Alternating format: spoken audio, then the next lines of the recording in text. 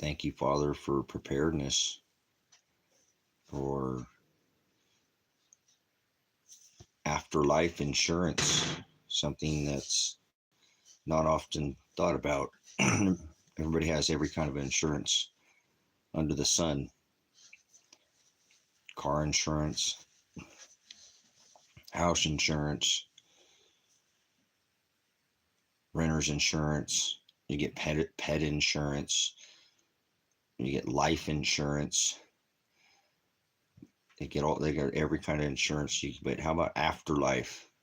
Not life insurance. Life insurance is for who you leave for, like your kin, right? I'm talking about you. Afterlife preparedness. Thank you, Father, for afterlife insurance.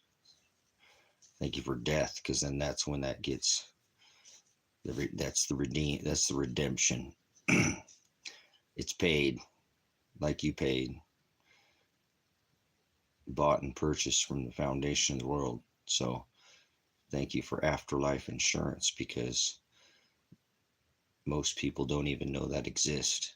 They only pay every kind of insurance to ensure that their life isn't difficult here. And that's, I'm not saying not to not have insurance, but you're forgetting about the most in kind of, again, not life insurance for your kids, but insurance for you.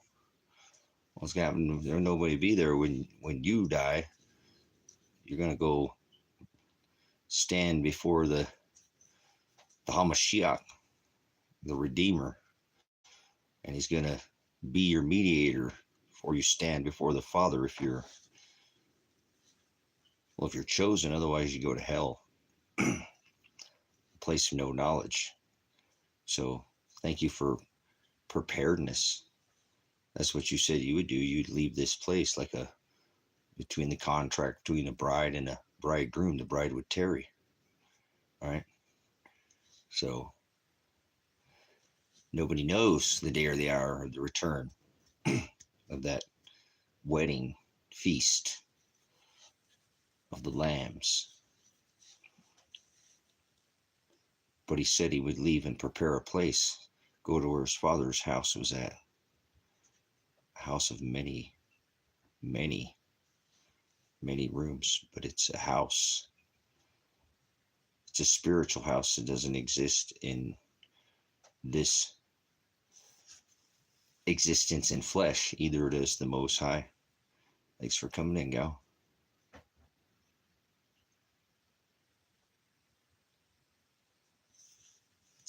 Did this guy kids kill somebody?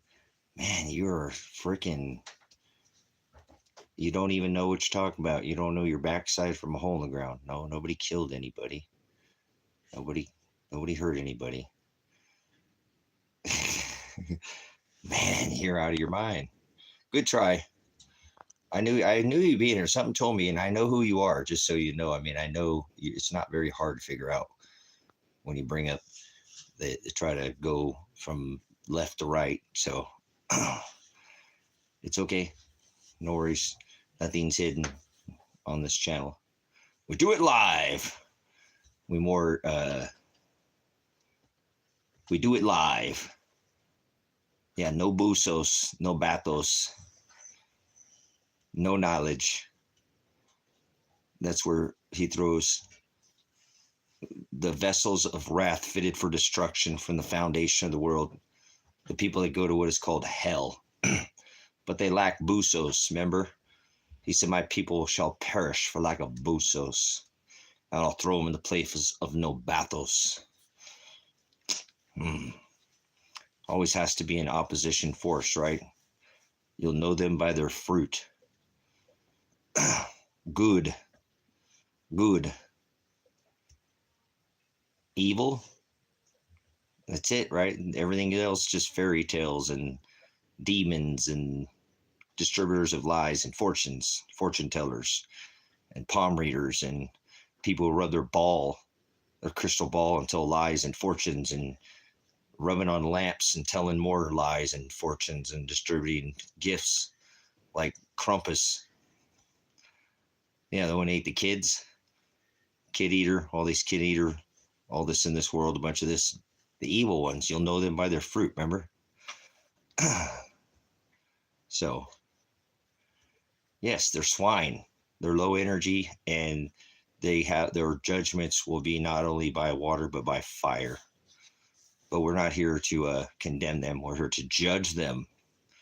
Put the word of God on them. Show them the narrow way. If they're in the broad way, 2 times, then rebuke them.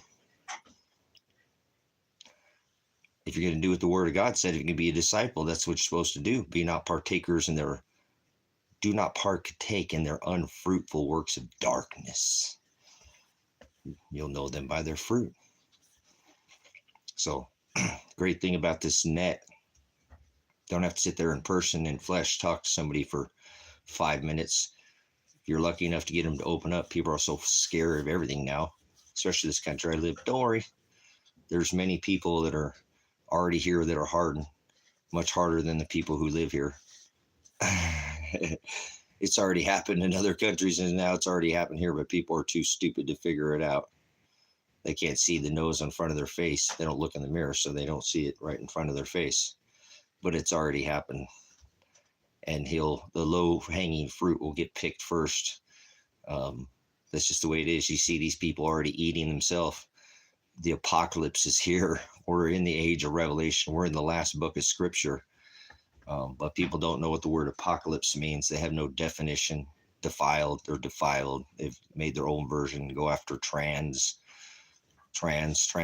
transgender God, the Sex Pistol Jesus, the barnyard bestiality, baby manger Jesus, the other, yeah, Nimrod, Mithra, the sun god. They're all twisted. They're lunatics, going by their lunar time, pagan and lunar twisted calendar to pervert, forward, twist, and change the calendar, align everything with the stars. And they have no idea what's going on. As is above, so is below. It's all be done by what's over their head. But they don't get it. They think heaven's somewhere in the sky. I know it's an idiocracy world that we live in, that people believing in earth is somewhere under their feet. They lack definition. They have no definition, no biblical, no historical. I rebuke all religions. They're all vanity. I can expose every one of them. Bring them, any one of these religions to me. I'll show you. Bring me your best biblical study teacher, pastor, chaplain, deacon, reverend, and I'll show you they don't have the word of God in them. They don't know what Christ, the Hamashiach, they don't know about this covenant. Got to blow it off. Blow it off a couple times there. It's not the old, it's the new, but it's 2,600 years ago. So that's a lot plus. That's a long time to people to translate, make their own version of the word. Plus we automatically do it. So that's why he blotted out everything. No sacrifices, no rituals, no celebrations, no prophecy, no healing, no speaking in tongues. That was never a thing, but we're not under anything physical anymore. But people don't get that. They just rip him right down from the tree. They think he was hung on a cross. I guarantee you could probably expose at least half of the house that's made by hands, probably more, and ask the deacon or pastor, chaplain, whatever the supposed leader of this, the shepherd or that's a wolf in sheep's clothing is what it is. But I will say, we'll call the shepherd, if you will, the leading the flock, right? That if they think Christ was hung on a cross, I rebuke them. They do the works of the father or the devil. So they're not studied. They're laymen. They're an idiot. They're a religious idiot. They are. It's too bad. I don't know if they could claim, well, idiot. They're laymen, unskilled, unlearned, but they are forwarded the word of God by saying that he was hung on a cross, because they've not studied torture. The Romans were masters. Remember, Christ is here at the time of Rome, so they don't study Constantine. They don't study maps, cultures, customs, nothing. It's all just translation, bunch of their own version. That's, remember, blow the dust off of it. It's 2,600 years ago. It wasn't like it was just, this covenant. We are in the last book, so don't freak out. But hey, Oh, freak out. Yeah, we're in the last book. We already made it. The firmament declared it, not me. Don't shoot the messenger. I'd have celestial understanding, or with 26 days from all the same things that wrecked this. Yeah, well, they love their orgies. Why do you think they celebrate Mithra in the middle of the sun in the middle of the winter? Because that is the birth of their sun god. Orgy cracker Jesus. Remember the transgender Jesus, the sex biscuit ritual. He wasn't crucified. I said he wasn't hung on a cross, Kevin. He didn't carry a cross. He tells you to carry your cross, Kevin. Are you carrying a cross? Do you know how to carry a cross? Anybody ever taught you how to get or carry a cross? Let me ask you, are you carrying a cross? He wasn't hung on a cross, but he tells you to carry your cross. So, the Romans were masters. Crucifixion was the torture treatment. It was a stretcher machine where they'd stretch you back and nail your feet to a cleat, stretch you, be yoked. He carried a yoke. He was yoked and raised. He was yoked, staked, raised, and then again staked again with his feet cleated to the bottom so he could raise up and stretch back on his. The only way you could get a breath of air was to raise up on your nailed feet because you were stretched so far back you had to raise up because your lungs were compressed to get air into your lungs. It's a torture machine. That was their favorite way to torture somebody, was a crucifixion. So yeah, I can expose that. All these deacons, reverends, pastors, teachers, they don't know nothing about that. They never studied Roman torture. They're idiots. They are the synagogues of Satan. Hopefully soon the Father will unchain me and I will be free again. It's not freedom, but have the mobility. The captain is unfastened the seatbelt sign. You are now free to move about the cabin. Well, that's what it's supposed to do. Hallelujah. You might be on the narrow path then instead of the wide or the broad way. Remember, the Broadway, it leads to the wide gate, which leads to the place of no knowledge, the abyss, which is called hell. No busos, no bathos. That's what hell is. You can't make it anything other than that. Boom, you just got the truth. Shakalaka right there. That's the truth. The abyss, no knowledge. No busos, no bathos. The alpha privative negates. It's not hell. It's not Tartarus. It's not Hades. It's called abyss, where the Antichrist is locked up. And that's the place of no knowledge. And he throws his people in there. He says, my people shall perish for lack of busos. B-U-S-O-S. Bathos. These are Greek words. This is the time of Christ. Constantine. The book was an old Jewish book, written in Greek. Greek. Are you studying it in the Greek? Probably not. Most people don't. They study some bastardized, perverted word. Their translators that go after trans God, the other gospel, and he warned about that through Paul and the other sex biscuit stick up. Let me see your dick in my, the old Sex Pistol Jesus, the other Nimrod, perverted. The TARDIS. I never watched that, but I know it's something about that phone booth or something. I don't have time, but you're not studying the word in the Old Testament in Hebrew and not studying it in the New Testament in Greek, and you're not studying cultures, customs, anything else. It's just a translation, and you have to study it, be able to at least study it one word at a time. It don't matter. That's in the book of Timothy. That's just adding to your faith. Are you taking up your cross? That's right. It's supposed to. Broad is the way that leads to the wide gate, which leads to hell. And that's most people are vessels of wrath fitted for destruction from the foundation of the world. They're vessels of wrath fitted for destruction from the foundation of the world. Okay, well, we got to get on that topic, though. We got to, what can we just always do? Yeah, right, Tracy. You can try to talk about preparedness, but you go right back to talking about God. All right, hallelujah. Let's get our spiritual house ready before everything, guys. Nothing spiritual or physical is going to get you to the Father. We're not in a spiritual, physical testament. He blotted all that out in the handwriting of ordinances in the book of Colossians 2 and 14. Okay, that it would made that written on stone is now sprinkled with that blood that where they crucified him, nailed him, stretched him back. That blood that they striped him with obviously, how many he take, the crown of thorns, not these baby little, thorns that went into his skull, brother, sister. I told you they ripped Christ's beard out of his face, all of his beard. His beard was probably, I don't know. I think he still had a longer beard than me at the time. So, no, they nailed his hands, his feet. They stuck him, and like he was some kind of ritual. They were going to eat him or something, or like some deer that you hang up, you bloodlet, all that, and it's just. But that blood that he paid that in blood, and now that law is blotted out of flesh. All the rituals, all the celebrations, all the sacrifices.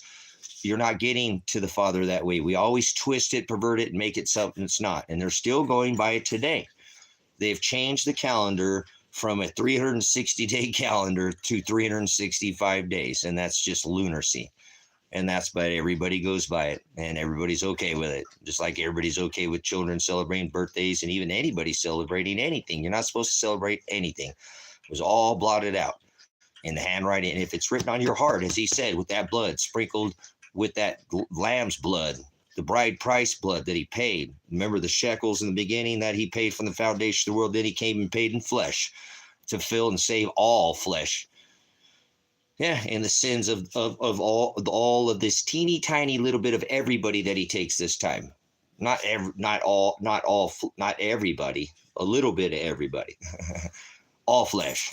People get that all wrong too. They think, oh, well, we're these special people. You're just ripping them down from the tree again. There you go.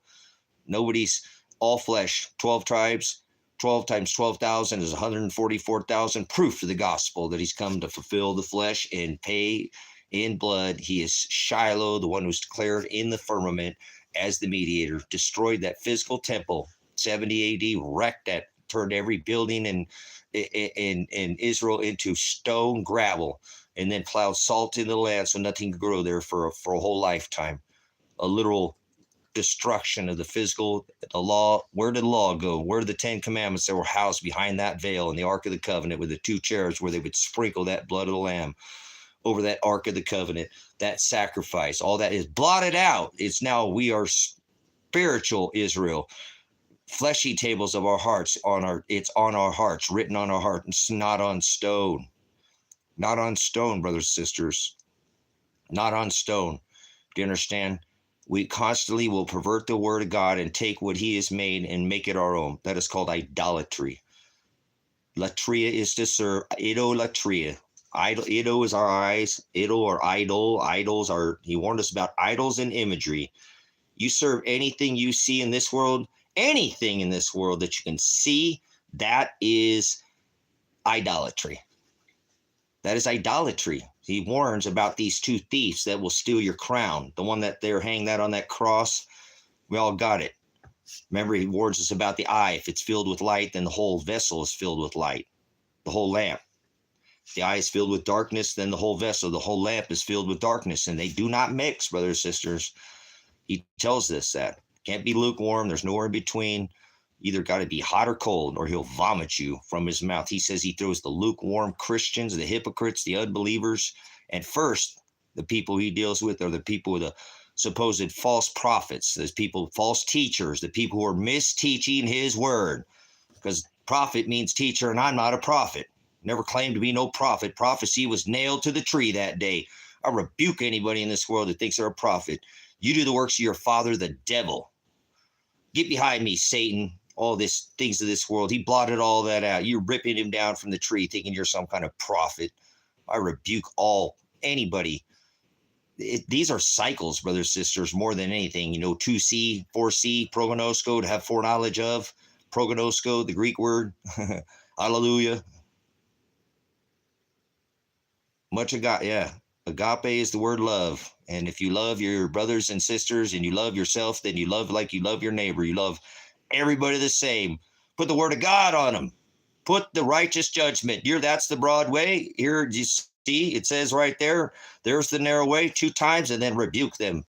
Be done. You're not changing anybody. It was already chosen from the foundation of the world. The channel name's Predestined for Light. Predestination pro orizo. I pulled them from their darkness into my light. They were imprisoned in their sin. of their flesh, the vessel that he put us under this. Or cut it off, Paul said. Circumcise it. Wrestle not against flesh and blood, but against principalities, powers. Brothers and sisters, this is not we're not under that covenant of flesh anymore. Powers in high places, spiritual wickedness, the rulers of the darkness of this world. Darkness, do not partake in their unfruitful works of darkness. Rebuke them. It's in his word. You're not changing anybody. I made that mistake for a decade, running around thinking I was not changing anybody, but I could bring people to God. Okay? If I could just get you, Kevin, to type with one letter, with capital letters, because we save that for our moderators to sometimes get overcome by the Ruach Hogadesh, the Holy Spirit. I'll teach a lesson, and somebody might be asking a question I miss. Sometimes I don't take questions, so depending on how many people in here. So I'm not trying to be, svasti. It's just I have a problem with my, and so I know some people can't, but we just save that to kind of the moderators. Like, hey, Tracy, somebody's asked you this question now 3 times. Stop calling me Tracy. But you can type in all capital letters -1. If you have visual issues, I'm not trying to make this. There were rules. This was a constitutional republic, but we leave that for the moderator, Kevin. Thanks for joining us. Hallelujah. The agape, like you said, that's 2 John and 6. That's the word love. If you're a disciple of Christ, you'll do what he tells you. He says, who shall ever come after me? Let them deny themselves. Self, imagery, eyes, idolatry. The Greek word is porneia, brothers and sisters. Porneia is the Greek word for idolatry. Remember, he divorced his bride for idolatry and going after other gods. Yeah, just type one letter. So you can type capital letters the whole time if you want, because some people have issues with seeing, like me. So I don't mind if you type in capital letters. It's not we're doing that. It's just more. It will catch my attention. Trust me, it will catch my attention. Trust me, but it will if I see all those caps come up. Because I normally we have a moderator in here. They'll tell people, and I don't even have to say anything. But we just try to keep it in here moderated, so because this is a fellowship in here. This ain't some. Remember, he don't dwell in temples or houses made by hands. Iron sharpens iron. It's righteous judgment. We put the word of God on people. This is what we're here to do. Not do all these traditions and men celebrate all these rituals, customs, all this. Oh, I worship the Sabbath and I do it. Get out of here. You're tearing them down from the tree again. There's no written law anymore. It's written on fleshy tables of our hearts. You make it one of the laws of flesh. That's not, he didn't abolish the law. He fulfilled the law. There were 613 statutes, commandments in Genesis, Exodus, Leviticus, Numbers, Deuteronomy, 5 books. That's not a religion. That's the Torah. That's the law. But we're not under the law anymore of flesh. He blotted it out. And that's the beautiful thing. And most people don't teach this gospel. They don't teach that struggling, that narrow. I think this cross is just weighing me down. I know. Keep carrying it every day. Every day you got to pick it up. Who shall ever be my disciple? He said in Luke, take up your cross. He said in Matthew, who shall ever come after me, let them deny themselves. Take up your cross daily. Deny yourself daily. Do what I did. They went out persecuting me because I didn't go by their law. And now they've made this twisted calendar and religions. It's not, all that's vanity. It is worthless. Well, just put the word of God on them. Judge them with righteous judgment. Put the righteous judgment on them. And don't deny. Don't forget to do it to yourself. Don't get weak. Like you said, that cross. No, don't. Hey, you got to tell mom. Nope, no Mother's Day, mom. It said in the Old Testament, honor thy father and mother. And mom, that's not you. And there's only one father, Dad. So I can't get you that new slick stick, little flicking your stick pole, whatever, fishing, flipping out the whatever Nimrod stick, whatever they call it, ugly stick. That's it. The tower that you flip or whatever. Anyways, but yeah, Dad's going to be pissed every year. He gets a new pole, takes him. Mom goes to dinner. 5784 is the year that we're in. 5784. So if you unpervert the calendar, let me explain it to you. It's pretty easy to go back. Like, I don't want to overgo because I don't want to overdo this. You can look at this yourself. But new life starts in the spring. So where's the lesson here? Let me. It's terrible what they've done to people, but people are, like I said, it's God did not, he only chose a small number of people to even have the scales removed from their eyes. So Oligos is the Greek word for just a fraction, and that's his bride. He said, fear not, oligos flock in Luke. He said in Matthew that oligos, very few find that straight gate. So God's bride is not a big, huge number. There won't be that many people written in that book like people think, because they think God loves everybody. God don't love everybody. God only loves his bride. Everybody else is going to hell. Their vessels are wrath fitted for destruction from the foundation of the world, but it's not for us to worry about it. We're not here to do that. We're here to take up our cross. If we're so lucky and we have our name called out, it's because we did what he told us to do, and he made us do it. So let me see if I can get this for you. So look, maybe this will make you a little easier for you to understand. See this here? Now this will offend the heck out of everybody because everybody's an idiot in this world. Idiot means not an insult. Idiot means the same thing as idiotos, or unskilled, a simple man, a layman, unlabored, trained, uneducated, just ignorant. Ignorant and idiot mean the same thing. So when people see this and they freak out, this is the sign during World War II where there was a bunch of fake Jews. There was none of those were Jewish people anyway. Remember, this was 2,600 years ago that this covenant was made with his bride. Okay. And this started this testament where this even we should catch on this, because we don't celebrate in this anymore. So we'd have all caught on, the world should have caught on this, but the world's a bunch of lunatics and they're okay with this. And that's why these are the synagogues of Satan. That's why celebrating birth or any celebrations has anything to do with this wheel, this Yule wheel, because they thought there was this goddess of heaven spinning this. See, this is the Big Dipper.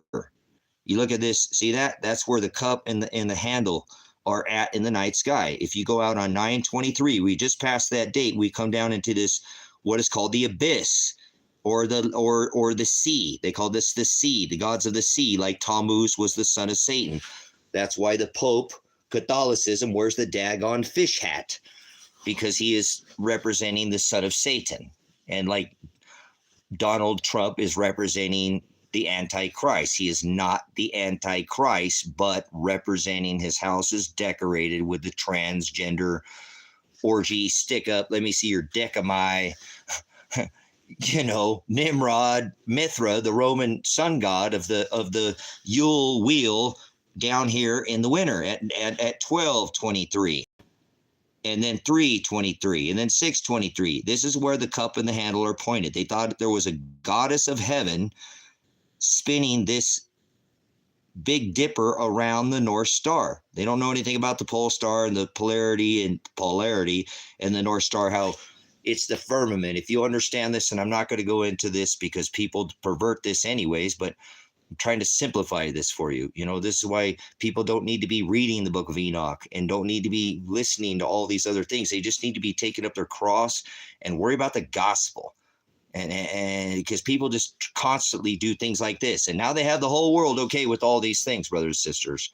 The whole world is okay with these things. So let's go back just to give you a simple lesson. New life. Remember, the spring goddess of spring, the sex goddess who married her son, Tammuz of the undersea. Remember, they thought the sun was dying off and going away. And so they prayed to the gods of the underworld, like Tammuz and all these other, there was these pagan gods of the Yule. This is the Samhain or the All Hallows Eve. And this is a dual pagan holiday where they started their rituals of the dark months. They thought the sun was going into the sea, brothers and sisters. If you understood, they didn't have what we have, the internet today, and this was their internet, if you will. Remember telling that to my son. My son Elijah said, Elijah, you got to understand these constellations up there. Yeah, people don't even get a chance to see them because they live in the cities. But there was no cities and there was no light. So everybody could see that's why they want people in the city. So you can't see the lights. Big city light. Remember Main Street and Manhattan and Thump Tower and Broadway and New York and all that, that's the lights. You can't see the stars, so you can't see the clock. So, they got you. God hates cities. God hates capitalism. God hates towers. God hates one to shine or rise above another is called pride. Oh, Father, forgive them, for they know not what they do. So, but anyways, brothers and sisters, so Mr. Thump Tower, the Broadway, he said, I'm going to invent a microscopic lion with camels and I'm sparing no expense, That's Mr. Nimrod, Mr. Phallic, Mr. Scrooge, Mr. Moneybucks. Yeah, you know him, Mr. Thump Tower, man. Broad is the way. Brothers, sisters, God hates cities. God hates capitalism. Get out of the city if you're in the city now. I don't hate you, but God hates the cities. God hates capitalism. God hates rising. God hates democracy. That's called mob rule. There are laws and rules, checks and balances, and that's why we are supposed to use the word of God to edify each other. And it tells us, if you go read in the book of Timothy, that we're always supposed to go back and reprove the word. We're supposed to continually to go over it, not just settle on, just like science. People, they perverted the scientific method. Now people don't know what science is anymore. People don't know what astrology is anymore. Scientific method, you're always disputing the narrative. That's kind of, are you looking for like different apps for like looking at these same celestial events that are coming? Oh man, where's that? Because David Devine, what I want you to do is go watch David's channel, because he uses like there's like 5 or 6 programs with the geocentric and heliocentric models of where these celestial lights. Now I've tried to explain to people, guys, they used to have there's well, no, that's the helio viewer. Oh, come on, I'm drawing normally draw a blank on this. Why am I drawing a blank? But I just used the Sky. Yeah, please go to David's channel. If you go back, Brother Ross, and look through David, he recently did a video where he talked about these other two, because he's brought in like 2 or 3 other programs that I've grabbed a couple screen grabs from him, but I just used the basic, come on, why isn't it coming? All right, I won't think about it, and it'll come to me. That's how things work. I just get my computer gets jammed.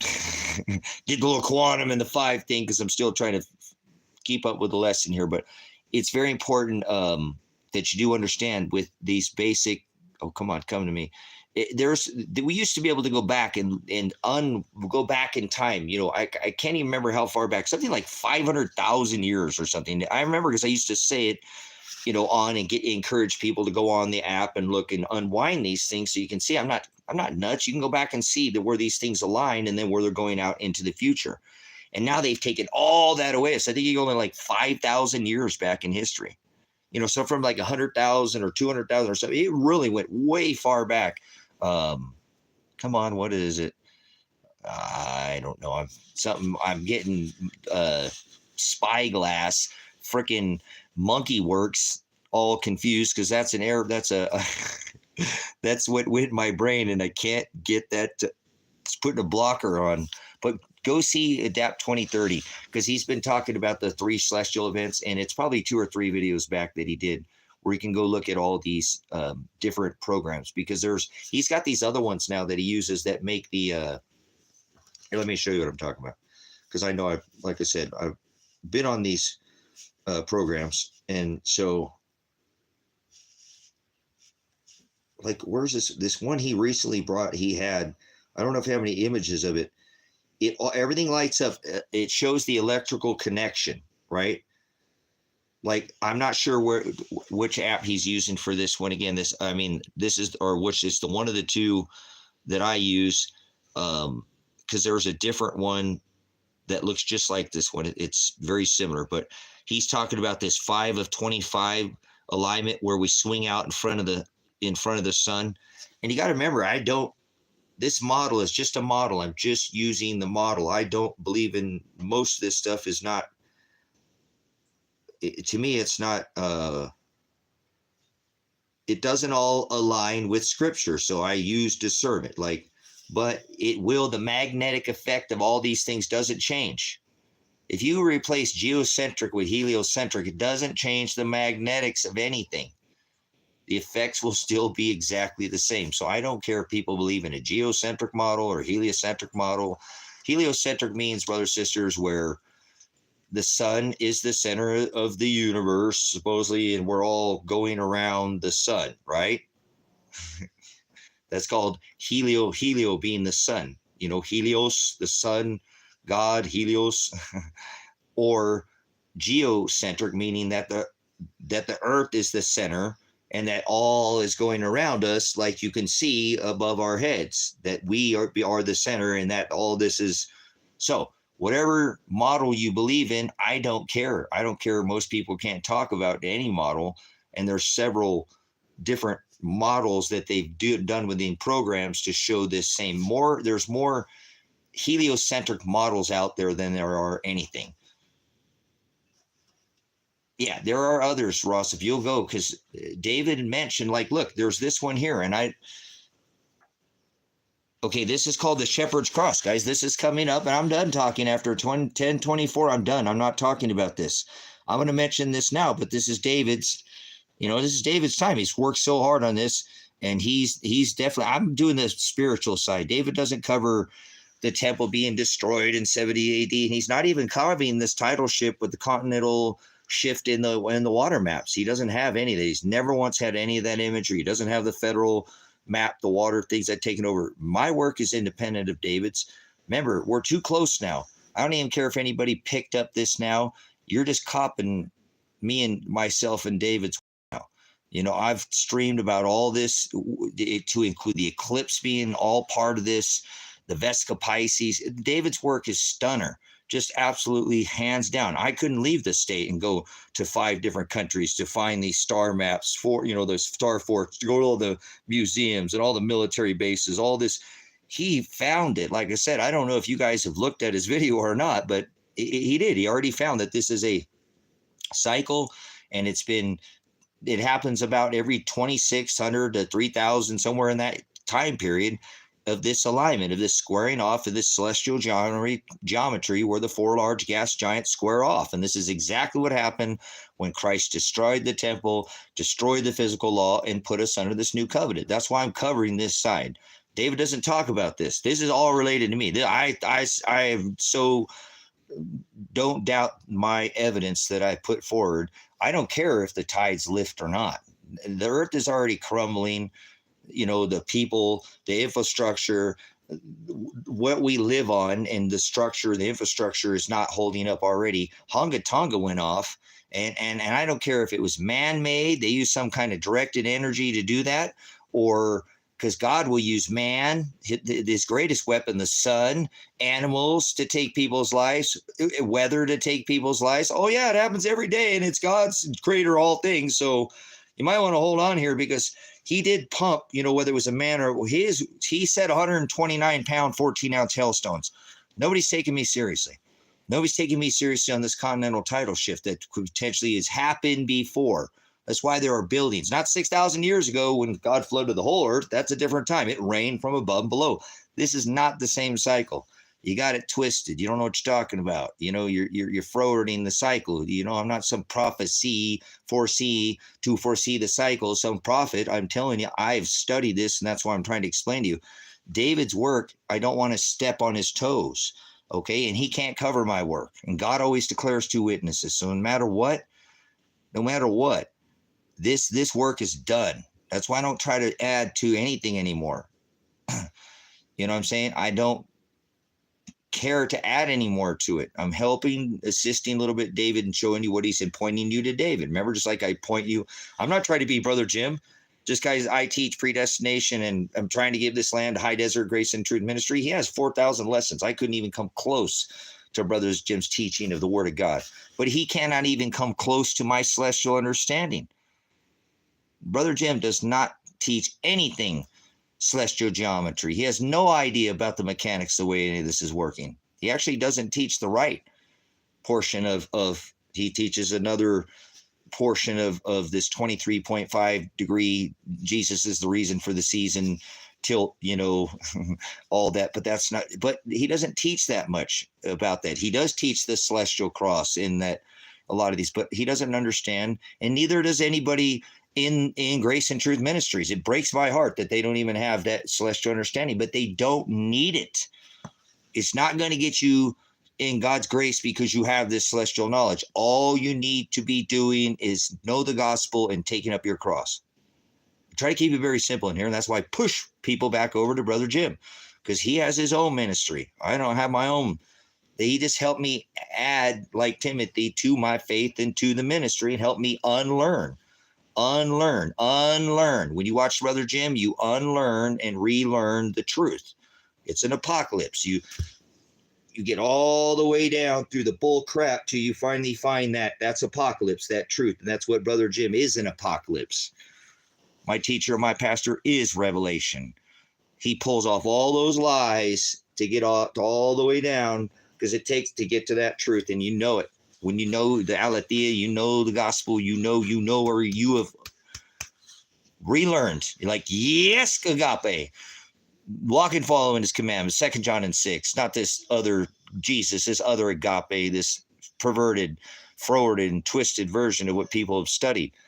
Man, you're awful demanding. You're like a wife. I guess, man, right like a clock, this puppy. So, all glory to Brother Jim. And Brother Jim, like I said, couldn't even begin to understand right now. I mean, he could. He's a smart man, but he doesn't have the time.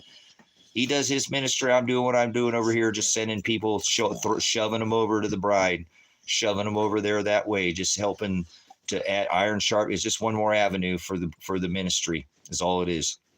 It just is worldwide ministry. So it's just an extension, grafted into the vine, if you will. A sister chapter is all I call it. So I know hopefully soon be going on the road, and I'm going to start doing man on the streets. I miss doing that so much, guys. Going out and talking to the general public and sticking a microphone in their face without any script, no nothing, organic. Because I'm an organic man, and so I'm going to go live try to live, a much more organic lifestyle. And then I'll be able to go into these houses made by hands and stick the microphone in their face and say, hey, tell me about the word halakha. Tell me about Haggadah. Tell me about, hey, what's going on, man? Did you guys have a good Christmas here? Yep. You do the works of your father, the devil, and whatever. I'll go in, I'll set them up. We'll get them all, tangled up in their own web. And then we'll just put the gospel on them, and then we'll rebuke them. We'll walk away. It won't hurt nobody. Won't do anything, but it will put the word of God. We'll go in and love them. We'll go love them. I'm hoping that the Father will allow this, man. I think that's what would be the best thing for the ministry.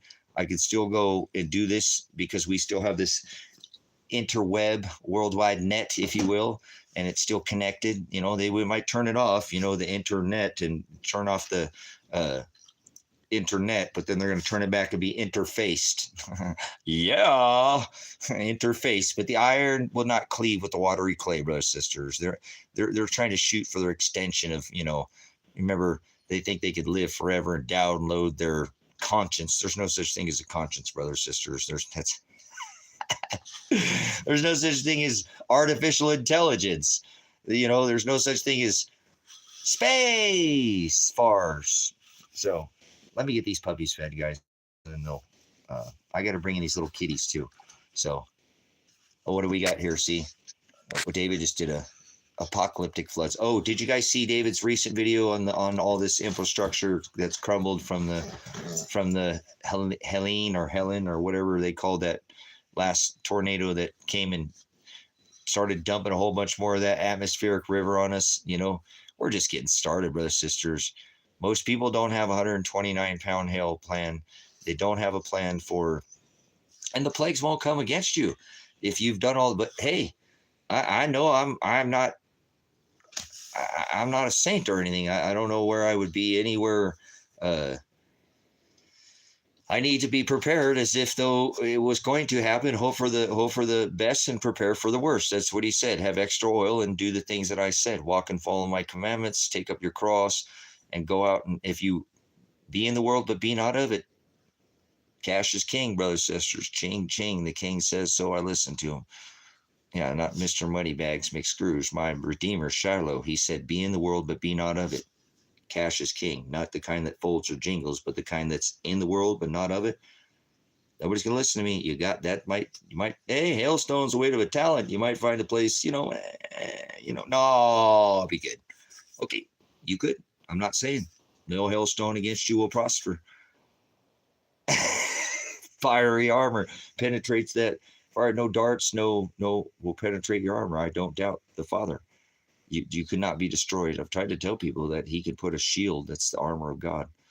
I could just see you walking through the valley of the shadow of death, and lightning, electrical discharge is going off on this earth where it's so loud it's making sonic booms in our atmosphere, and it's crushing out and ripping river, looking like river. Yeah, electric looks just like water. Water and both electric take the path of least resistance.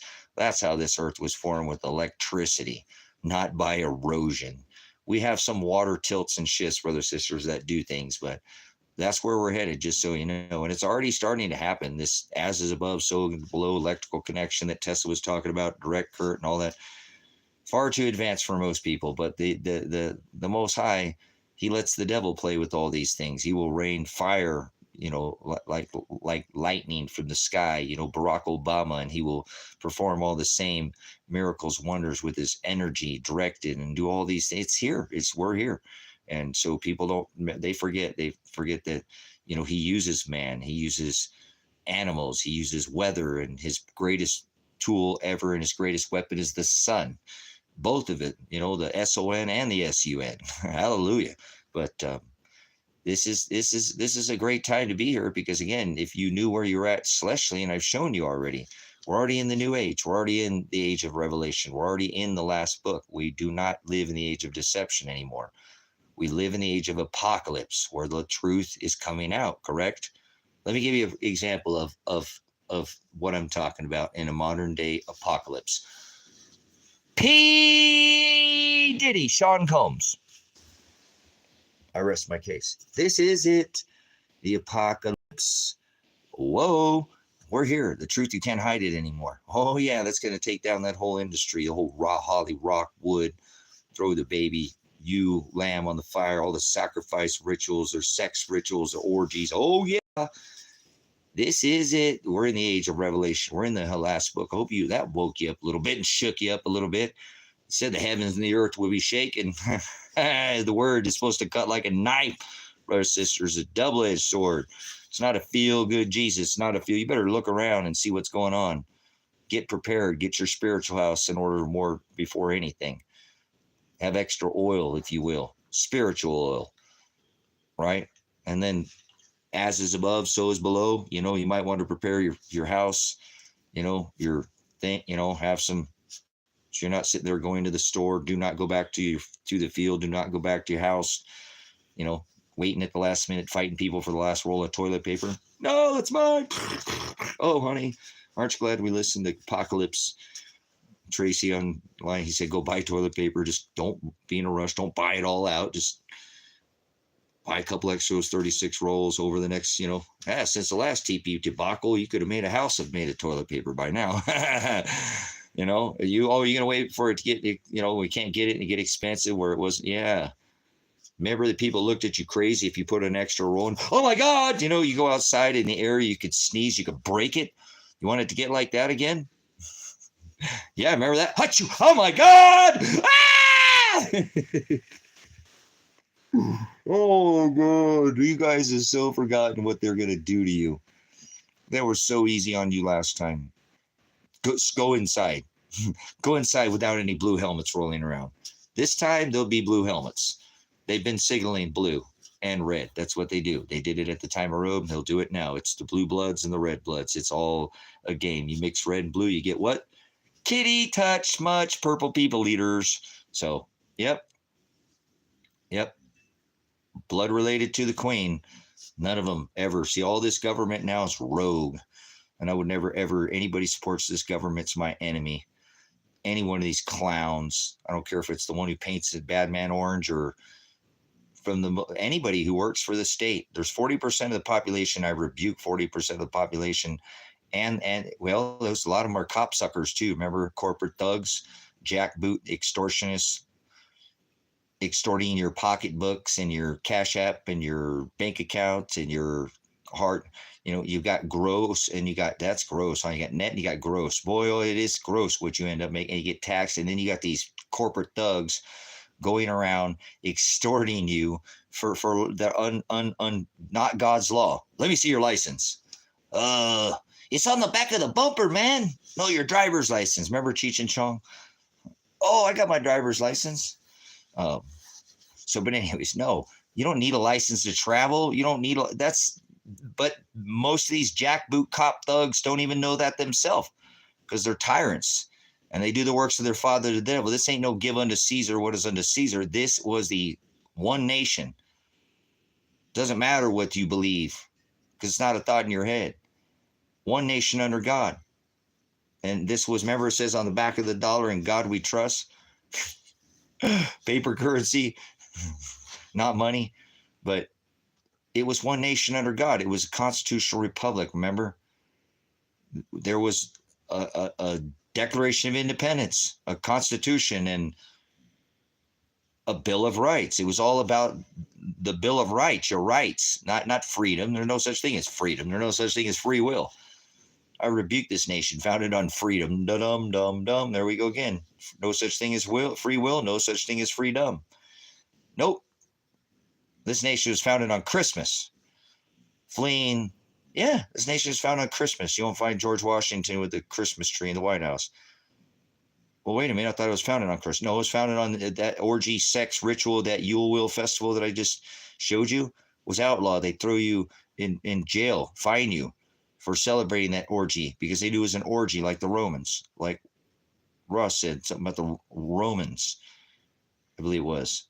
So don't celebrate any of these traditions, brothers, sisters. This is the vanity. And if you want your cross, just go out and tell people that don't do these things. Here's where it says, and you have your phone. Hey, look here on, hey, DuckDuckGo or Google, look, ask the Google gods, right? The little deity gods, and see what they say about Christmas. Oh, it is pagan. Oh, this is, okay. And you're still going to do it because God knows it's in your heart, right?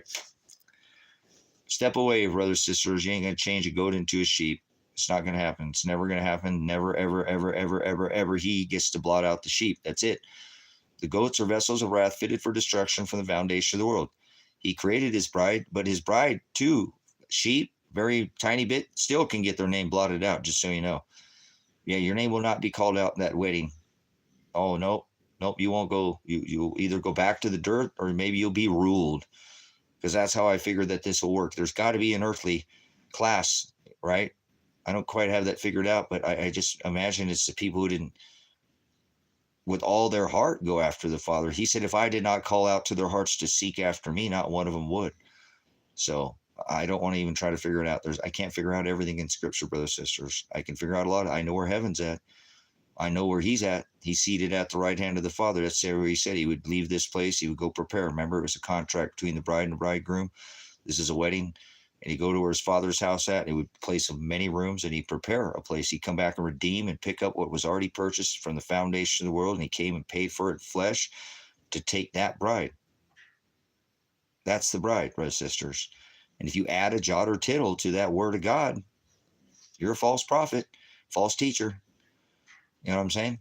And so that's who God deals with first when he comes back. When he raises the dead from the ashes of the dust, who are the first people? The false prophets, the false teachers. So people don't get it. It's not hard. This is not like some Nimrod pumping your blood into a main vein here. This is simplified and it's unadulterated, you know.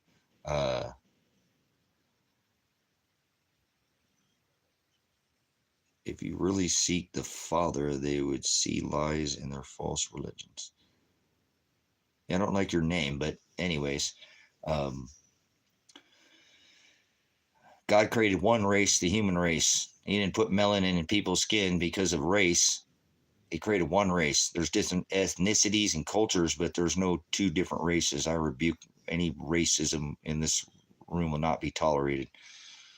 You're a racist if you believe that God created one race, the human race, man and woman, period.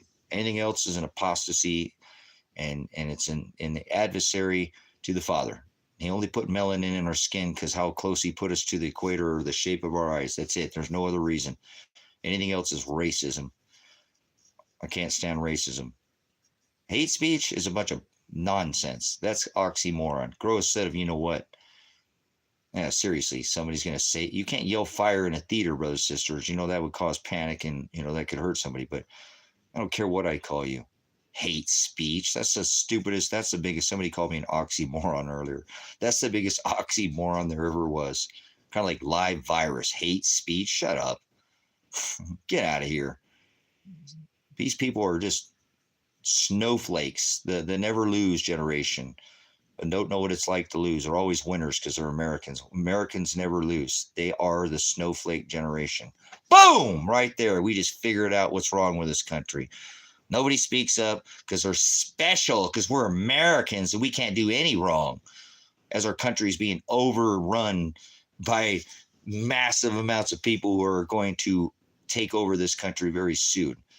They already are, and many states are already starting to take over the infrastructures, but the whole world's sleeping. Nothing going on. Well, in this little, bad guy world, we're the bad guy. Outside of these walls, no, we're not the bad guy. We're the good guy here. Remember? No, we're not.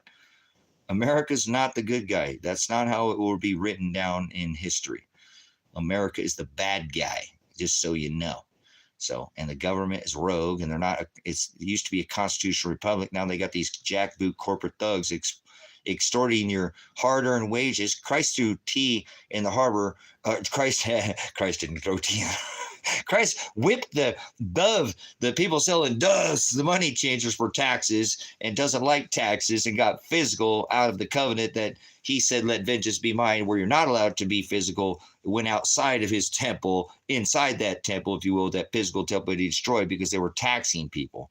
And when we've taxed people in America, every single since 1973, they repriced all oil in the U.S. dollar and forced every nation, if not, you'll hire a veteran like me to come kill your women and children, and the best of the best, the fighting age men. The Korean, even over in Ukraine, they're sending women over there. There's no more women. The whole generation's been unalived in 2 years, gone by tax dollars. American public people to pay to kill those people. They have blood on their hands, and they don't care. Jimmy crack corn, they don't care. Everything's awesome for them. They get stimulus checks. They get to do whatever. They get to live in the now and pay the future generations. Take all and rob all the future generations' money and live in the now. This is the most evil and adulterous generation to ever live, brothers and sisters. And they'll look for a sign, and the only sign they'll be given is the sign of Jonah. And I hope that you've seen me show you that over and over and over again. Okay, hold on, G. Hicks. So what kind of medication do you want me to take? So I'm out of a hospital, so do you think I need to take medication? I'm a veteran. I got a lot of PTSD, so just so you know, this is the way I help myself as a pastor and a teacher. I'm not a chaplain because I rebuked the military. He said, let vengeance be mine, saith the Lord. So, you can't answer the question? Focus, man. Concentrate like orange juice. Come on, man. Are you low on vitamin C? Did you take the booster? Did Mr. Warp Speed get you the greatest jab dooski ever? Did you bow to the altar of Jabba? Did you get the gene therapy? Is that what's wrong with you? Are you one of those C3P2 R2D2 people who've taken your, Jack's button and sewn it on your forehead because you're Jill? It's Gal Hicks, right? You're female, right? Feminine. I don't want to assume and make an ass like a donkey, a mule, and be stubborn, brutish in nature out of you and me. So, I rebuke you, you disgusting, filthy swine like me. You're okay with killing kids. You're okay now. These taxpayers know what it's like to kill women and children in other countries, huh? They didn't get to do it with their physical hands, but they got to do it with their taxpayer money, huh? I rebuke all proud veterans. I rebuke all veterans. You are the worst, disgusting, filthy swine of this world right now. 1,000+ military bases in 180 countries. The most filthy, disgusting people who walk this earth are veterans, are people who serve this beast. This is how I keep my PTSD from, boom, shooting my head off like 22 of us every single day. Because you know what we do. If you're a veteran, this is a volunteer. It wasn't like Vietnam where it was a banksters war, like World War II was a banksters war. I'm not sure when or what time or how old you are, but I rebuke all veterans. We're not supposed to go outside our border. We wouldn't have all these people coming in our border if we had the military here. Posse Comitatus are not supposed to be using a law enforcement capacity, but, keep the weapons pointed out, not towards us, right? And we shouldn't have a problem. What are you, Marine, Semper Fi, hoorah? What are you? No, hua. I was going to join the Marines, but I couldn't fit my head in a jar. But anyways, I rebuke all the military, you filthy, disgusting swine. I am one. I rebuke myself. We do horrible things, brothers, sisters, in other countries for these banksters, you know, and I'm sure there's more veterans who feel just like I do, but they won't speak up and they just go get the Second Amendment item and unalive themselves because they don't want to feel worse. You guys are supposed to be proud and veterans are supposed to, and, for the good of the cause, we go kill those kids and women and children over there. And, they're not even wearing battle dress uniforms, military fatigues. They didn't sign up for nothing. They lost their life so you could be free in America. Over in the desert, they wear burqas, Sharia law. You come home to America and now the dudes are wearing masks. What the hell is going on here? I wonder why all this rates of everything went up, and especially my PTSD has gone through the roof since the whole vidco. You got to cover your wet eyes and your ears too, right? Where were there any proper decontamination? You ever been in a gas? You ever been? No, there's no chemicals over here. Well, why are we wearing MOP 3? Why are we all wearing charcoal suits and NBC suits and gloves? It's disgusting. It's disgusting, brothers, sisters. I know. Hey, and Big Q, just so you know, your hard-earned tax money paid to tuck and wrap our children here, right here in America too. So don't think some of it didn't stay here. Oh, $500 million went to tuck our children. The ones that, because Jill wants Jack's button and Jack wants her pocket. The old switch-o, change-o, presto, change-o, hocus pocus, magic. Pretty sickening what's going on right now. And this nation has not stood up. That's happening in the state I live in California and Washington. If you interfere hey, Jack wants Jill's button and you can't say anything about it, you'll get thrown in jail. No, they don't abide by the Constitution. They abide what is called your straw man, the Wizard of Oz, the corporate, your corporate law, man. Your parents made a blood contract. Yeah,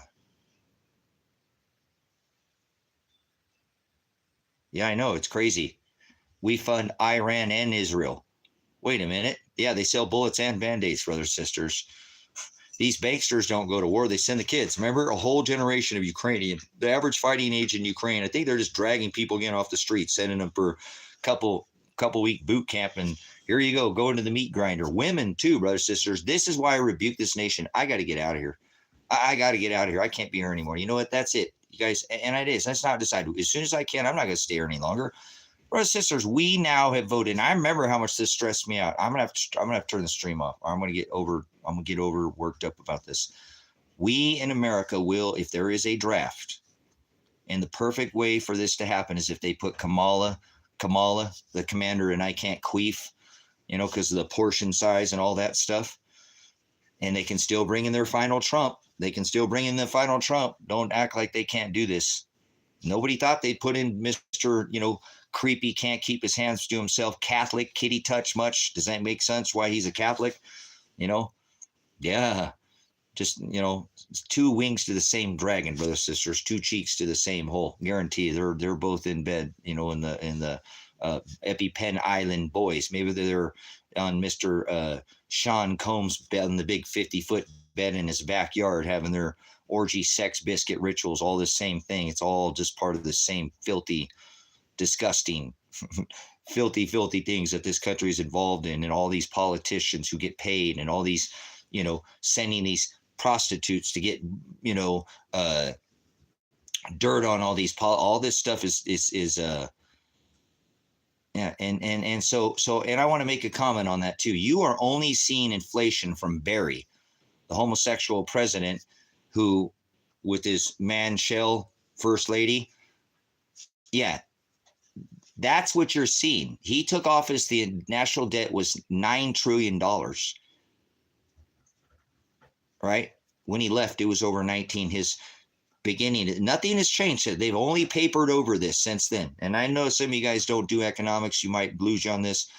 But DSW, dispersing weight, he's very up on current economic. He's not written. It takes money to make money, brothers and sisters, and money is not paper currency. That just loses, it's lost 97, 98% of its purchasing power since its inception. So if you'll take a look at what has happened here, you know, remember when Mr. Warp Speed came in, he said the economy was in a bubble, you know, and it was going to blow because the economy had collapsed. Fannie Mae, Freddie Mac, all this back in 08. The collapse started in 06 and 07 with the housing market and all this, brothers, sisters. This is way beyond most people's understanding. But their cycles, economics, but they push and change these things with their wizards, like Jerome Powell or going back Bernanke and all his, you know, oh my gosh, gold's a barbarous relic. But anyways, brothers, sisters, the economy collapsed, full blown collapse. The banks came in, you know, and bailed out all these banks and bailed out, you know, remember this happened during, you know, the Trump administration too, with the auto industry and all this. Anyways, the whole economy collapsed, brothers, sisters, and it has a lot to do with interest rates more than anything, and servicing our debt, to put it very simple. If we can't service our debt, then we're screwed. Normally, when a country is paying more for their debt than they are for their military budget, that's it, brothers, sisters. Look throughout history, they're just economic cycles. But here again, back in 08, officially they started what was called quantitative easing, where instead of these banks collapsing, they were called too big to fail. And so what they did is, instead of letting the banks collapse like they should have done, they should have just let the banks collapse and let it happen and just take it like a, you know, because the debt is going to have to be paid sooner or later unless you just completely come out with a whole new system. Debt doesn't go anywhere. It just moves around.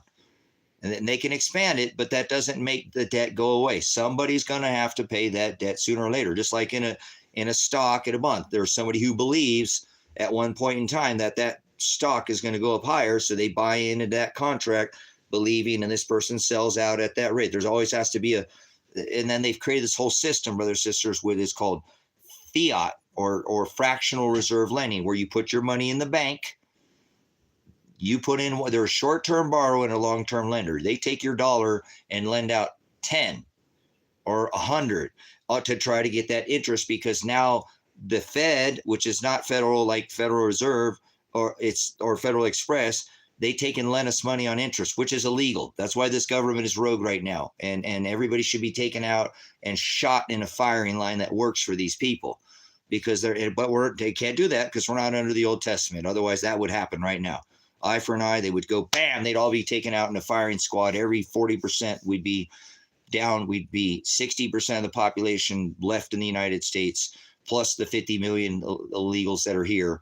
40% of the population would go, because they support all this system with this illegal Fed, which it says under the Constitution that the money is supposed to be lent without interest by the Treasury, not some central bank. So they're trying to always, yeah, it's happening. It's already here. But there's a real world example of inflation. I'm giving you a real world example of what inflation is. Brothers, sisters, inflation is when you expand the debt. Inflation is when you expand the debt. That's all inflation is. You increase the money supply. You increase the money supply. That takes away from your purchasing power. It makes cost more to buy. More of those dollar bills. Every time they print a dollar bill, that makes the one in your pocket worth less. Correct? And they got the inflation creation machine called the Fed. Brrr, that's how we fix every problem. That's how they fix every problem, brothers and sisters. If there's a problem, how they try to fix the COVID? Stimulus checks. Brrr, how they try to, the banks collapsed, okay, in 08, brothers and sisters. Instead of letting the system crash, they started what is called quantitative easing. And they started bailing out the banks and giving them money. So this created more expansion of our debt. So this is what Obama had created. And by the time he had left in 2 terms, what all 43 presidents combined into 240 some years or whatever, when he took office, I don't know if I get that correct, but the national debt was $9 trillion. That's what every president combined had racked up. He left office, it was $19 trillion. In 8 years, he more than doubled the national debt, because they did quantitative easing 1, quantitative easing 2, Operation Twist, Then they went in, oh, we're not quantitative easing, when all you have to look is the Fed's balance sheet. If they're still pumping the money with the banks with money, they come out this overnight lending, all these creative ways, brothers and sisters, to just keep expanding the debt. The problem that people don't know is that with the Glass-Steagall and now what has happened, like in Cyprus and Greece, they're not going to do a bailout, right? They bail out the banks, they do a bail in, where they take you, the creditor's money. Remember, they used to take your money and lend it out, and you think you get it back, but go try to get a couple $1,000s out of the bank. They're going to harass you like you're some kind of criminal. Want to know why you're taking it out, and they're not just going to go give you, if you got $500,000 in the bank, they're not just going to release $10,000 to you. That's not going to happen. You're going to have to talk to somebody. They're going to probably watch you. No, it's not your money. You think the money's in the bank when you put it in there. No, it's not. That's a big front.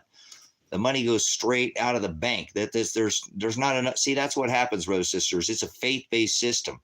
It's not backed by gold anymore. It's backed by those Saudi nations. 1971, Richard Nixon, the French came over here with their military boats and said, or invest big boats and said, hey, we want our gold back.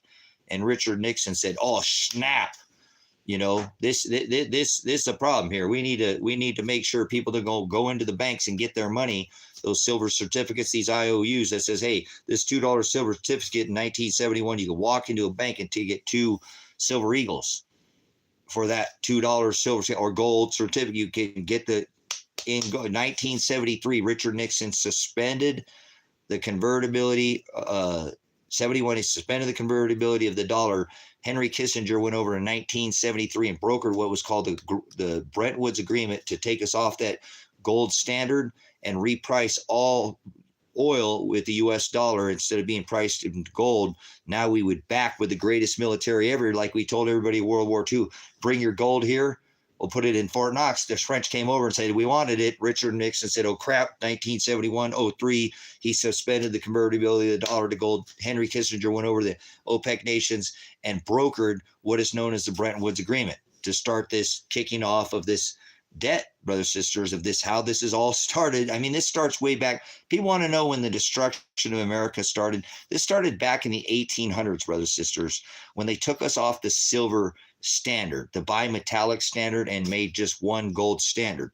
You can control one, but you can't control two. So that was 1871 or so. It was, brothers and sisters, the destruction of this country has been going on since time immemorial, okay? Time immemorial. So this starts, look, listen to what I just said. You can't control, those two competing against each other. That stuff would go through the roof. They had to get us off of this. They knew this. That's why they had their Jekyll Island. Remember, J.P. Chase Morgan bailed out America before anybody had ever, before they met at Jekyll Island and came up with what's known as the Federal Reserve and the central banks in 1913. This was, remember, our economy had already collapsed before that. J.P. Chase Morgan had already bailed the system out, brothers and sisters. If you go back in history, this original economic history of how this all started. I'm telling you, they had problems back, I told you, in the 1800s because these two were competing against each other and they couldn't control that. They wanted to gain control. What was money back then? There was no currency. Gold was the money.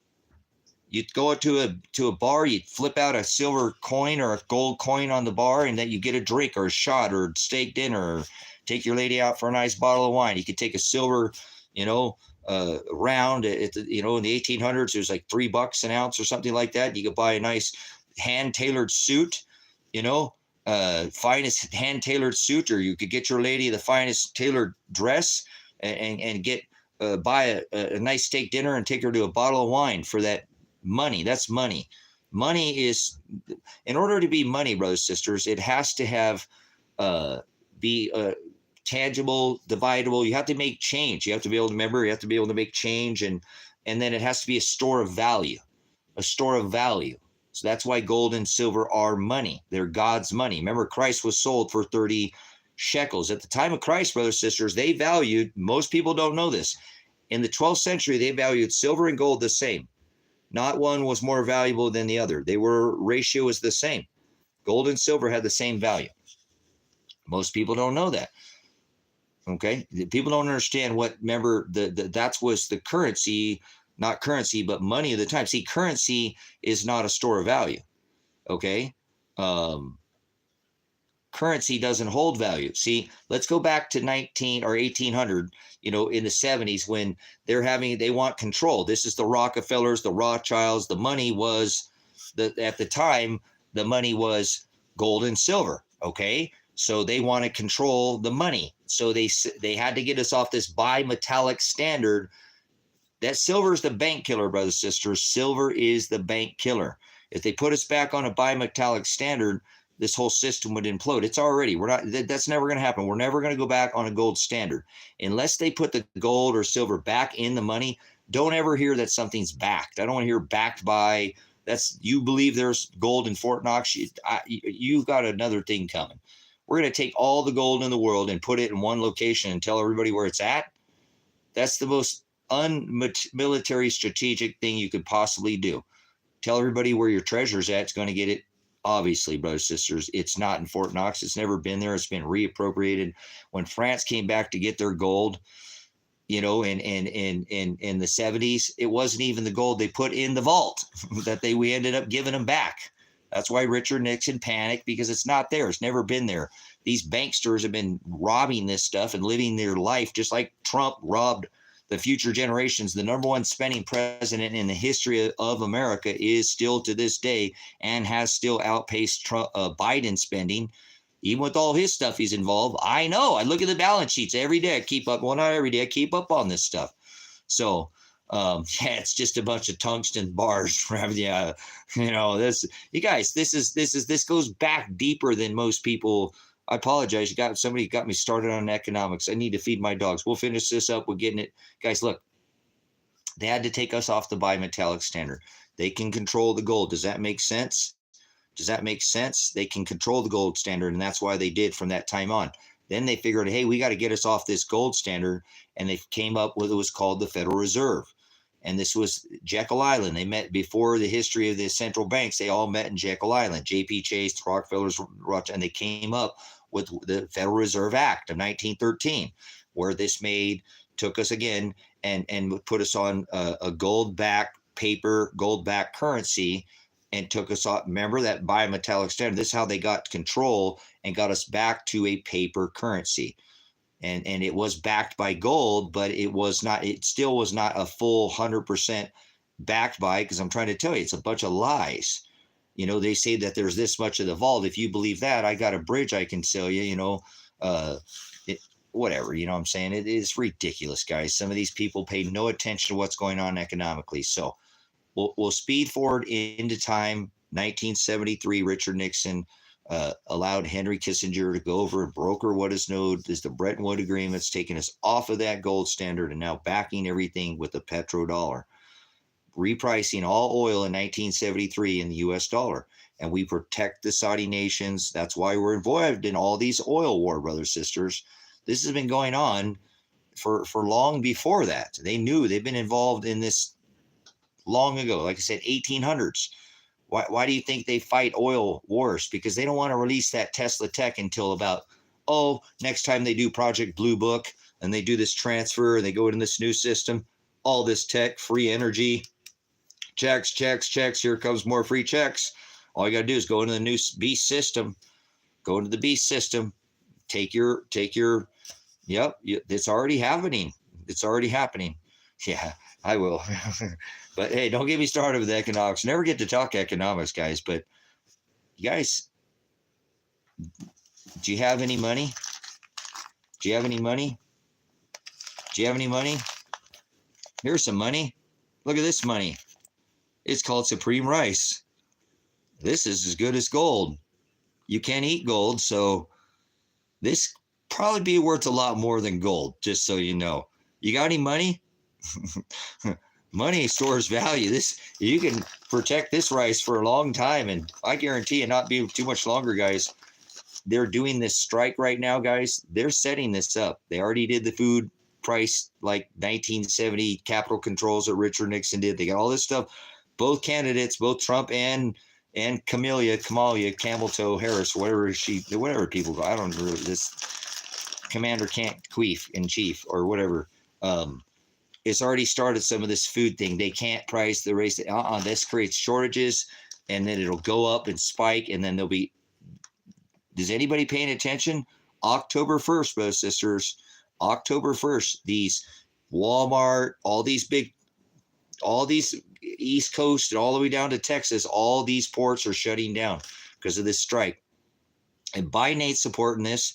He's in a conundrum. He already showed he's already showed his face. He's not Mr. Union like he says, he supports. He's not. It's all a big spell. You know what I'm saying? Oh, all glory to God.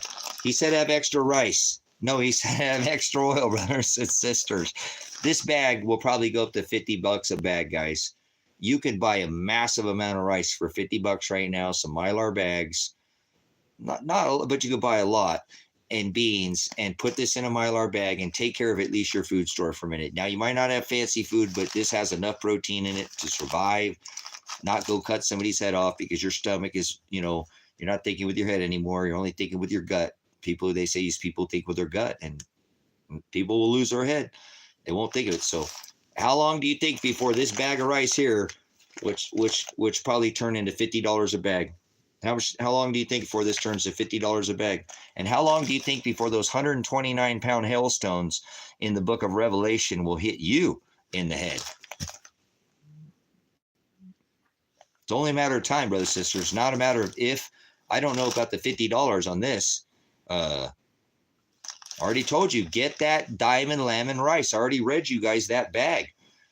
We're going to read the bag after I do this, after I feed these animals, because I got to get the kitties inside too. I remember it's dark. I can get them little tittin girls inside here. So, oil, brothers and sisters, this bag of rice, how much is a bag of rice? Put how much this bag of rice is at your, we got a 3-pound bag right now. How much is a bag of rice at your store? What's the cheapest you can find this bag in your town? Put that in there. Everybody put a comment. There's 16 in you, please. In here, leave a comment. How much is a bag of rice like this in your town right now? How much is a bag of rice?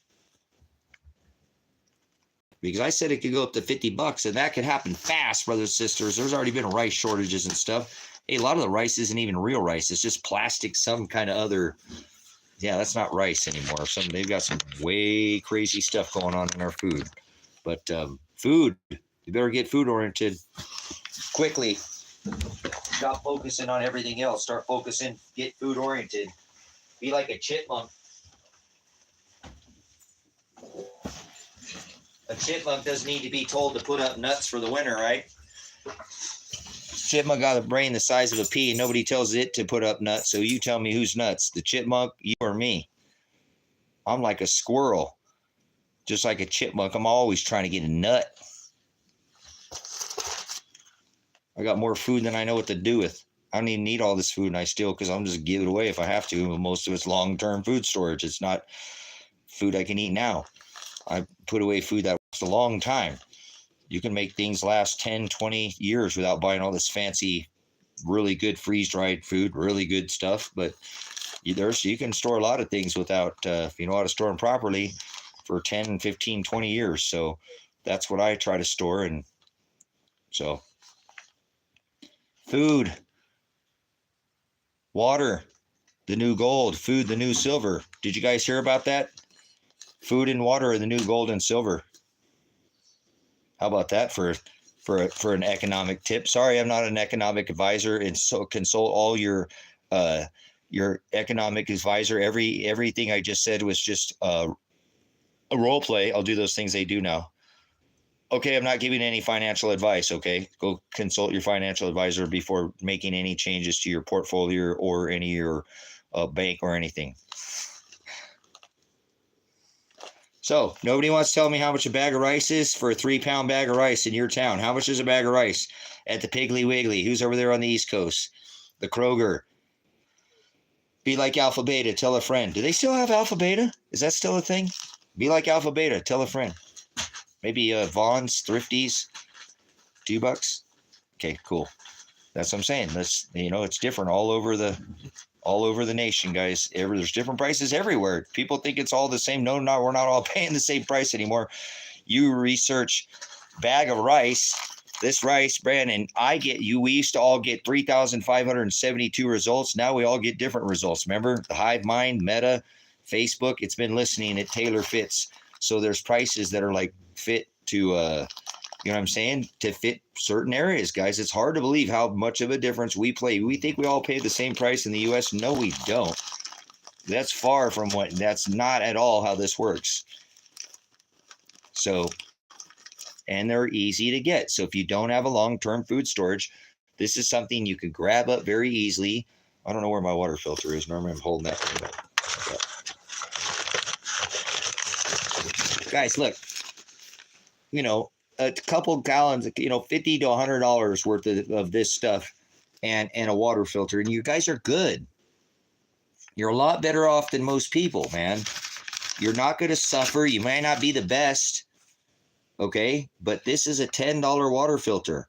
This will filter 1,000 gallons. I believe the Sawyer Mini filters like 100,000 gallons. It's very similar to this. It's just a charcoal type filter.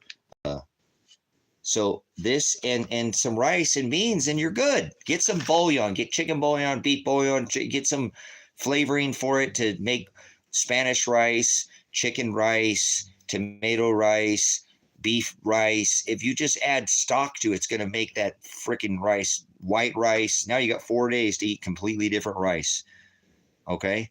You know what I'm saying? Get some stock, put that away, and then you got it for a rainy day. You can go on with your life. Hey, whatever, at least you got something. Everybody should have that right now, at least some rice and beans. You know what I'm saying? Bremerton. Cool. Thank you so much. Things are expensive in Bremerton. Bremerton, man, I like Bremerton, but boy, that's a tough place to live. I made a lot of money in Bremerton. Out there, Port Orford, and all over there, King County. Man, I used to make a bunch of money going up and down that 5 corridor selling food. I sold a lot of food up there. A lot of people watched it.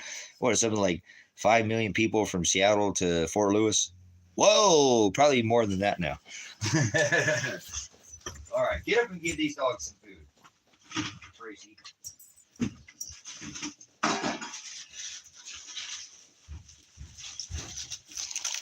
Beans, rice and beans. Rice and beans, they go a long way. Rice and beans. Man, I think I'll make some rice and beans for dinner now. That's gonna make some rice and beans for dinner, guys. Rice and beans.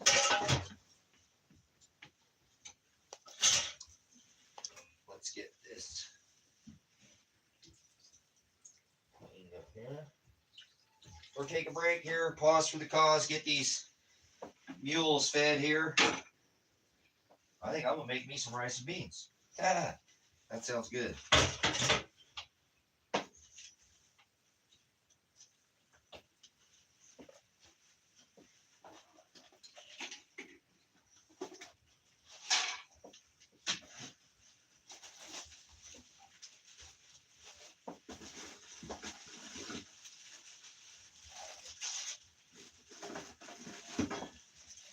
I'll run my bag back over there.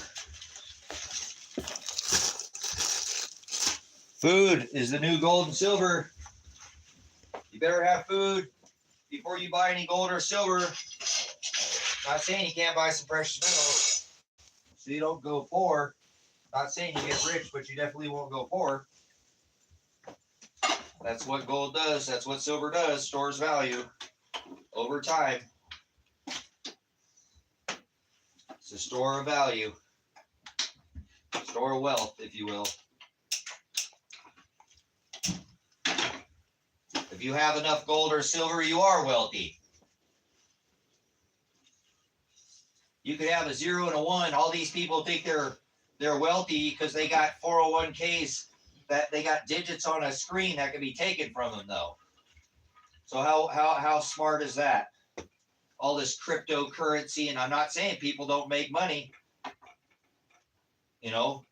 currency, you go take that and turn that into an asset. Buy a house, buy horses, buy cows, buy some food, long-term food storage.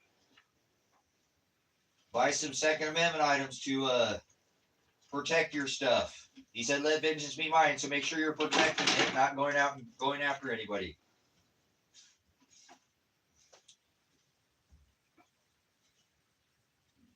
Second Amendment items don't kill people. People kill people.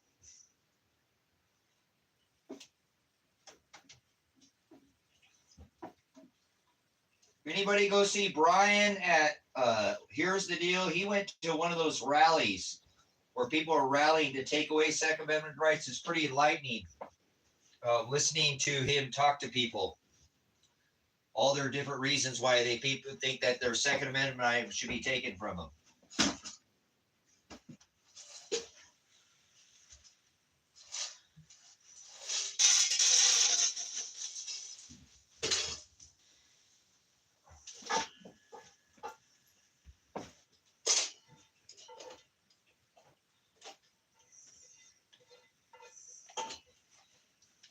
One in there.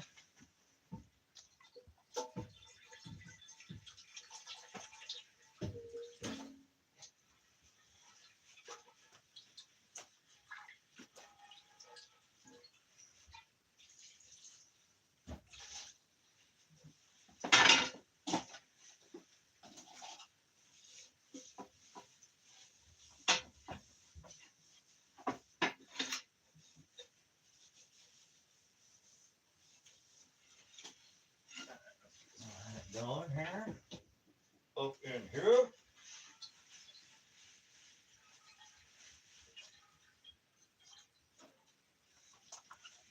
All right, where's them going to be the kittens?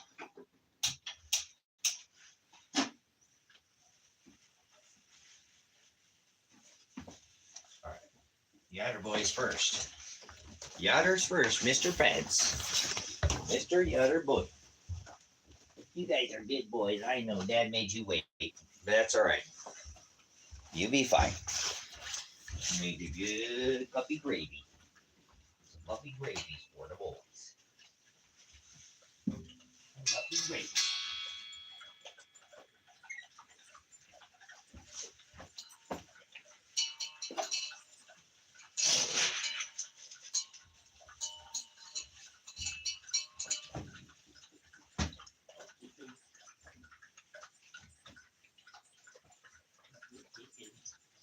Mama girl, get out of there. Mama girl.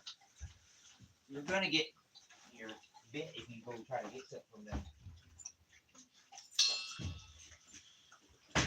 Oh, how did I know? It was you two. These are the first two to always come. It's a little pretty little girl. Want to say hi, pretty little girl? Say hi, pretty little girl. Say hi, pretty little girls. We got to come inside. Dad brings us inside at nighttime. Dad's a sucker. You don't want them outside. They'll be fine, but this wants them to bring them inside. Pretty little girls. Pretty little girls. I look like my mama. I look kind of like my mama. Oh, I love these girls. Oh, they're so cute.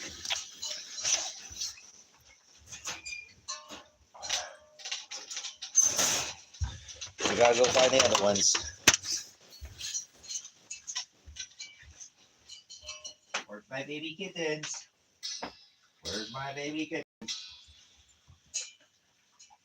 Oh, there's some kittens. Oh, that's Mama Girl.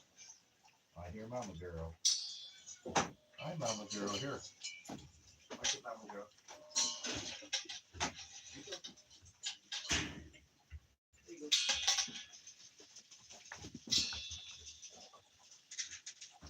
I hear you, kitty girl.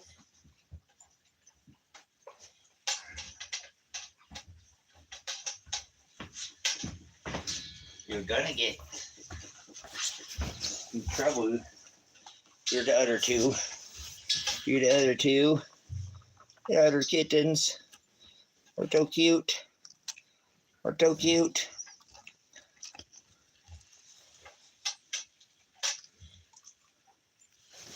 What do you got on your eyeball? Oh, no eyeball. Let's get that. Hold on, kitten. I'll give you some food. Mama girl's in here saying hi. You want to say hi real quick, Mama girl? Say hi, Mama girl. Say hi, mamas. Say hi. You hear that puppy in the bowl? Huh? There's Mama girl. Turn on your lights. Change your lights. Make your lights change colors. Make them green. Make them green. Turn them green. Make them green. There we go. Turn them on. Make them change colors. Come on. Sit still for a second, sweetheart. Hold on. She makes her light. She has headlamps. She can make them change colors. Watch. Make them turn green. Nope. Make them turn green. So make them turn different colors. One's green, one's up. She normally sits real still. I don't know why. She's hungry. She hasn't eaten dinner yet. She's hungry. So I want to eat. I keep her that food.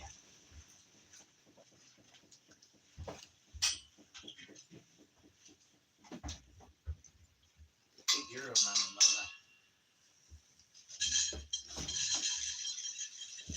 There you go.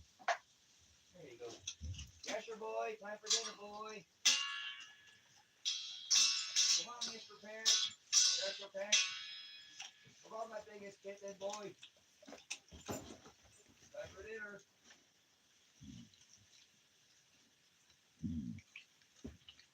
Where's my big guy? I hear him. Come here, big guy. There he is. There's my big guy. My biggest kitten. You guys come outside.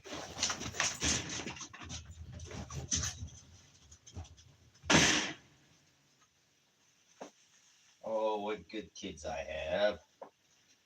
What good kids I have.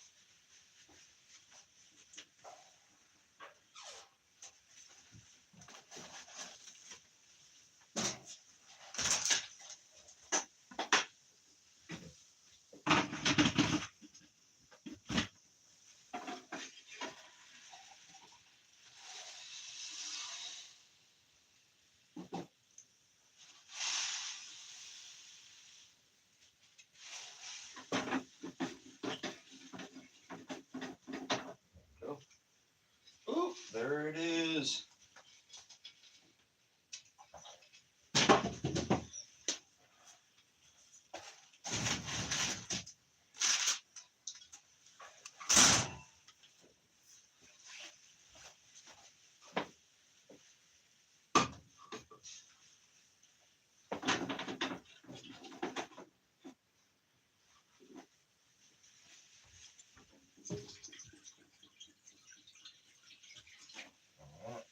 Water in there.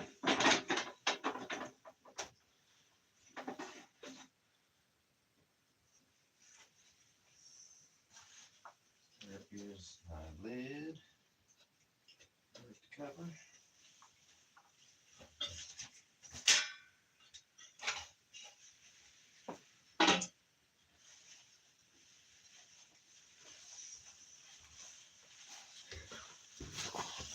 All right.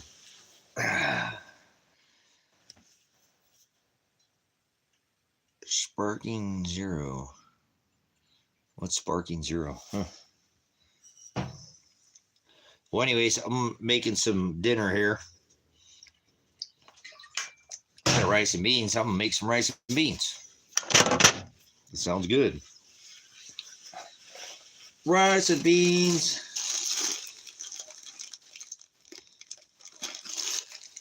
Beans. Beans is better than no food, right?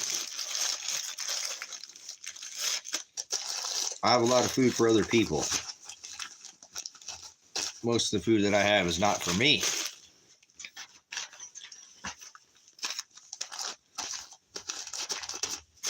I'm going to feed those foolish virgins. Yep, why not? If God doesn't want me to feed them, I won't, but I'm going to at least make the attempt. So it's worth trying. It is. It's worth trying. It's worth making the attempt to have the extra oil that's needed. Help a brother out. God likes charity. He likes people who can help other people out. So Elon stinky muskrat, stinky, can't stand me, Elon Musk. That's Mr. Thump's best behind buddy. They're two pedos in the same podophile. Mr. Musk, stinky muskrat. Mr. Modern Day Iron Man or something like that. Freaking idiot. But he I don't know where the robots came from. Maybe they're Boston Dynamic robots. Oh yeah, they all are. I'm telling you, all those people at the top, sick, just absolutely. Oh, filthy swine, filthy swine. You're seeing it right now with Mr. Puff, Sean Combs. They're all in sand. They're all in bed together. Remember the big bed out in the outside, the 50-foot bed? Yeah, he's only smart because God made him that way. He has the stolen Tesla tech. Remember Tesla, hello, Tesla. He's freaking pure evil. He wore the Baphomet, costume during, he couldn't be anymore. He's not hiding. He's on the other team. He's not on our team. He's evil, pure evil. There's no good in him. He's all vanity. Trying to go to the sky, as is above and so is below with his boring company. So he's proof of what evil looks like. That's what evil looks like right there. Never wanted to see it in the flesh. There's no hiding that man. And I'm telling you, Mr. Thump and him are in bed together. Why do you think he called his why do you think he called his cars Tesla? Because he's in bed with Mr. Thump. Mr. Thump, 48, 58-story Nimrod Tower, decorated with Satan, the Antichrist. The 45th president has his house decorated with the Antichrist, and people don't care. Jimmy Crack Corn, they just don't care. All they care is everything is awesome. Everything is awesome when you're part of the team. Everything Team America. You know what I'm saying? So, yeah, old Mr. Thump, Mr. Creepy Thump. Never called Joe creepy ever one time. Joe is Elon Musk. Elon Musk is Donald Kennedy, Nixon, Reagan, Hillary. They're all on the same team, man. All these people do the same thing. They push the same agenda. Warp speed. Remember, it was Reagan. It was Star Wars. Now it's Starlink. Get it? Interweb? No, interlink. Interlink your brain and upload it to the interweb net. The cloud. You'll meet him in the sky. Yeah, right. These people love to do these works of their father, the devil, and they just mask themselves as light is all. Not Lucifer. There's no such thing as Lucifer. Throw that word out. Lucifer was never written in the original text. People made a whole bunch of generation of idiots. I can't wait till they go back and 1,000, 2, 3, 5 million years from now, or whatever, look back at this history and say, these people just made up their own thing, like the Tooth Fairy. They made up this word called Lucifer, and it was only written one single time, and this whole genre of idiots made up this whole class of says, I'm a Luciferian, and Lucifer this, and Lucifer this, and it wasn't even the original text. It doesn't even match the original text that was there. It's not even, it doesn't match the translation. So Haleli was the original word that was there, and that is not Satan. People are idiots. People are just made up their own one word proof. Luciferian is one word that you can look up Lucifer, one word, and prove how idiots people are right now. And that's why Donald Trump could decorate his house with Satan, not Lucifer. See what I'm saying? One word that people is not even there in the original text does not match the definition, and you got a whole genre of Luciferians. It's a class of nothing. It's like just pulling. Gee, Rocky, watch me pull a rabbit out of my backside or something. Watch me pull a rabbit out of my head, Rocky. Gosh, I'm old. I just did Rocky and Bullwinkle. Wow.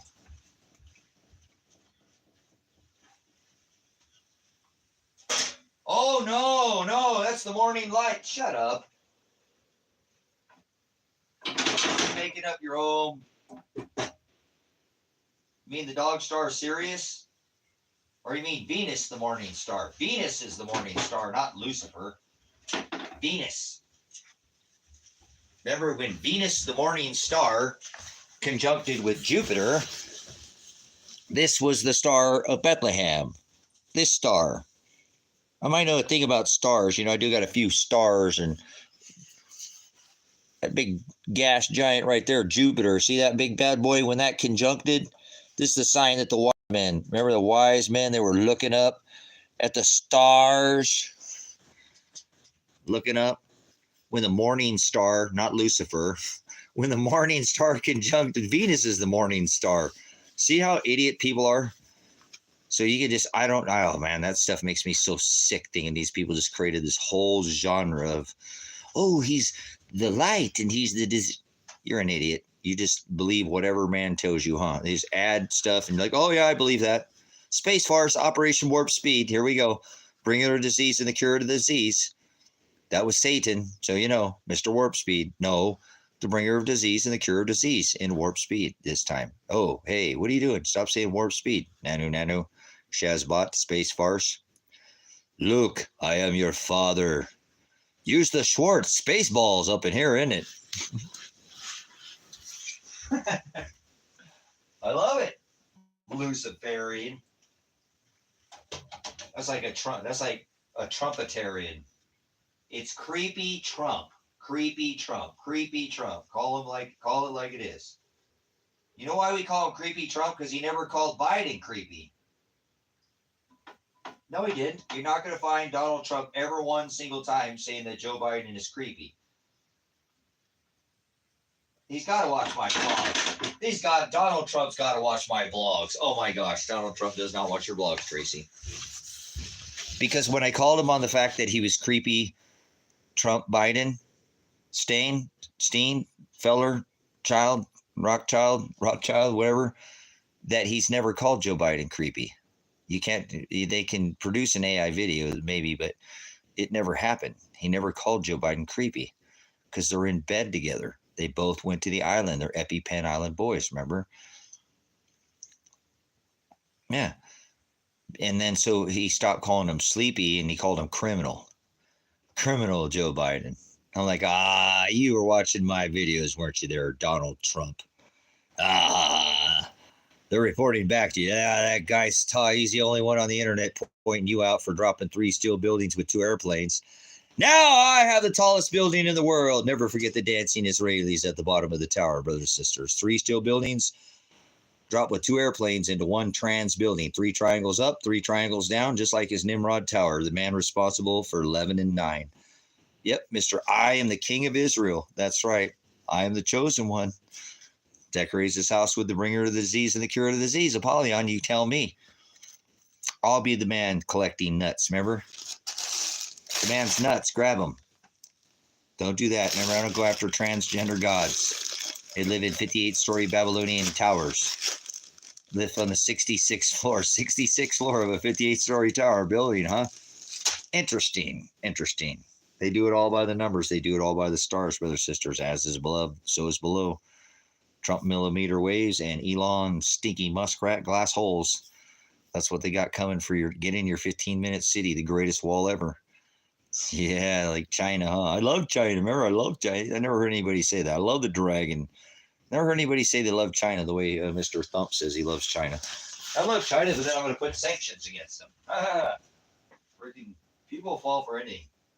You got to fall for anything because you don't stand up and do anything.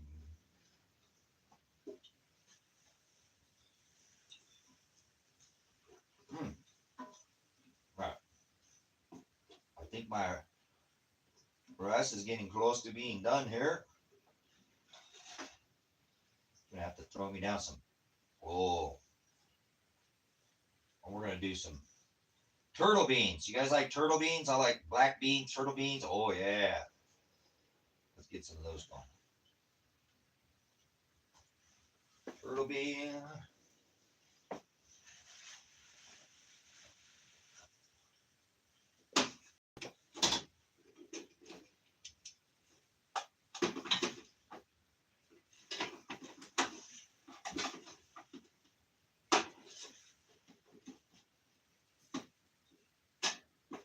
Man, I think I broke my finger today. I smashed it so bad.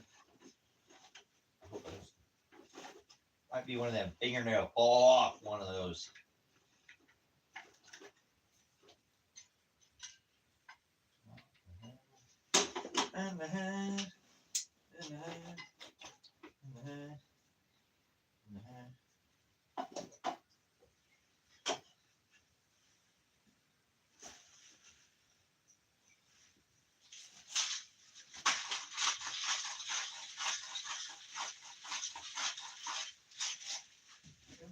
Man.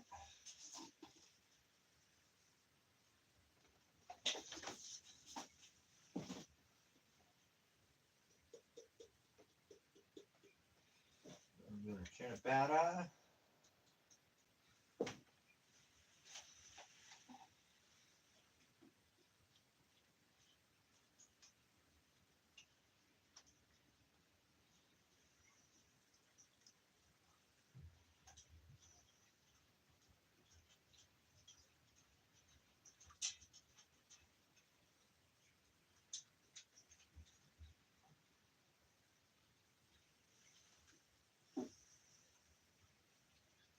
Oh, there's some pepper. Oh yeah, pepper. This could be popping the most.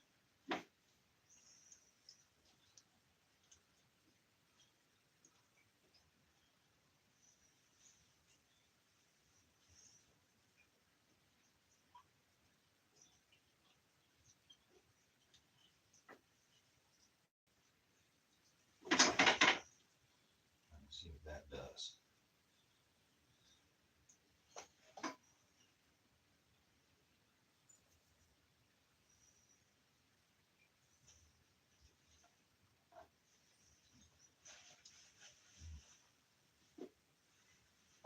Oh, that's gonna be good.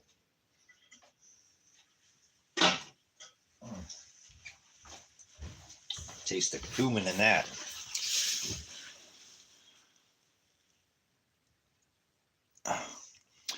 Yes, man, it's really doing pretty good. I thought I smashed it. I was doing that rock work on that wall today, and I got it pinned. It's not too bad. Like I said, I thought it was going to turn, but it's okay.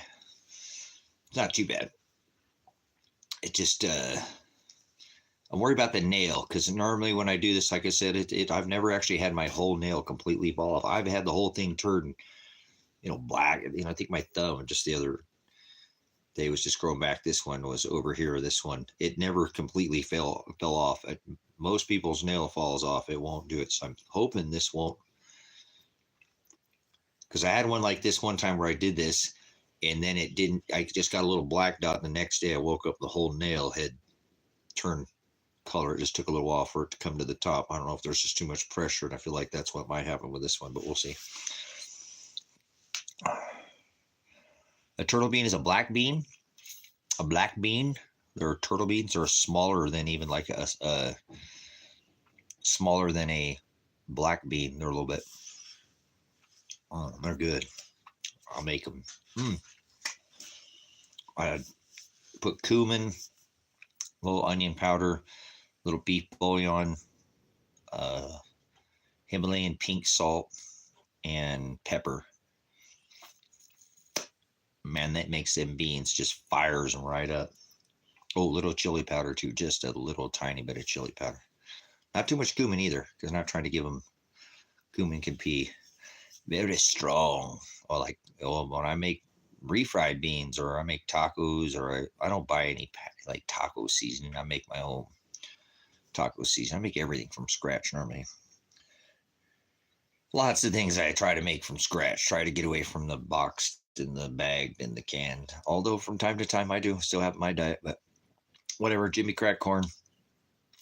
It's not what goes in a man that defiles him. It's what comes out of him. So I'm still a lot healthier than most people. I know a lot of people my age are already dead. So, you know.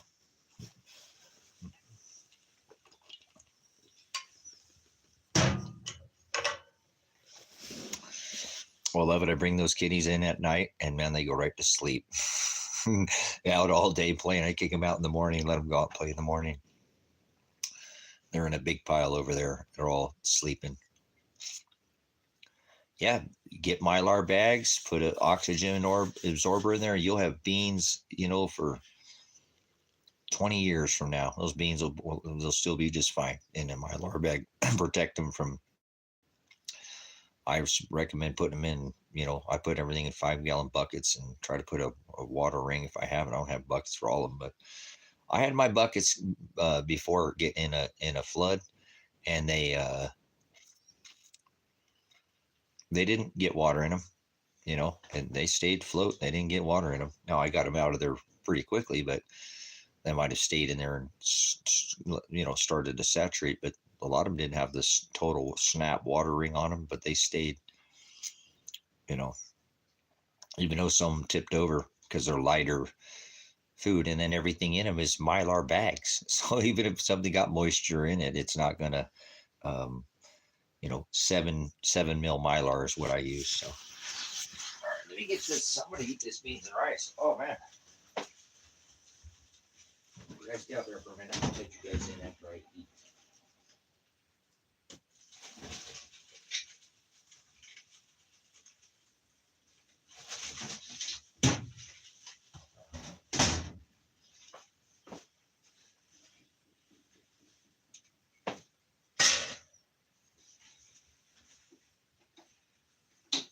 Oh yeah, that's got lots of pepper in it. Lots of pepper.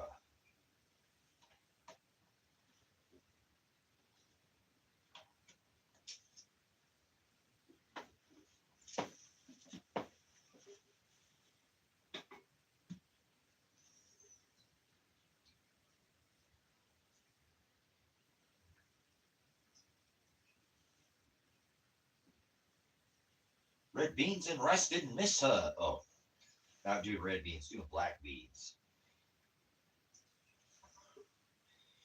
Turtle beans.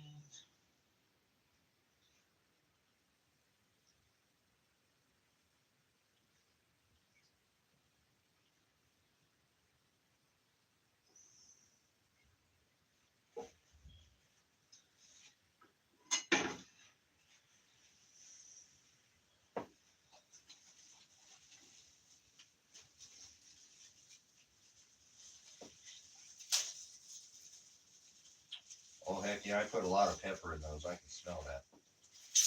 There we go. It's gonna be good. So I mean, you've seen turtle, but that's a turtle bean. They're a little bit smaller than a black bean. Or black beans are generally a little bit bigger. Or they're a piece of rice. They're a little bit smaller.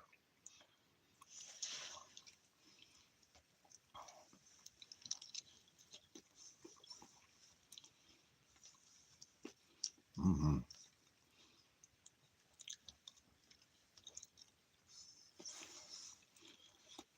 Mm-mm.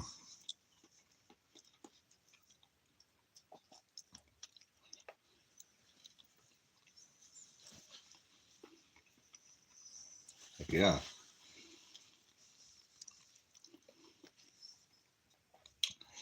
Do you want to stock up on like bouillon, guys? Is a really good way to.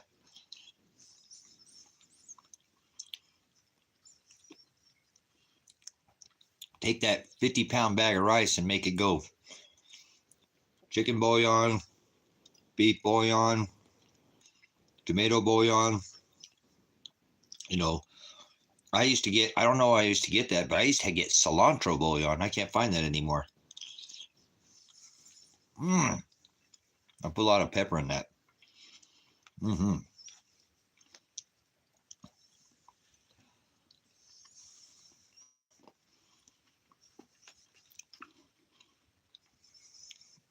That way you can add to your rice. Another good thing that you might try to find is like they have bulk sections at Winco.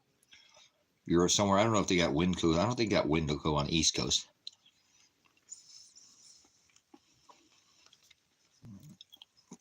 But they got the bulk section there. And you can pick up the Himalayan pink salt there. Either the fine or the crushed or the larger they have normally.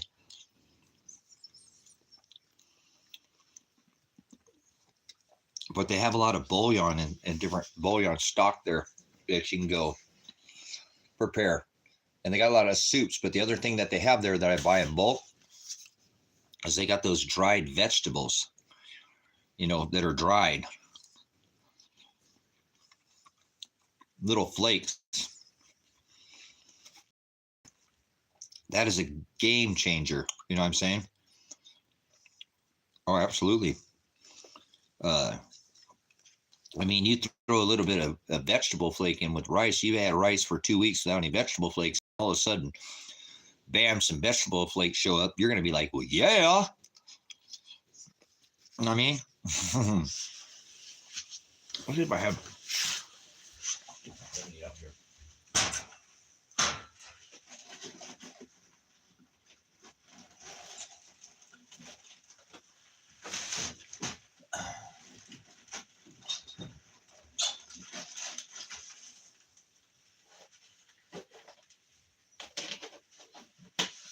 Where do I put those?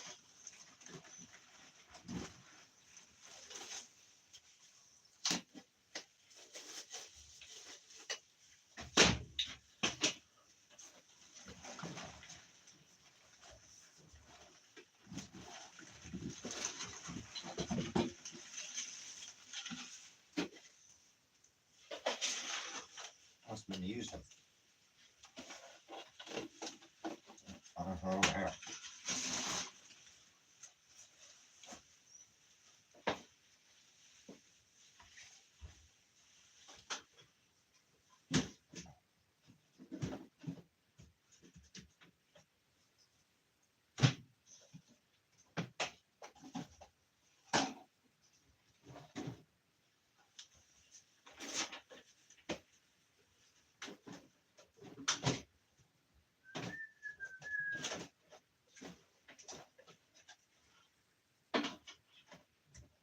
Must have put them up. I might have used those the other day.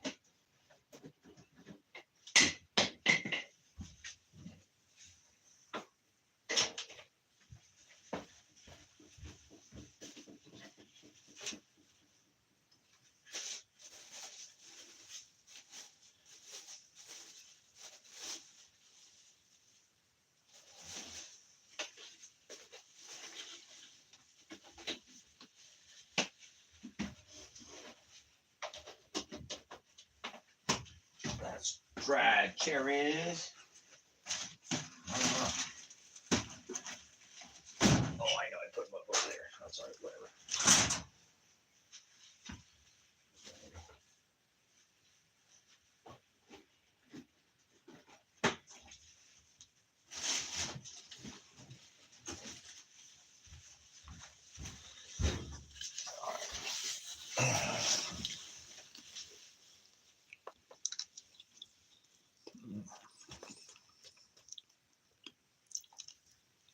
Mm-hmm.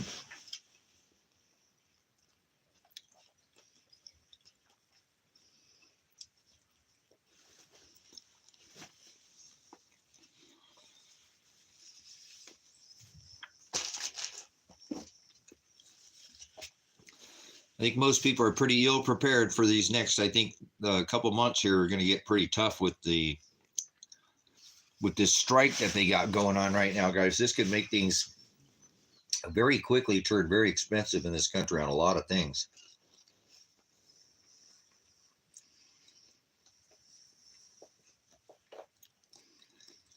Unless they get this thing resolved, it could go on for months. This could go on for months.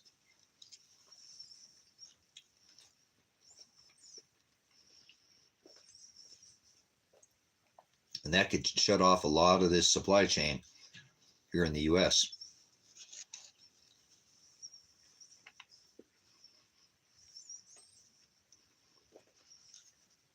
We have a lot of similar repercussions like it did during the COVID time when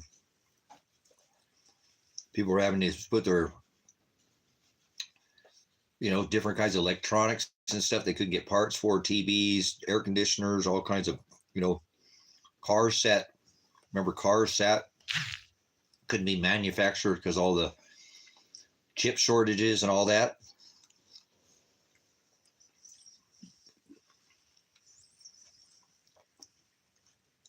People are pretty easy to forget.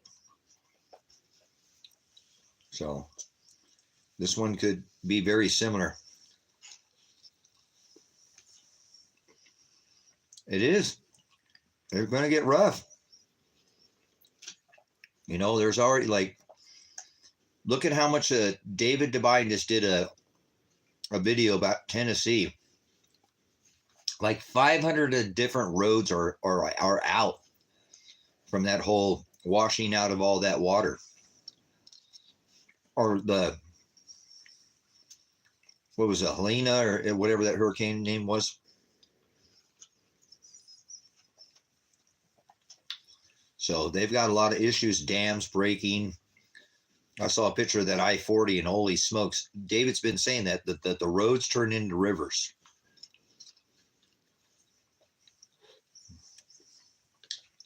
Your roads become your rivers. You see it in these towns.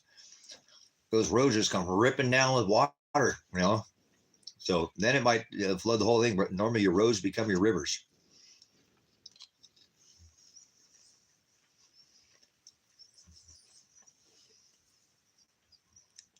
And we're seeing that in Tennessee and North Carolina.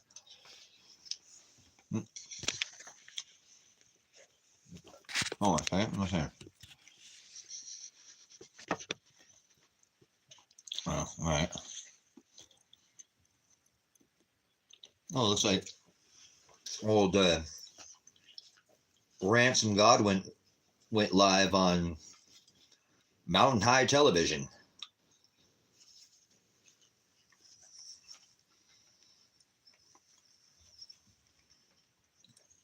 You guys watch David Devine's Civilization Cycle with Ransom Godwin from Partly Cloudy Television, Mountain High TV,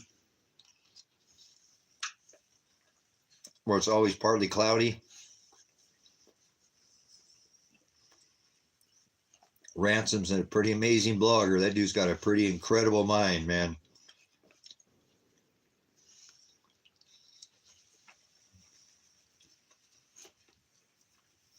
Yeah, look at all these. David's been noticing that all these dams, guys, if you're facing the dam, looking up at the dam, not in the water, they're all breaking on the right-hand side and going around. I'm telling you guys, this is nothing. Nobody's going to listen to me. We are just getting, Honga Tonga went off in 2022 on February 15th. We are just starting to see the effects of inflation from Barry, and we're just starting to see this Honga Tonga ring out, guys. Maybe 1% of the moisture from the Honga Tonga eruption is now worked its way back down into our atmosphere. So we still have 99% to go. And there's like 4 or 5 continents right now that are completely flooding out. A lot of the infrastructure. It's just going to get more. I don't understand. I ain't trying to go there, make people panic or anything, but I'd be getting to high ground if I was you. I would not want to be anywhere near any river. You got to go look at the old flood maps and the old waste, because all these wastes, David was talking about, a lot of these cities, guys, chase these lakes down through the years, thinking that, and rivers, they'd never come back. And that's why we're seeing whole towns and stuff completely flood out, because they've chased the old water and never think these areas were going to fill back up cyclically. And that's why it's getting so bad in a lot of places, because they're built right in these flood zones. You know, it's like, oh, they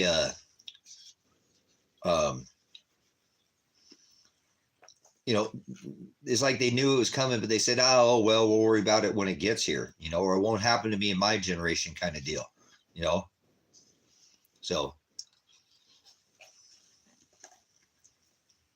look, guys, they put the Renaissance Dam in the northern Sahel, up there in the northern portion of Africa, one of the driest places on this earth. They built a hydroelectric dam. What? Are you serious? Yeah. They built a hydroelectric dam in one of the most driest places on this earth in Africa. And then they said, well, because of the change in the monsoon season, you know, they gave the hint. They built the dam and said it would fill up in 10 years. It filled up in 2.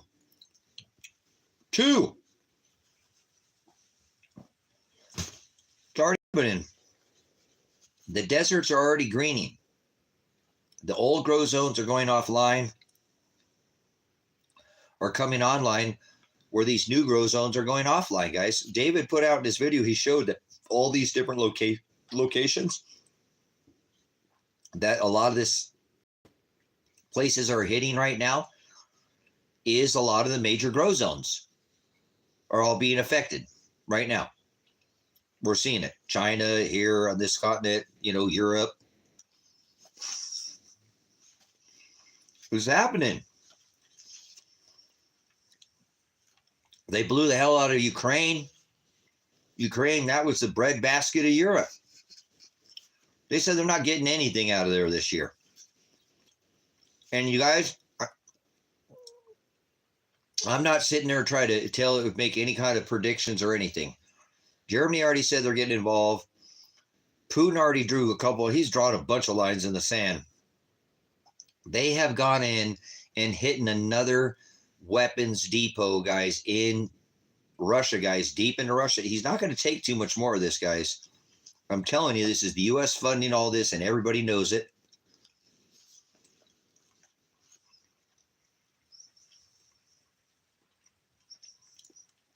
All those chemical factories and weapons factories, those are all U.S. funded. Back in 2014, we went over there and overthrew a legally elected government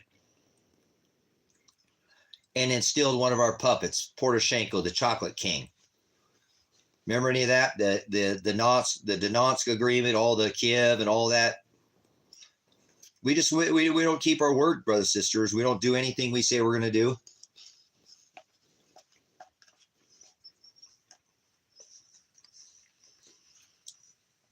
And we go fund all this illegal activity. You got the Bidens and the Obamas and the Hillarys and all that all over in Ukraine. Got their fingerprint all over it, man. But people have no idea what's going on over it. So,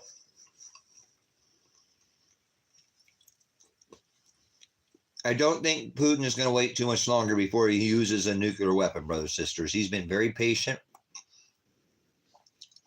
I don't support any of this war.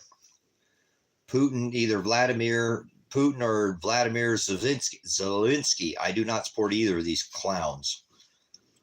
They're not going by the New Testament, so. But it's your tax dollars that are paying to kill all those Ukrainian women and children, just so you know. If you filled out a W-2, you got blood on your hands.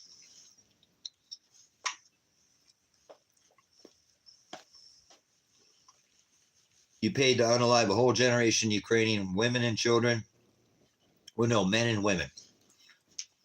The women too. They throw their women in the meat grinder over there.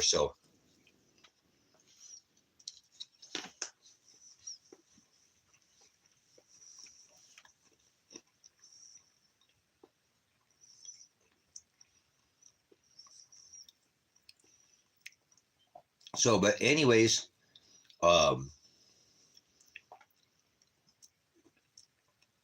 NATO is the United States, and everybody knows that. We're the one who's funding that war over there.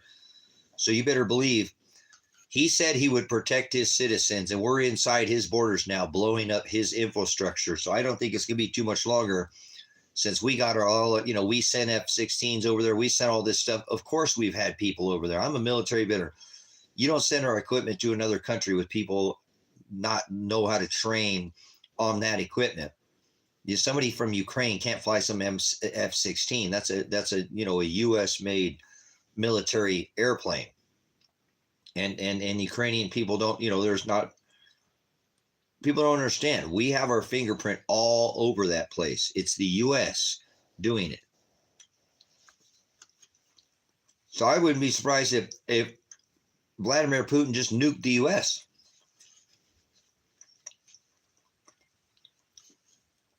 He's not stupid. He knows most idiot Americans wouldn't even know how to survive a nuclear war, when surviving a nuclear war is not hard to do. If not in the blast zone, it's not. People don't. There's been almost 3,000 nuclear or plus ordinances that have been lit off in our time, and we're still all here. They do all this testing. People are idiots, and so it's a big fear campaign. But it does kill people. I'm not saying, but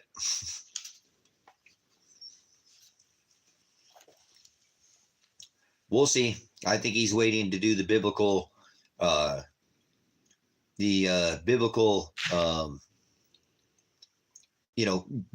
and Magog, the invasion from the north.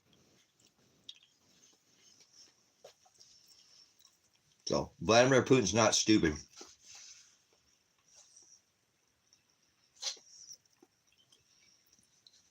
It is. I cannot believe how much damage.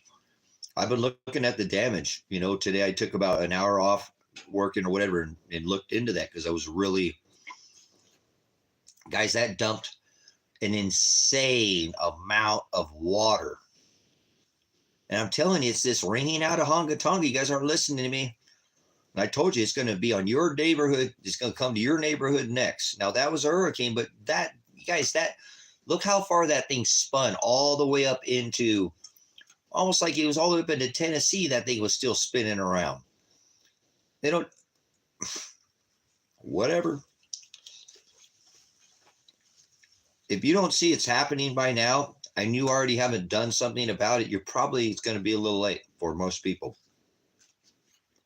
But an insane amount of devastation to the infrastructure, brother and sister. We're talking about billions and billions and billions of dollars. We're talking about insurance is probably not going to, it's almost like Florida in some of these places because they don't have that type of insurance. Insurance companies are not going to be able to pay out on a lot of these claims. I'm telling you, I can see it already. There's that much damage to the infrastructure that there will be people who file claims that never get covered, man. I cannot believe how much. That was a massive amount of ripping of the infrastructure. There's something like in Tennessee, there's like 500 roads that are washed out. 500 different, not the main arteries, but all these other, and some of the main highways have completely washed out. Oh, and we got strikes coming up on the 1st here in a couple of days. Oh, no, everything's fine. I'm telling you, that alone, the damage that was caused to the East Coast just in this last is going to cause a massive strain on the infrastructure.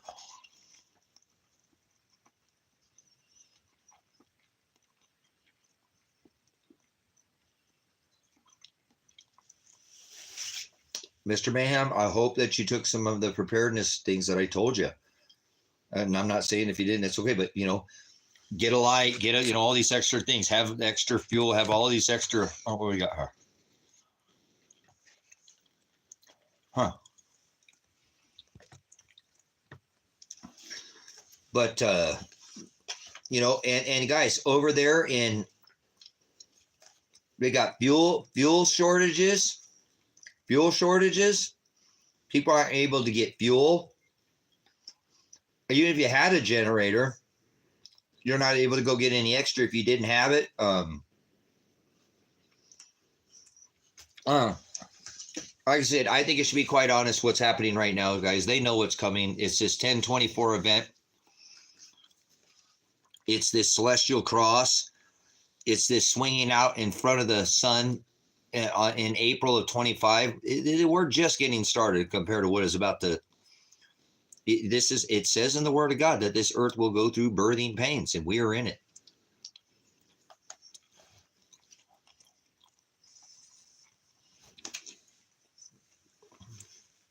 Absolutely. Good stuff, Mr. Mayhem. I'm sure you probably already had all your preps in play because most people are, preparedness is a lifestyle. Just become a farmer overnight. You have to learn and do it as a lifestyle, so preparedness is a lifestyle. Most people are been doing it for a while. It's just who they are, It is a lifestyle. Preparedness just becomes a part of who you are. You never do it in panic. You always do it for security. Like, oh crap. Oh, hey. Don't worry, man.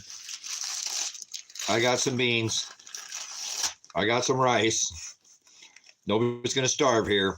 Everybody's going to eat. Don't worry about it. I know going to be a lot of hungry people. Nobody going to be hungry around me. They're not. That diabetes is going to go to through the roof, guys. Most people are very sugared up here in America. They're sugar-fied. They're going to be so diabetic their first couple of days, guys. It's going to be bad. Imagine how bad it's going to be in the next couple of days in Georgia, Tennessee, North Carolina, South Carolina, all that's got whacked, guys. That's nothing what we're about to see. Guys, we are breaking highs and low records.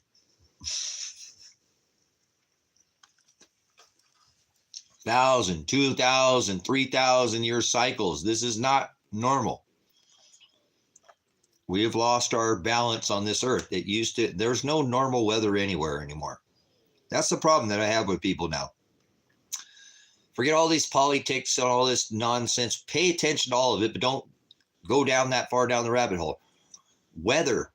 You should be able to look around and go, wait a minute. Now you're right, Tracy, because the weather was and I'm not saying that it's so bad right now. It is for some people. There goes their house. There goes their car. There goes their, yeah.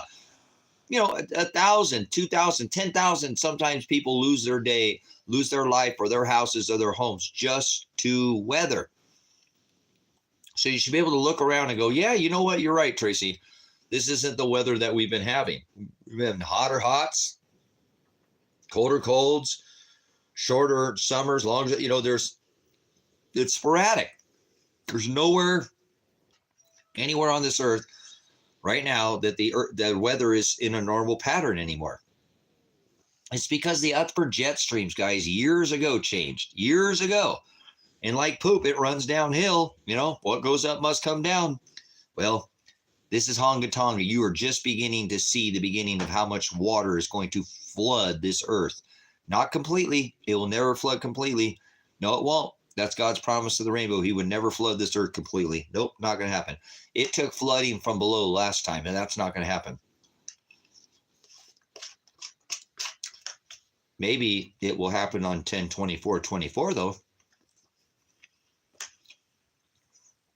Like a liquefaction event that happened in the 1800s when our magnetic, sphere got pinched. This is going to be way worse than what happened in the 1800s. And just to let you know, from that, that magnetosphere shrinking and collapsing, meaning more moisture contained in the same amount, lower cloud cover, we had basketball-size hail in the 1800s.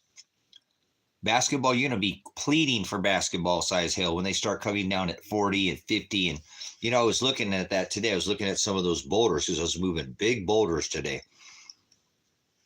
Some of those boulders were over 100 pounds, 120, 130-pound boulders. I'm going to, now that's what it would be like. Holy crap. You guys, it's not as big, but I'm telling you, it's something falling at, the size of, bigger than a beach ball, way bigger than a beach ball, like, yeah, bigger than beach ball size coming down, pounding this earth. And I don't care if you think it's going to happen or not. I don't doubt everything it says in that book will happen, and it will. And it will. And now the mechanics are there for it to happen. When they hit Hunga Tonga, or Hunga Tonga went off, either doesn't matter if it's man-made or not, that went 180,000 feet into our upper atmosphere. It went and hit the stratosphere. It blew right past the satellites. You can see all that moisture. It's incredible to watch the footage on that. You know what I'm saying? Oh yeah, you couldn't take a 5-pound hailstone on your head. I'm worried about people's houses. You know what I'm saying? Like, they're going to go run in their house, and then they're going to, it leveled wooden cities in the 1800s, brothers and sisters, leveled wooden cities with basketball size hail. I imagine that's got to weigh about 30 pounds. I try to do the circumference, the geometry on it. And I think that's probably about a 30, maybe 40-pound hail ball, something like that, basketball size. It leveled wooden cities in the 1800s. They do not talk about this at all. But you can find tons and tons and tons of information on it if you know where to look. It was a liquefaction event, too, where the magnetosphere got pinched, and instead of having volcanism with magma and hot spewing lava coming out, the inner earth, the water that was below our, there's more water below us than there is on the surface as there is above us. When that all pinched, it squeezed out in like toothpaste, opening up a toothpaste tube and rolling that tube, just squeezed out all that and pushed all that mud. And we had mud volcanoes. I believe that will happen again, coming in probably 26 days. We're already starting to see rifting and the cracking and the breaking of our infrastructure.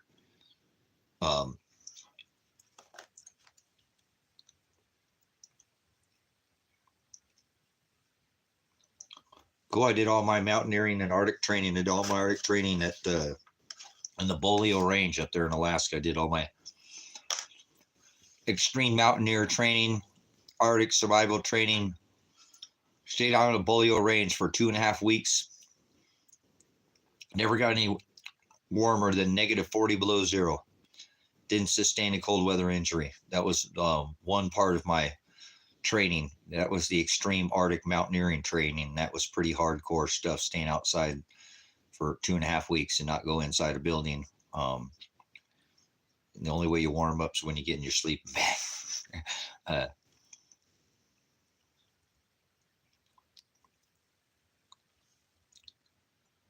Warmth, yeah, that's what I said.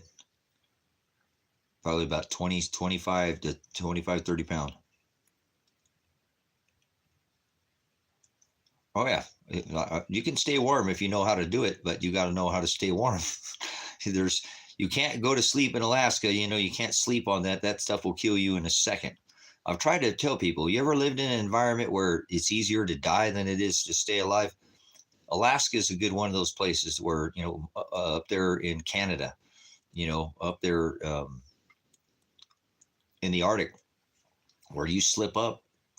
It's like you make a mistake on a boat, you're sleeping with the fishies. Your fish food at the bottom of the sea, right under the sea.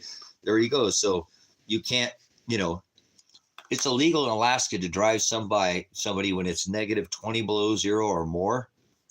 You can be cited and fined and put in jail for not stopping and help somebody. If somebody's on the side of the road and it's -20 or more, now -20 is not that bad, guys. I know it seems crazy, but if you've lived there for a while, it's a dry cold too in the interior where I'm up, I was in the interior in the middle of up towards the north. And if you get near the coastlines, it gets more wet, like down there towards Anchorage or Juneau or any of those, down there, Seward or Kenai or any of those places down towards the coast are, but you get in the interior, you can take a cup of coffee and throw it in the air and it doesn't hit the ground. It instantly freezes. Ah, nice. All right. Oh man, guys, I think I might have to. I don't know how many rocks I lifted today. Well, I moved all the rocks because I had to get them all based and staged for the walls that I'm building building the two walls in the hail shelter, because I'm not going to get hit by no 129 hailstone. No way.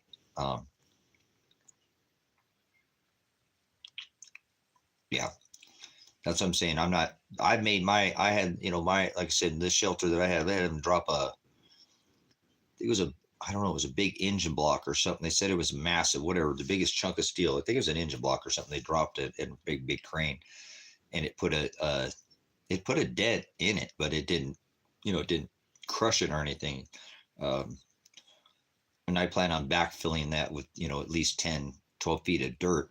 So nothing should even at 130 pounds hitting 12 feet of dirt, I don't think it's gonna. And that's going to be that's going to put some divots in, so I'm hoping it won't be a continual barrage of, but I'm hoping 6, 8, 10 feet. I've said, I think 6 feet would be enough, to be honest with you. By my 6 feet's a lot of deadening power, guys. It is. It's a lot more deadening power. They make stuff in military stuff where you put sand barriers at, a sandbag will stop a bullet. So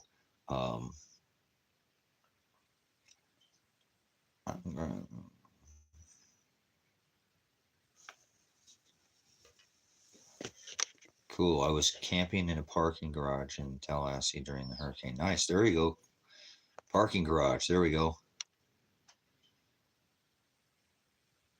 Oh yeah. No, these I build homes. I built spec homes, and they're just 2x6s, So what if you got some hurricane clips up on your trusses or something, and you got J bolts going into your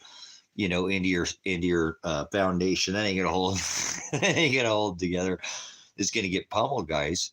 So I'm not. You know what, guys? I don't care what anybody thinks. The whole lifting of the tides. That's great. That might not happen, but hail will be a factor. I don't care what anybody thinks. That is 146 gigarams of the ocean. I don't know how good you are at math. I had to be forced to be good at math as a prior law enforcement and prior traffic reconstructionist. We go very high into high levels of math, and you need to get a calculator out to figure out how much 146 gigarams is. That is an insane amount of moisture. Overall, in our atmosphere, that shot up between 13 to 14%. Overall, guys, 13 to 14%. So it's everywhere in our upper atmosphere. There's nowhere on this earth that you're not going to be able to run away from this. You understand? It will affect everything. And I think it's going to come down when we have that magnetic pinch. It's starting to bleed its way back down through our atmosphere. It went off in 2022. That submarine volcano shot up 146 gigarams of moisture in a dry layer of our heliosphere, which is dry. There's no moisture. It's too cold. Well, that shot that moisture up there and it froze, guys. So what goes up must come down. I don't know how long you guys could sit here and think, oh, well, it'd be a couple more years. It's already been a couple years since this event. You don't have any more longer to probably wait before it's going to continue to come down. Either if we're in the summer months, it's wet, it's going to start coming down more frozen, I guarantee you. Or it will stay up there until something pushes it down. I wish it would just start working its way out, but I don't think that's the way it's going to happen. You understand? I'm good at math and engineering. That's 38 million guys. Yeah. 146 gigarams, guys. That's an insane amount of moisture that's sitting up there, just waiting, and it's frozen. It's stuck, and it's starting to bleed itself out. It takes years for it to eventually wring itself back through the atmosphere. That's That's why we're seeing what we're seeing, guys. If you look at David's videos, he's putting out that there's flooding in multiple continents, 4 and 5 continents, and a massive amount of flooding. This is not just a swine. These are the veracity of the attention we're talking about over in the desert. They're getting 3 years worth of rain in a day, 30 years worth of rain, 300 years worth of rain in 2 and 3 days. Our infrastructure cannot handle this, guys. And we're just getting started. So it's going to, you guys, it's going to take, probably not much of an event to push that out of our atmosphere and cause it to release. You know what I'm saying? I don't want this to happen, but this is part of it. Already is pretty bad, happy gal it is, because look at the sun. It's so hot and white. I know I worked in it all day today. It's hot, it's a hot sun. That's not the same sun it was.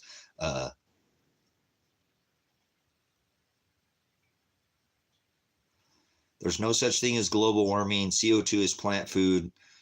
The Michael Mann hockey stick. There's CO2 is the smallest trace gas. We're going to debunk right now. We're going to debunk this BS nonsense with these people with their stupid global warming bull crap. First of all, CO2 is plant food. So if they get rid of all the CO2, they're going to get rid of you. So that's what they're telling you. But we'll go ahead and debunk right now the whole global warming scam. Your cows farting and all this. CO2 is the smallest trace gas in our atmosphere. Here are all the gases in our atmosphere on a chart. Here are all the gas, the most abundant gas or I gotta let my dogs in here.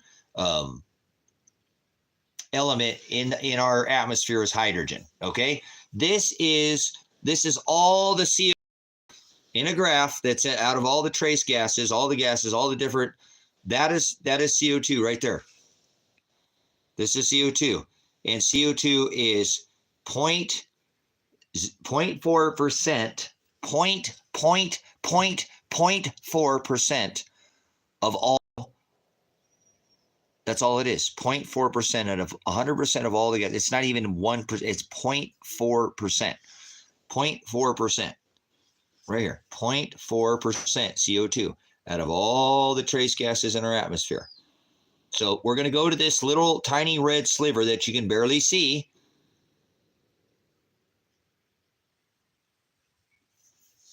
But the weather patterns are for sure going to get more and worse. No, climate change is not real. The climate has always been changing. Climate change is a scam, just like global warming was a scam. They just changed the name of global warming because people knew that narrative didn't work anymore. They just changed the name of it. But the climate has always been changing. There are cyclical things and cycles I can show you that come back to the same cycle every time, though, on a perfect cycle every single time. So it's cyclical, but climate has always been changing. There's no such thing as climate change. It's a scam.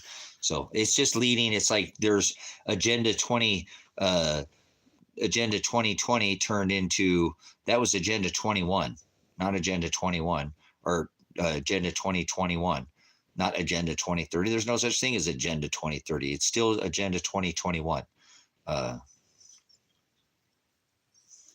Yeah. So that's why I tell people there's no such thing as climate change. The climate's always been changing since the beginning of time. It's changing right now. So if there's any kind of climate change, that's real, but not climate change from CO2 or cows farting or greenhouse effect or global runaway.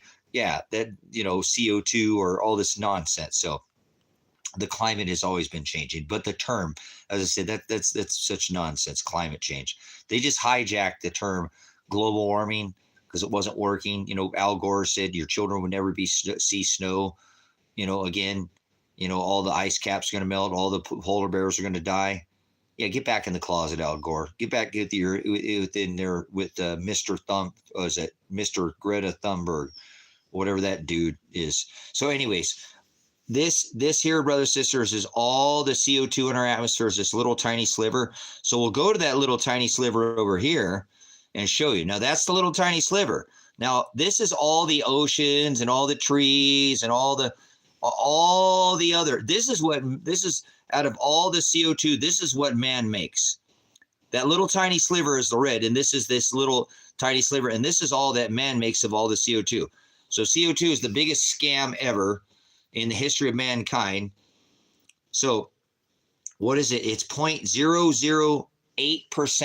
0.008%. We make 0.008% out of the 100% that is made. We're debunking climate scam, and all these people who push this nonsense need to be taken out and flogged and hung. And well, we can't do that anymore under this covenant. But there's the red little tiny bit of there's CO2. There's CO2 here, and this is how much humans produce. So if I had my way in I's Old Testament, I'd lock every one of them up in prison, and definitely confine them and never let them see the light of day ever again. Never. Anybody who supports this climate change, windmills, solar, and I'm not saying they don't work. I have windmill and solar too, but at a small level, not this massive. It's not sustainable energy. It's not sustainable. Look at exactly what happened in Texas. They couldn't hold, the infrastructure couldn't hold. That wasn't that long ago, just a few years ago. People forget everything that happened so quickly, but it's a scam. Climate change is a scam. CO2 is a scam. And I have the facts and the graphs to prove it. So I get tired. They took 150 years of science, the Michael Mann hockey stick, and made it look like it's, there was 400 years of paleoclimatology records, the strata, the ice core data. I think I might even have an image in here. Oh, wait, no, I don't think I do. In here, do I? Yeah, I do. Sure, I do. Here's your CO2. Look, guys, here's CO2, 400,000 years worth of CO2. There's 400,000 years worth of CO2 levels. They took this little tiny spot right here, guys, this hockey stick right here, the last 150 years. See? It's been warmer before. See, they said, look at this is the warming period. They says this cause, look, guys, look how stupid these people are. This is something else that's just really awesome to show you. That I love this. Look at this, guys. Let me show you something. Global warming, this is the biggest cockamamie story ever in the history of mankind. This on a regular basis, this rock is frozen all the time. Watch, let me show you something. This level right here, let me show you. This is 0 degrees. This is frozen. See, this is -2, this is above. So this is 0, or this is 0 degrees. So this is when we're warm, this is when we're cold. Anytime we're below the line, we're in a cold period. That's a warming period. This is all cold, freezing, below frozen. That's a warming period. Notice how high this level is here. Much higher than this was ever over here. Because this is where we're at right now. This is right where we're at right now. See this level here of warming? See where that's at on the 0? Let's zoom back in here. See, here's your temperature. We'll go back over here to the temperature gradient. Back over here. So this line here represents 0 degrees. So if it's below the line, it's frozen. And this is taking us back in time. So if we go back all the way over to modern day history, we can see it's been way warmer in history. All those were warmer, way warmer than now. This is where we're at right now. Look at back here, look how warm it got. Way up here, look how warm it got. But what I want to show you here is if I take this line like this, and I go like this. Come on, phone, cooperate with me. This isn't easy to do because it's a stupid phone. You touch it and it goes nuts. These are the warming periods, brothers and sisters. You see these little dots above the line? That's when the earth has been warm. See those little dots? You can barely see the little red lines. See that? We're in this warming period right now. This is when the earth is warm. See all this red down here, all this line that I have blocked off? This is all cold. This is the warming period. This was a warming period. Medieval. These are the warming periods in history before. Let me see if I can do that. I can hold this phone without. And this is 400 years worth of records taken from strata. Look at that, guys. It's been warmer before. Here, here, here, and here. It's always been warmer. So if we look, brothers and sisters, look at this. Look, here we are. We're going back into a solar minimum, whether we like it or not. This is when the earth is frozen, warm. So this earth is frozen most of the time. Warm, warm. Just for a second, it's warm. Now, look, guys, this is the longest warming period we've ever been in. That's the longest warming period we've ever experienced. The longer the calm, the harder the storm. See? Blip, blip, blip. That one is on, but we are now beating that now in this period. Longest warming period ever. Right? But not the hottest. So you ever seen that data? Nobody's got that. Some people do, but you got to know where to look. Now let me show you this. You saw those little blips, right?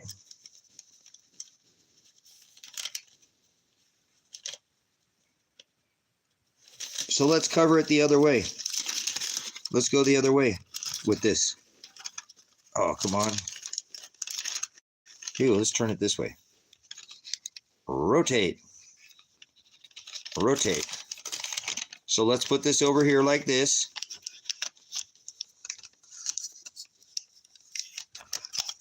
So this is when, oh man, come on, phone. Why you gotta do me dirty like that?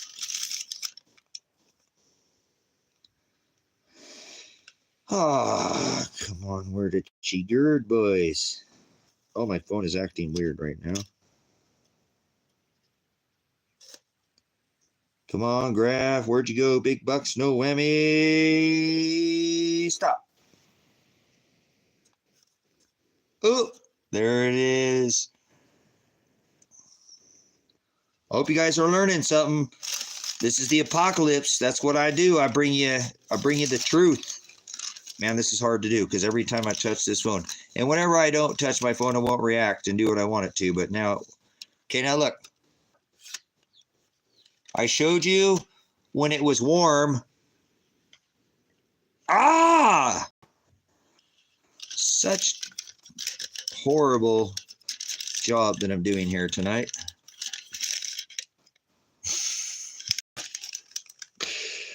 Ah, come on, Most High. Stop kicking my butt, please. You wrote all things, so this is you doing it. Stop messing with me, Most High. It's not the devil. It's the Most High messes with me. Okay. Try. Oh, my gosh, guys. How did that do that? I didn't even touch the thing.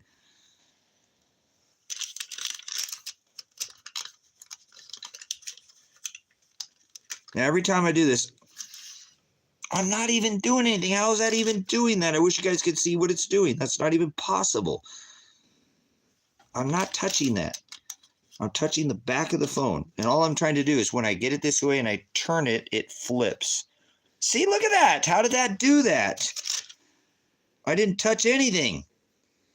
Every time it's doing it. I got it like this.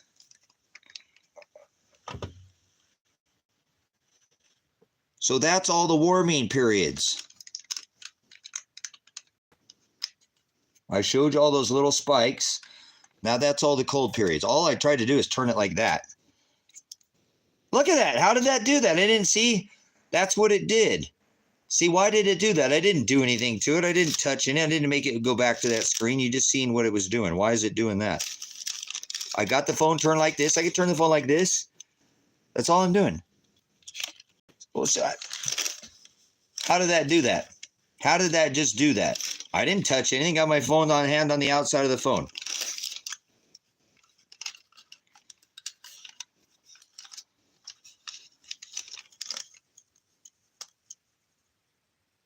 So, once again, all the warming periods are whatever. You guys can see all these all the cold periods are, this is cold. This is cold. That's a warming period. This is cold. This is cold. That's a warming period. This is cold. So this rock that we live on is frozen 97% of the time. It's not some warm, cool, beautiful place.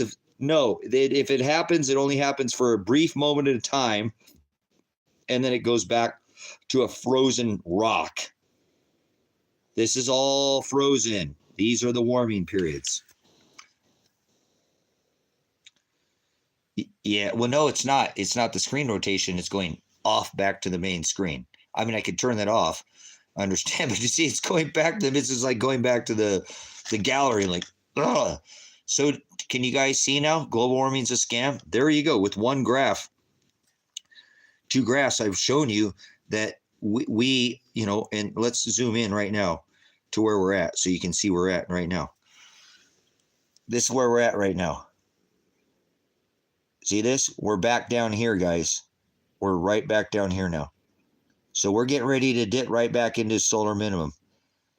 It doesn't matter. It's going to happen whether people like it or not.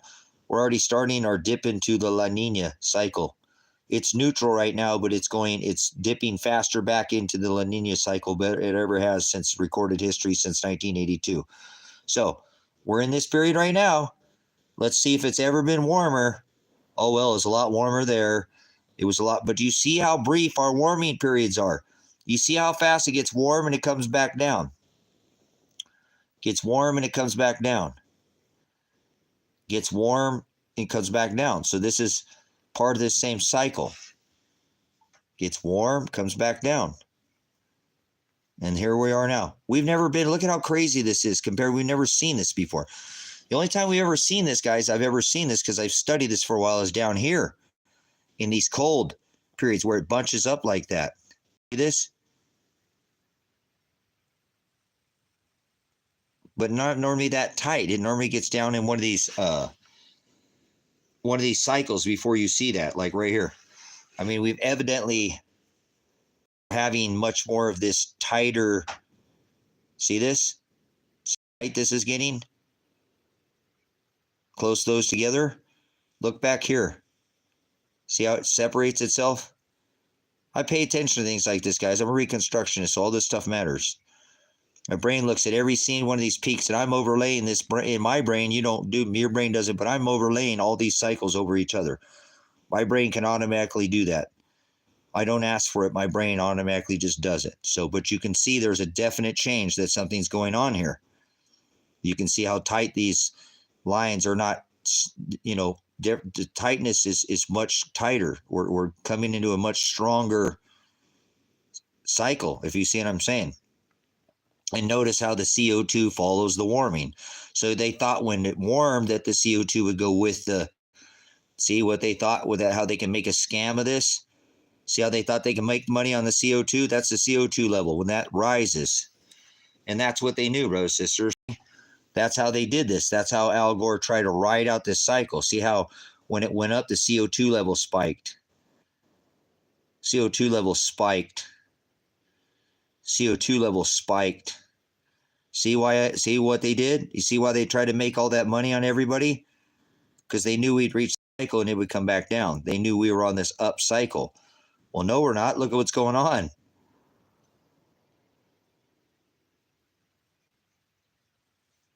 So, and this is their fake CO2, runaway CO2. Now, this is what their scam is. They thought they could get away with this. It's called the hockey stick right there. See that? See that hockey stick right there? This is 150 years worth of science that they used, of CO2 science. They didn't go back here and look at any of this.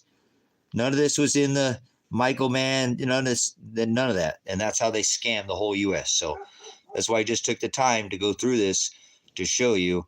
And now this video will be demonetized. I won't make any money off this video now because I brought up all this, but I don't care. It doesn't matter. I only make 30 cents a month or something, $2 or something off of YouTube.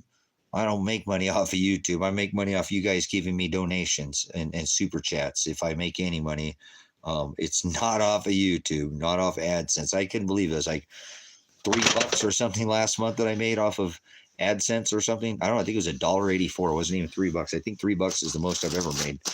All the work, content, all the stuff. I don't get paid nothing. So I appreciate the guys. Appreciate everybody who's helped super chat. Like 93% of my revenue, 97% of my revenue comes from super chats and super thanks. And so it's not from AdSense, so pretty funny, man, how much money they it's kind of sucks, but I don't do it for the money, guys. I just monetize the channel because, hey, a guy can't make a couple bucks. You know what I'm saying? So do I have access to your super chats? No, I really can't see. I can just see like the whole, I can't pinpoint them. I've looked through my YouTube AdSense studio and all I can see is like what percentage. I can't individually point them out because I was trying to find that Kai made some really large super chats the other day, like 3 of them in a row for like $119 or something, but they didn't show up. But they were in like, he was in another country, so I don't know if the other country takes a certain portion. I know that if just in super chats they take 30% plus of the revenue that's taken, and that's a pretty good sized chunk, and sometimes more. I've had them see, it looks like they take almost half of it, depending on if it's the super. That's why I just leave that Cash App and PayPal link in the description, because they don't take nearly as much, and then that puts money in my hands directly where I can get access to it, because I can't get access to my super chat money if I get any until a whole nother month goes by. It's like once a month, and then that adds up for the whole month, and you don't get paid until the next month. So it's there. I don't know. I've never monetized a channel. I've had 10 channels before, never monetized one. This is the first channel I ever decided to monetize. But I'm like, you know what? I'm sitting out here in the desert. I don't get Social Security. I don't get disability. I don't get benefits from the military. I don't get any money. And a man has got to pay his bills. So I'm not on here trying to grip people, doing it because people sit on there all day and just make money. This is their stream of income. Content creators. I work. I have a lot of other things that I do in my life. I don't do this for the to generate revenue. But I thought, hey, if I make $10 a month, hey, that's 10 more bucks I ain't got to pay. I got 45 acres of land that I pay on. And I still have a lot of land payments. So try making $1,200 to $1,500 a month with no income every month. That's my base. Sometimes I have more costs than that. Tires go down, things happen. I might have, and I don't have one single dime coming from Social Security. I never got any child support from my I was a single dad, mom and dad for 8 years, and I never got any child support. I'm filing for Social Security again, but who knows? That took me 7 years. I fought them last time, and they didn't. After 7 years, I got a trial, and they still denied me. And I was a single dad at the time, no veterans benefits, no nothing. So my income is $0 a month. So I thought, you know what? If they'll pay me for AdSense, I never asked anybody to give the super chat. If they want to, it's there. I turned it on if they want to. So I don't think I've ever asked anybody to super chat me. I will ask if somebody wants to leave a donation, they can. But it's not for the money, because like I said, I think the most I've ever made from AdSense is like $3 in a month, period of time. So that's not paying any bills. But hey, $3 is better than no bucks. So that's why when I ask people, hey, $5, it helps. $10, anything. When you're me, when you don't have an income, and I work for what I have. Remember, I work hard. I don't sit around and do nothing. My problem is I spend all my money on everybody else, on all the other things that I need for other people, and I won't spend money on the things that I want. But I'm doing that now. I'm selling my land, and I'm streaming down from 65 acres down back to 20, because I tried to form a breakaway community and society. Nobody wanted to come out here and be serious with me. So I'm now taking the cabins that I was going to have people come out and live in, and I'm going to start renting them out. I actually selling the one. I'm not going to sell this cabin. This cabin will always be permanent part of the property, and so will the butterfly. But I probably will sell the rusty dragon if somebody wants to buy it. I have some interested people. A lady wants to trade a motorhome, and other ladies contact me. She might be interested in it as well, but she got to talk to her other half. But I respect that. And, but that's what I'm trying to do now, is just get my income down where I don't really have any cost other than to go on the road and be mobile, because I'm donating all my land to the church. So, well, no, these aren't Airbnbs. These are dry camp cabins where you bring your own bedding and you just stay in it. I can rent them out for $100, $150 a night, but I'm doing too many other things right now to even finish the Rusty Dragon. I can't get to it. I'm trying, but I've got to finish the shelter for the Word of God first. Got to protect the Word of God before anything. So guard my commandments. I've been working on that shelter for 5 years. I'm so close to getting it done. I got to try to get it done. I'm not going to be able to get the doors installed, but at least I can get everything but the doors. And if I'm lucky, before the winter breaks, I will have the lid on the outside of the entrance. And that's what I've been working on. You guys see me. I've done some live streams. So anyways, we'll see, what I get done. But again, I'm not doing this to gain, a source of income. But I do want to tell you that you guys have helped me out. Because when I look at my revenue, it's 97% comes from you guys, not from YouTube. So every penny makes my life just a little bit easier, so that I'm not, it's like, I really wish God would just let one of these pieces of land sell so I can get a truck right now. I have asked the question in the title, how prepared are you on a scale from 1 to 10? Well, I'd say I'm about an 8 now. And I'm not a 10 because I don't have the ability to get out of here and get in a 4-wheel drive truck and leave right now. I actually sold the 4-wheel drive that I had.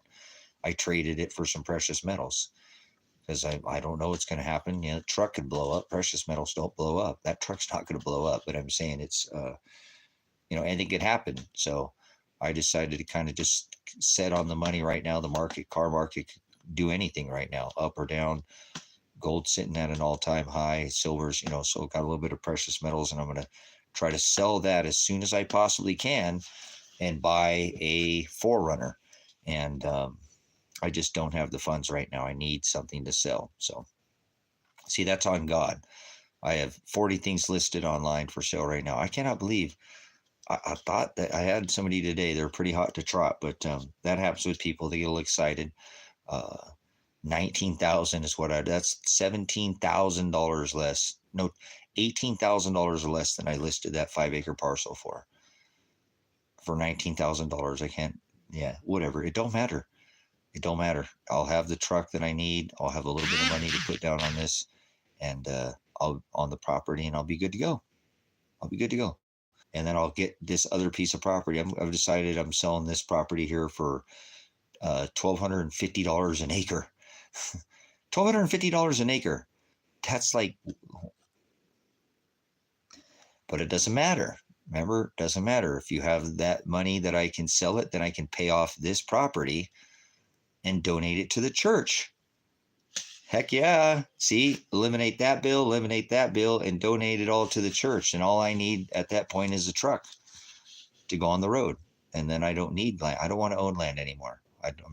I've tried to build a community. Nobody came. So what? I'm okay with that. But I can give it to the ministry, and the ministry can benefit from having it. And it'll probably make things more happen for the ministry if I can actually go out and, hey, would you like to donate some gravel for the ministry? It's not a 501c3 funded, so we're not, but you can write it off on your taxes as a donation to High Desert Grace and Truth Ministries. Heck yeah, huh? That's awesome. I bet you all the things I can never do out here, I could get done. People they donate millions of dollars every day to these fake churches, guys. I'm serious. Think about how many millions of dollars, and all I need is probably $20,000 to pay off this land. And I've already paid $25,000 on it, but that would be so awesome to be free from having any, I'm saying to worry about. It's a lot to take care of. There's a lot of land to take care of. So I think I'm just going to scale back down to the 20. And then once I get the 20, I'm just going to give it to the church. Pretty awesome. I'm so excited about this. And then, like I said, this property has a $250,000 storm shelter that I built on it. on the property, an archive. And so that's all going to get donated to the church. This cabin right here, I asked my son what I thought he'd think this cabin would sell for. He said that cabin sell for at least $75,000 to $100,000. It's not a tiny home. It's much bigger than a tiny home, and it's not big, but it's, it's a semi tractor trailer that was constructed and built into an all-purpose cabin. Or this is the rusty. When all my stuff's not in here, it's a really nice cabin. It's all going to get donated to the ministry. Yeah, everything I have except for a truck that I'm trying to buy and a trailer and my dogs, and I'm going to try to go do man on the street videos again. It's been so long since I've done that. It's probably been 12 years, guys, since I've thrown a fishing pole in the water. I think my son was the last person I fished with. That's pretty sad, guys. I've had no life for about 10 years. I've just done nothing but this property since I bought it, Thank you so much. Whoever gave me a cash out, much blessings, guys. Thank you so much. I appreciate it. Like I said, all the pennies add up for me out here. And if you donate to me, I'm just going to try to give everything to the ministry anyways. So I'm not trying to hang around and hang on to land. And I can come pastor here. I can set up some kind of clause or something in the paperwork that says, hey, it's not mine anymore. I don't want it. I've donated it all to the ministry. Here, here's $150,000 probably worth of property, maybe with the storm shelter, not even including that, please, let's use this for the benefit of the church. It's benefited me enough, but now I can give it to the church, and maybe that community that I can never build out here will get built. I can invite people out here and they can actually hook power up to all these properties and get a septic put in and get it, so we're not doing composting.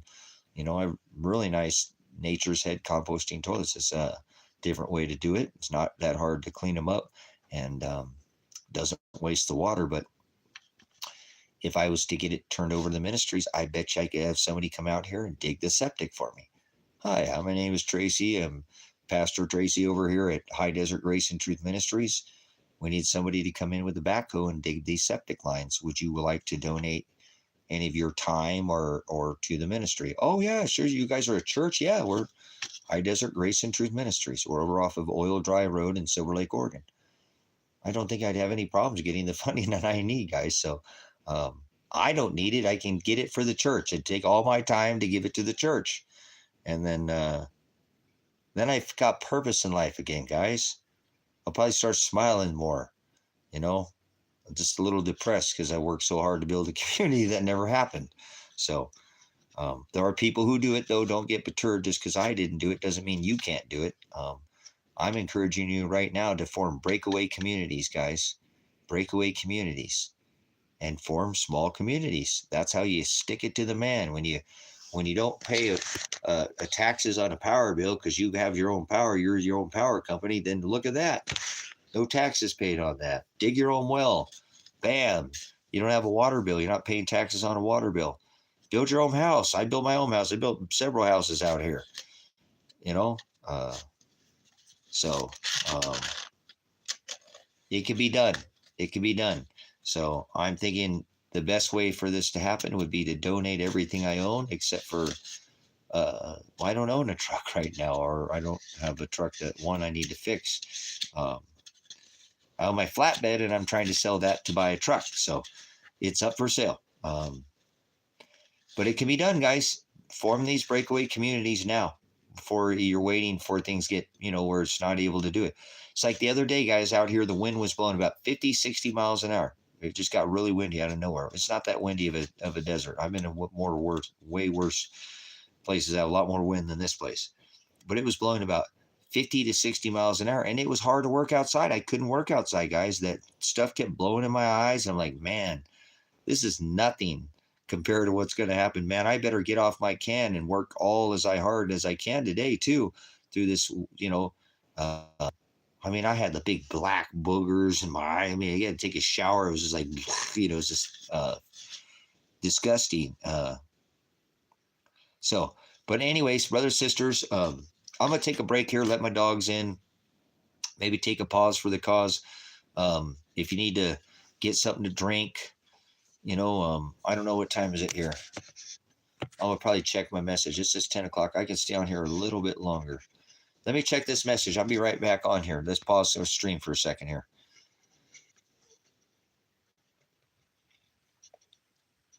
Where did it go? Come on, phone. This phone is something else.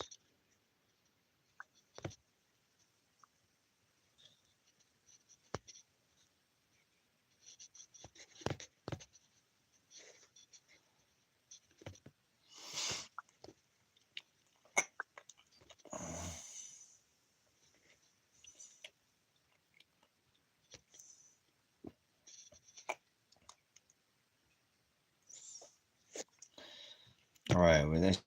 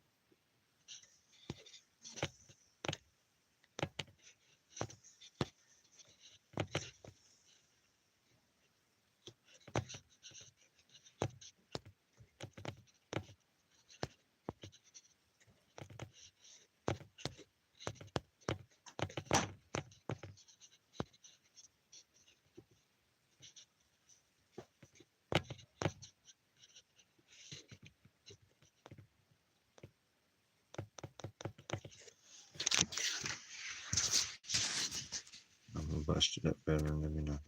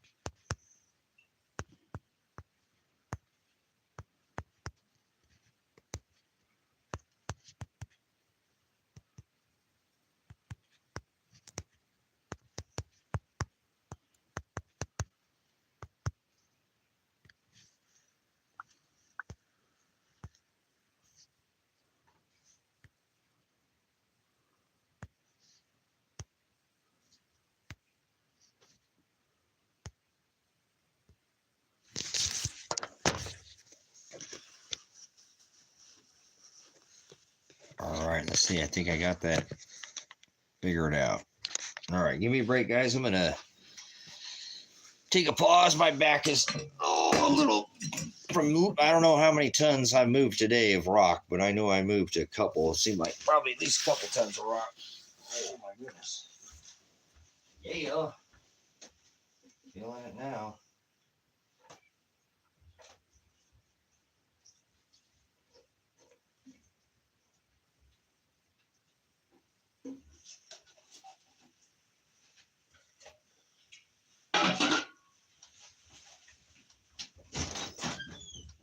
Oh, boy.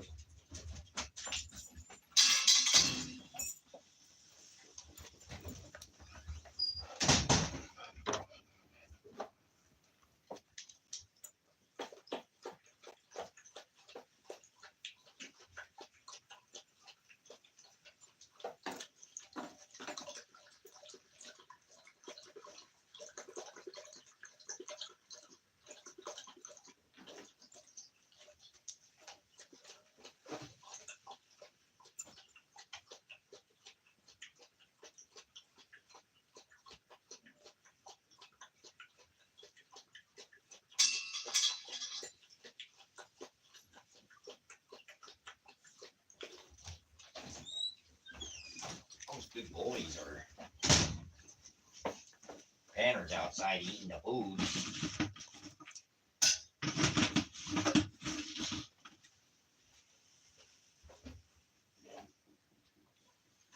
What temperature we got in here?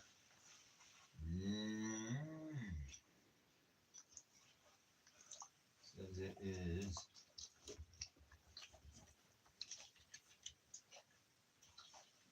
59, 60 degrees. Let's put on the pants. Let's put on some pants here. Covered in eggs here. Might be a little warmer. The little baby titted girls.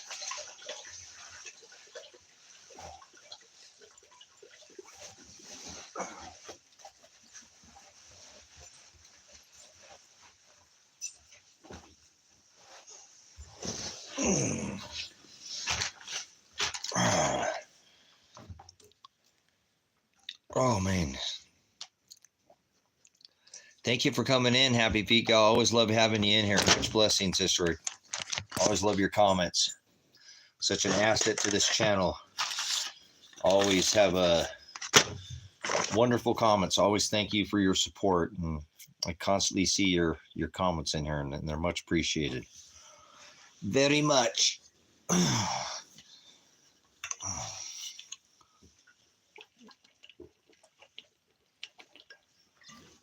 Oh, time to fill up the water.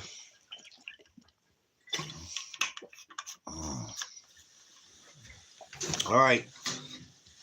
Smoke them if you got them. If you're one of those who do that, I don't smoke cigarettes anymore, but get a drink of water, use the bathroom. We'll come back. We'll spend another half an hour or something in here. We'll wrap her up for the night. We'll talk some more preparedness, see what you guys are doing, what your preparedness plan is. I can tell you, mobility is going to be your best friend. Mobility. The ability to get up and leave wherever you're at right now in 1/2 an hour and never look back again. Can you do that right now? That's what you need to prepare for, where you can leave where you're at. I don't care what you got. Fight or flight. You want to fight for it? Or you want to get away from chaos? I plan on getting away from chaos. Never told anybody I'm not a violent man. It's not my nature. I have been certified. I can protect myself, but apparently not known for being aggressive towards people like that. It's not my nature. Might be very outspoken.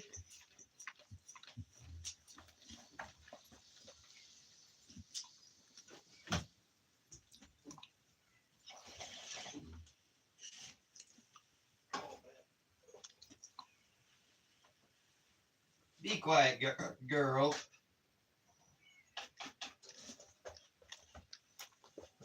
Your babies are fine. They're in here with Dad.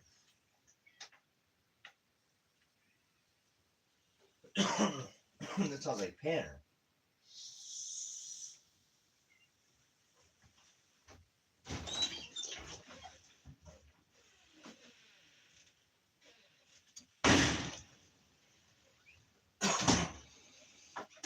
shut the screen door.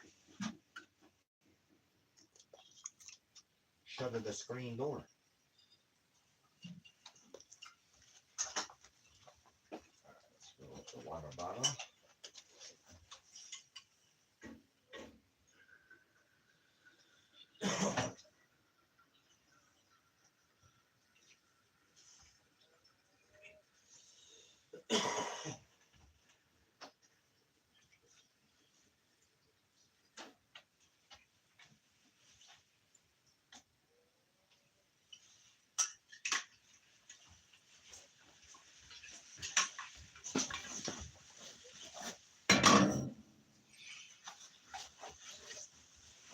I'm gonna lift your bowl up, Taggy. You got your food bowl on the ground.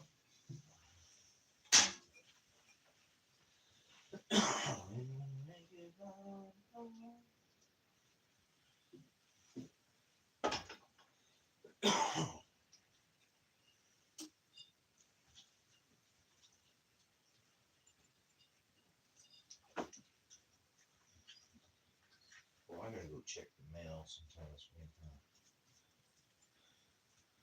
Got to check the mail. Sit down.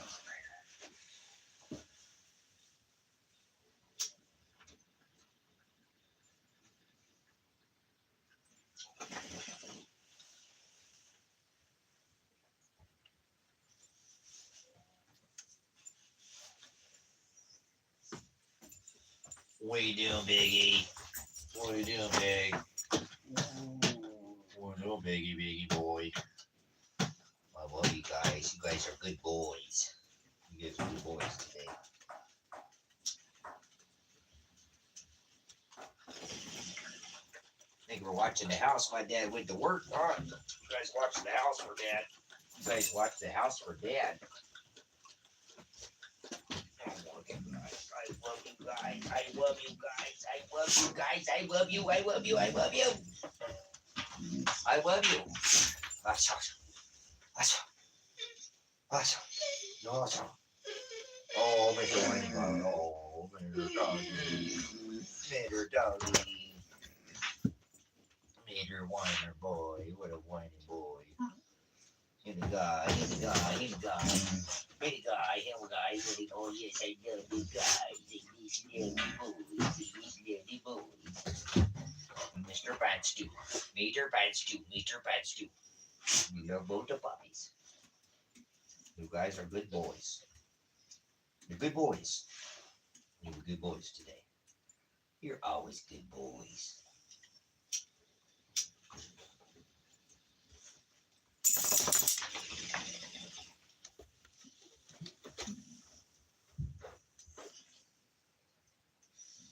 You guys are good boys. For the dead, for the dead, for the dead, for the dead, for the dead, for the dead, for the dead, for the dead. Oh, I get to take a spot, my doggy spot, doggy spot, doggy spot, doggy spot.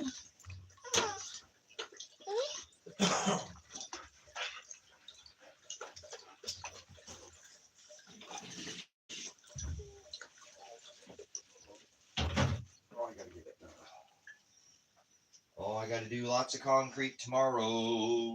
Tomorrow's concrete pouring day.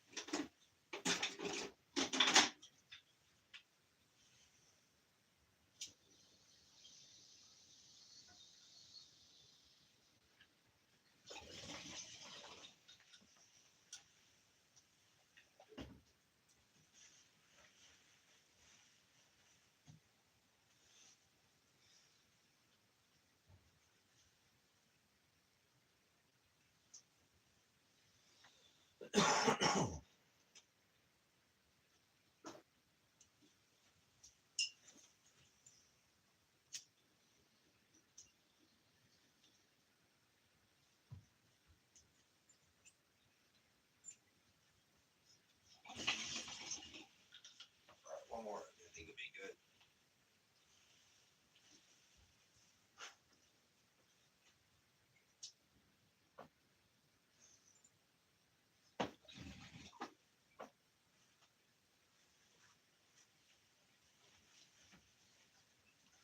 What you got there, Baggy?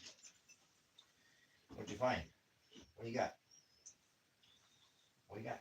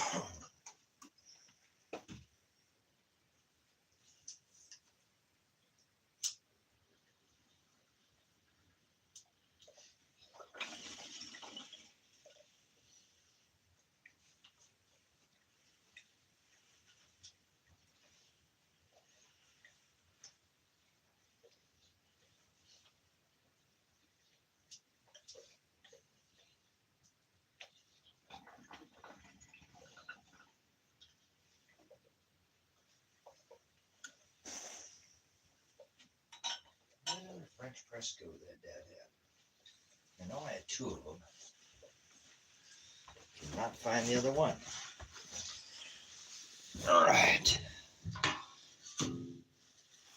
All right, guys. Well, I think that if there was ever a time to form breakaway communities and get away from the cities, this would be the time. I don't know if this is the time you want to be hanging around in this. We live in an electric universe, and the sun is really active right now. It was quiet for years, went real quiet, and then obviously we have solar maximums and solar minimums, and it has exceeded the expectations of this solar cycle. We are in the solar max portion of our 11-year cycle of the solar max and solar minimum. So we probably have at least another year, or the sun's going to continue to pump out this energy.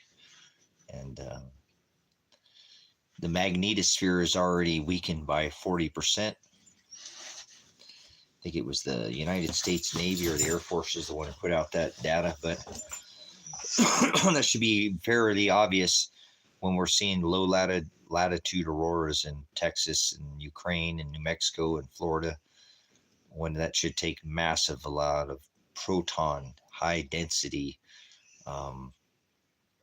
deionized gas, plasma that comes from anybody ever use a plasma cutter, what that's all about. So you can cut steel like butter with one of the, plasma cutters. So yeah, we live in an electric universe, and we have such an electric connection to everything now. Everything's so electrically, especially in the cities. It's just one big, I imagine those cities are going to burn to the ground. I mean, all of it.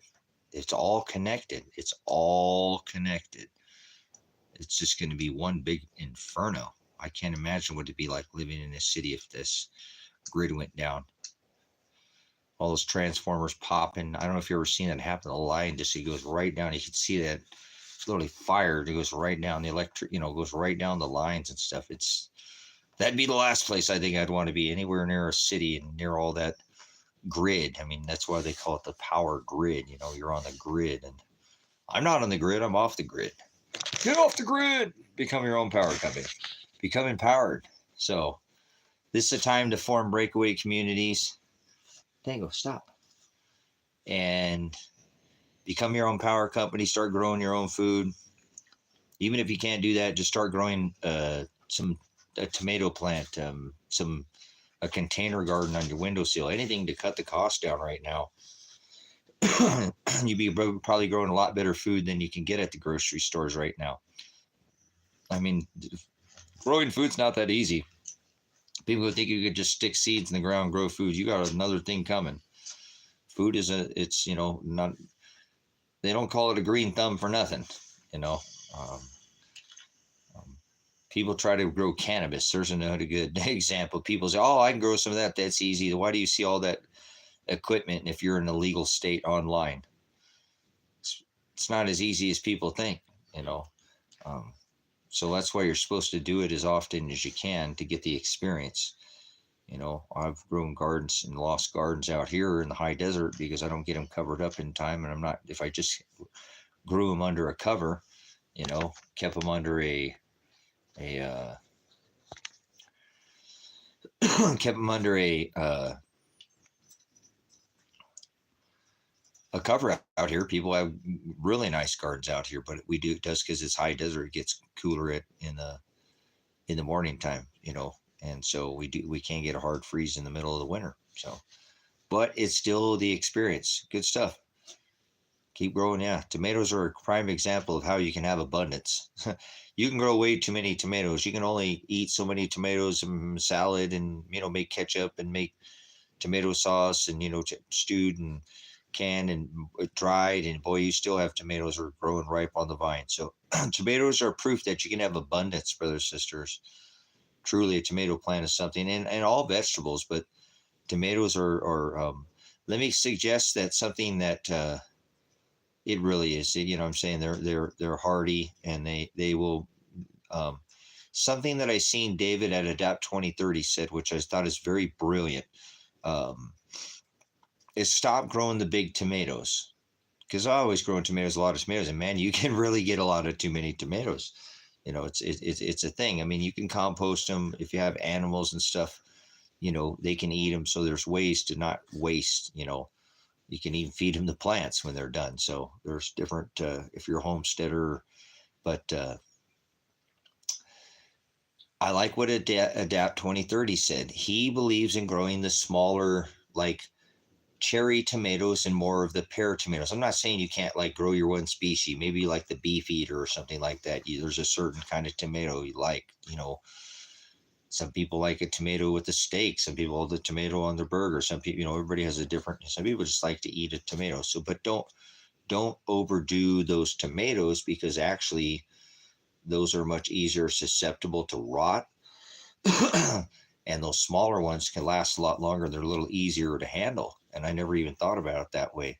And you can do little pears, they make some varieties, in these smaller cherry tomatoes. Now they've got some different varieties. I don't remember seeing, I don't know if they're cross species. I don't think they're anything genetically modified. There's just, this is the way it is. Things get around, we're like, again, there's different people pay different prices for food in the US. There's totally different cultures. So I think that, too, over time, that some of these things I don't remember seeing growing up, but I think there's several species of cherry tomatoes, and, other than like those little pear tomatoes too, are a great way to not grow too much, or have too much where it would go bad, quicker. It's a little easier to deal with those cherry tomatoes, or you're not waiting for them to get ripe. As those continue to stay, keep ripening, those things just cycle like crazy. Tomatoes will as well, and I never thought about that. And I thought that's absolutely brilliant. So next time I grow tomatoes, I'll probably just grow one species of a bigger, larger style tomato, and then all the rest grow a small couple, maybe 2 or 3 species of maybe the pear, because I like those little pear tomatoes, and the little cherry tomatoes. Those things are always fire. Those are so good. And you can just eat them right off the vine. So you can graze like a cow on them, But I don't know if you've ever heard that, but I think that's a brilliant strategy. And I got that from Adapt 2030, David Devine. And I think that's a good idea. So always try to, anytime you grow something, you're sticking it to the man. You're not paying taxes. If you pay taxes on food in some states, you're not paying taxes on that. Um, Again, most of this food is fluoridated and chloridated and grown in. Um, Thanks for coming in. It's good to see you again there, Dean. I don't mourn, but if you want to mourn, that's okay. I don't try not to mourn anymore. And you know me, it's always about the vernacular. So, but top of the day to you there, over there on the other side of the drink, over there where um, it's been taken over. It's not a European nation anymore. It sure isn't, and this isn't an American nation much anymore either. People don't see what's going on here.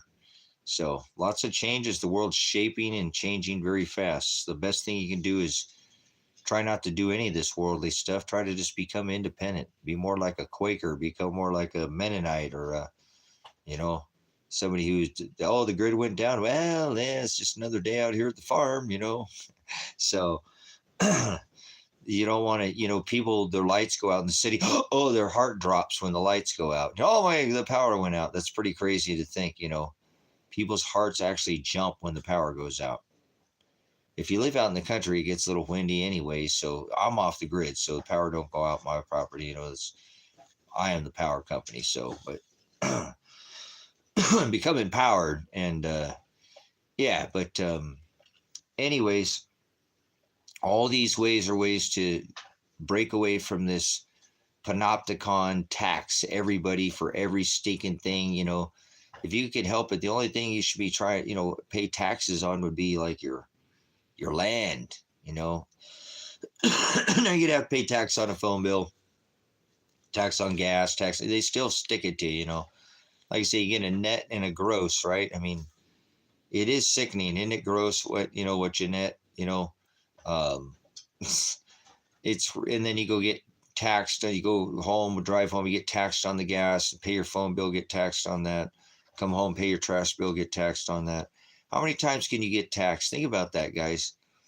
It's insanity. So the best thing you could probably do is start growing your own food, because that's a big cost. A lot of people, depending on what nation you're in, but some nations, their whole freaking paycheck is for food, nearly. America's not like that. Was it like 30%? I can't remember what the current cost is for. There's a housing and a food, but they don't count that on the CPI numbers now. Remember that? So no, or the CPI. The CPI.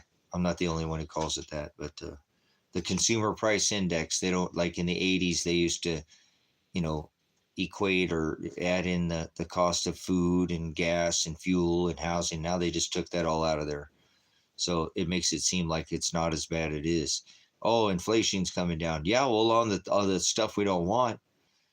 Seen Ninja. Anybody subscribe to Economic Ninja? Oh, there's another good channel. Man, I should have said that for. I don't think I have DSW in here anymore, but there's a good channel, guys. Economic Ninja. What was he talking about earlier today? He was talking about Home Depot's finally starting to slip, and they've been having some really big record earnings, for a while, and I'm starting to see everything, start to come back down. I'm seeing these ads for $3.99 meal. I was like, whoa, hey, but again, the cost of things doesn't normally go down on the things we need. The gas, the fuel, the food, the insurance, all the things that's on all this other crap. And Economic Ninja was today, he was saying he was covering Best Buy that's flopping right now, falling on its face. And he was saying that there was, there for a while, the 40-inch television was the big thing, right? A flat screen TV used to cost you $1,000, like it used to cost you $1,000 to roam on a cell phone. And heck, a VCR used to cost you a grip load of money back in the day too. a good kill yourself with a microwave would cost you a bunch of money too if you bought one of those when they were new. Anything. But he was saying that they had 55 inch televisions. Now I don't watch TV, but I threw my TV away in 1990. But it's he said there's something like $232 for a 55-inch television, brothers and sisters. $232. Now it's got the smart thing in there and it'll look at you, so they'll make sure everybody's got one of those, right? I got one looking at me right now. We all got one, right? We got our black mirror, the Cabra, the box.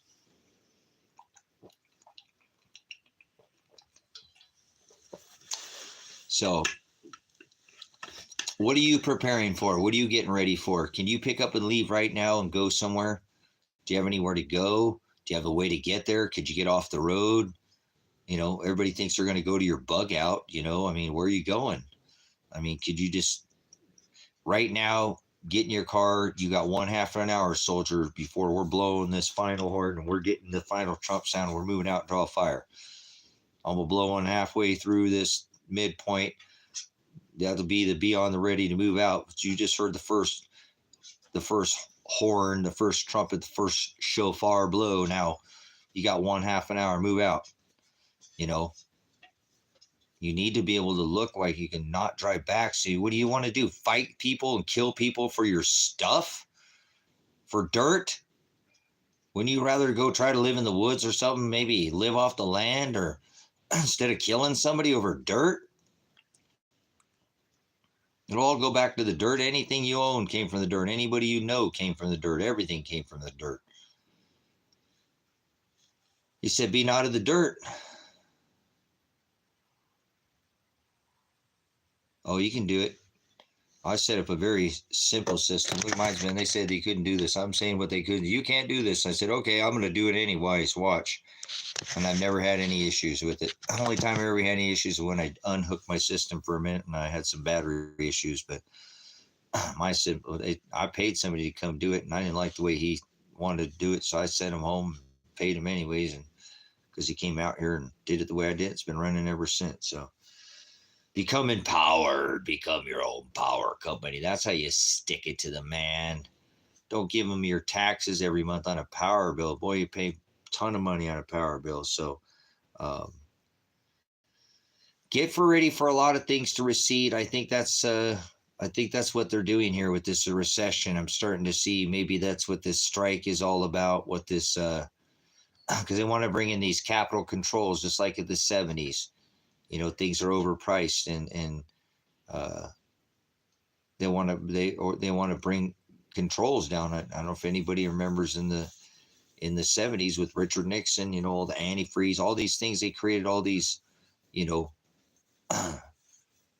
price controls on, and then there wasn't enough. Now all of a sudden, create this shortage in the market. And next thing you know, there's a gluttony of it.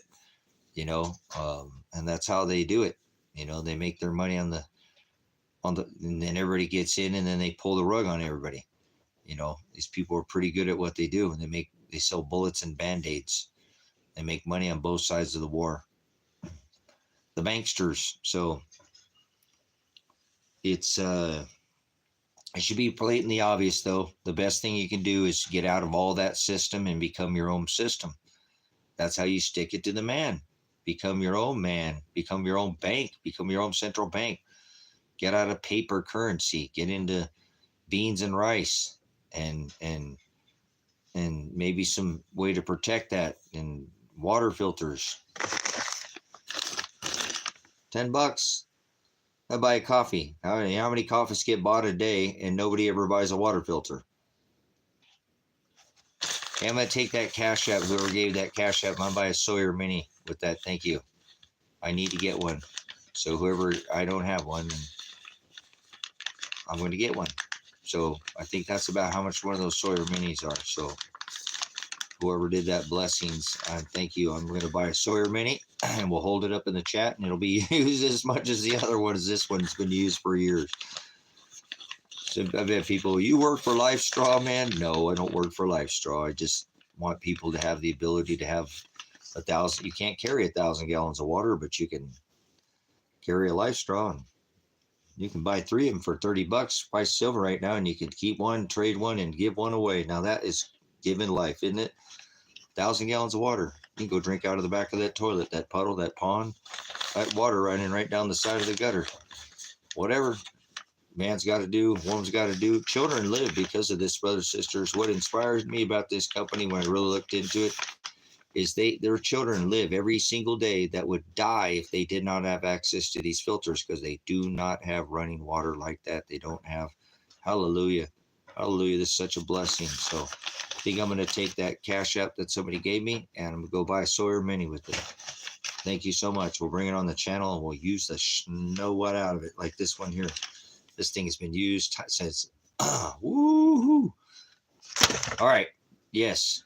$10, $12, $15, something. I don't know. They've gone up. Somebody said, you're quoting the wrong price now, Tracy, but mine are old. I don't even have the new package one. So, yeah, buy 3. They're cheap. What did Volkswagen say? Buy 2, they're small. No.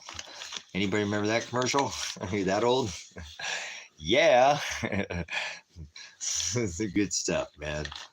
All right. Well, you guys aren't being very chatty here. I don't want to sit here and run the show all night. I'll do it. I'll sit here for 10 hours and teach you the gospel and say all kinds of preparedness stuff, show you rice and beans.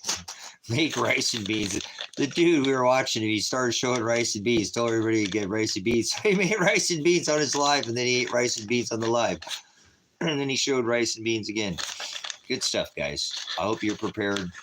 Be a wise virgin, have extra oil. Don't be a foolish virgin being running down to get TP for your bunghole. Fighting people for the last box of macaroni and cheese, can of ravioli, or, bag of pasta or whatever.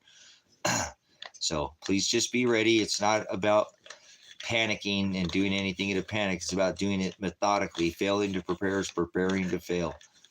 Piss poor performance is because you didn't have you didn't practice, guaranteed. Perfect practice prevents piss poor performance. So start doing these things. You gotta can't say you're gonna go run and do something. What are you, natural at it? Heroes duck. Heroes don't take bullets in the head. They live to fight another day. Hero be laying dead. Yeah. Stop trying to be a hero. Get out of fight or flight. You're going to have to make your decision. You should make it right now. You going to fight for your crap, for your stuff that you have? Or are you just going to run to the woods with a water filter? Like me. Get a pickup truck and get the flock out of Dodge. That's right. Yes, sir. Yes, ma'am. You better believe it. I'm a pacifist. I'm a veteran, already done enough things that I don't want to think about. I'm a prior law enforcement. I was a military police. No thank you. No sir, no ma'am. I'd rather run to the woods I'll probably bring my Berkey with me too.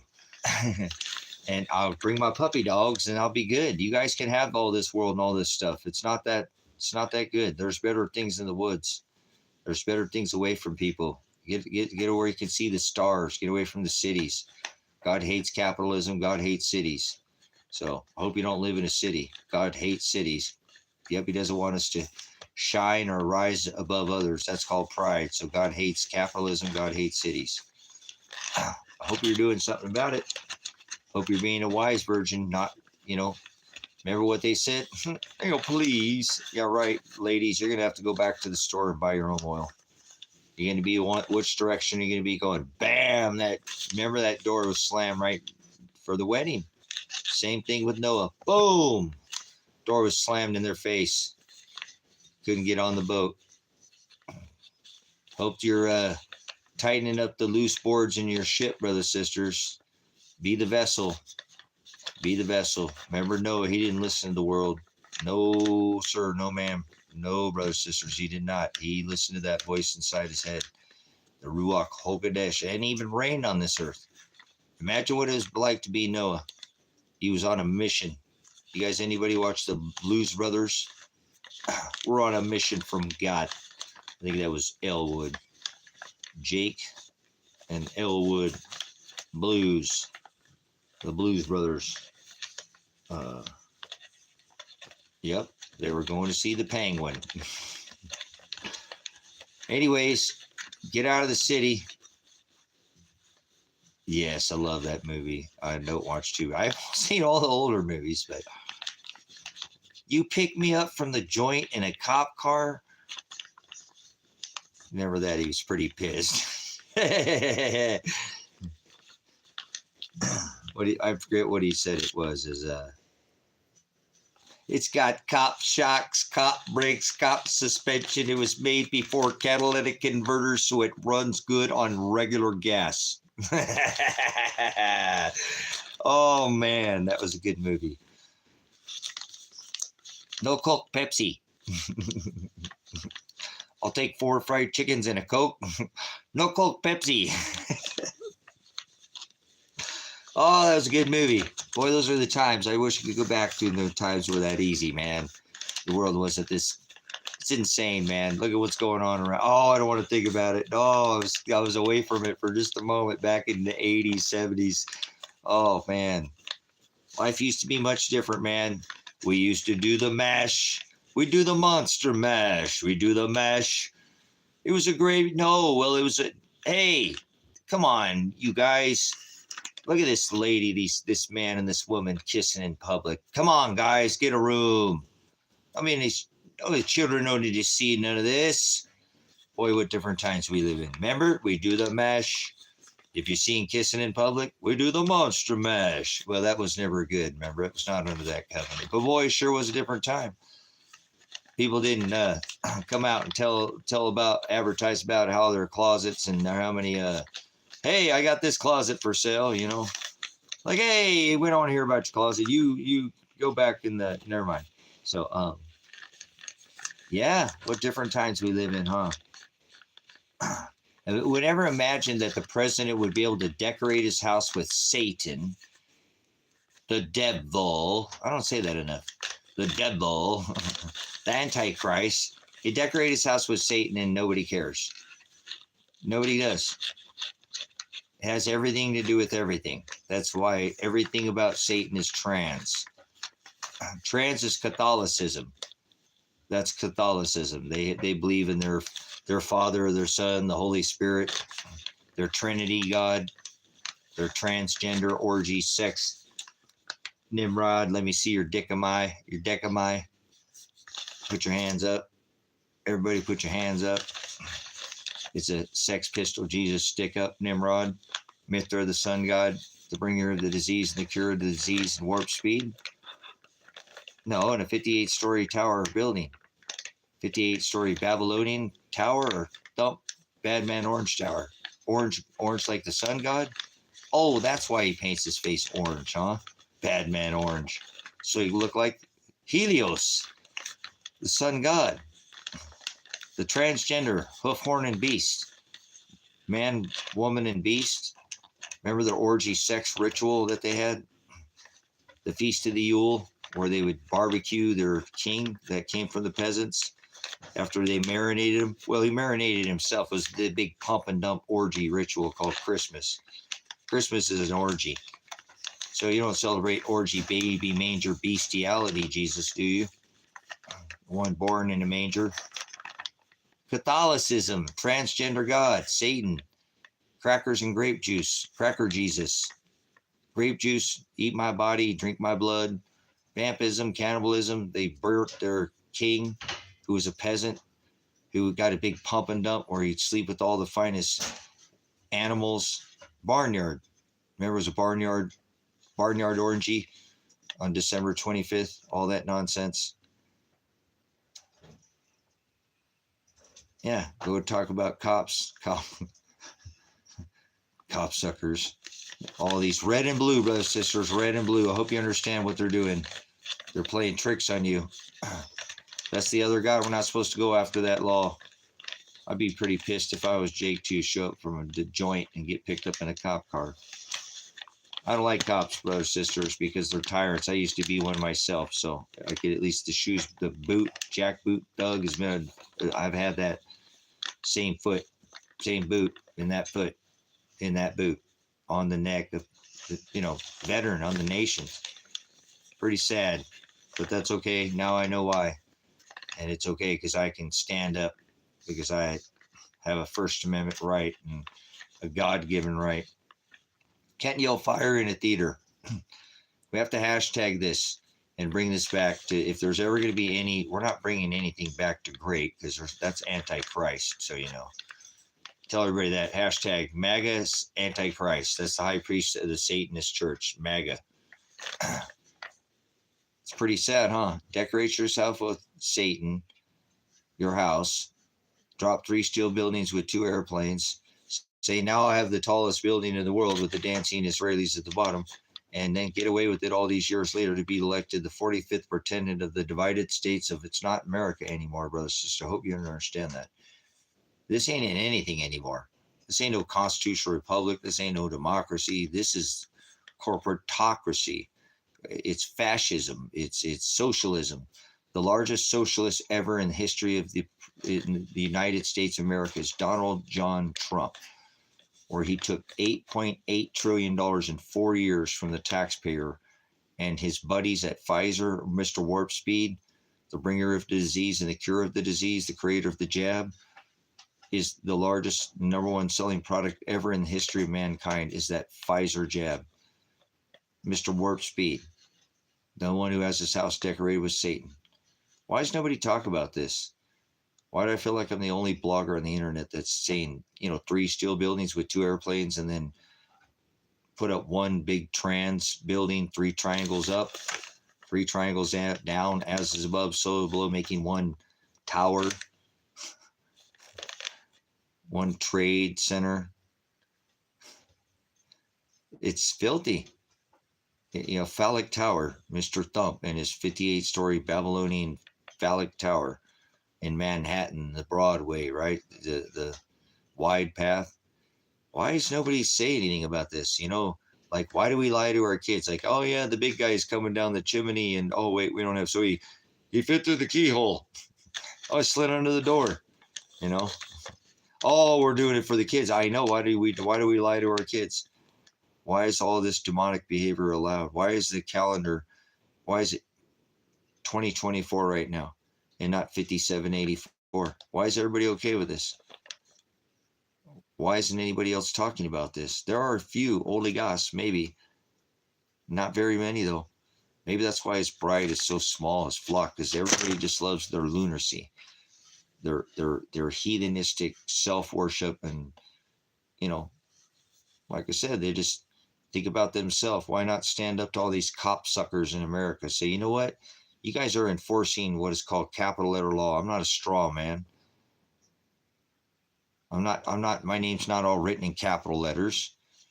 I'm not part of, I rebuke that. That was my father, and, he's in heaven who gave me this law, and then knows that my dad and my mom made this contract with the doctor back then, a blood contract. But how do you know? Were you witness? Were you there?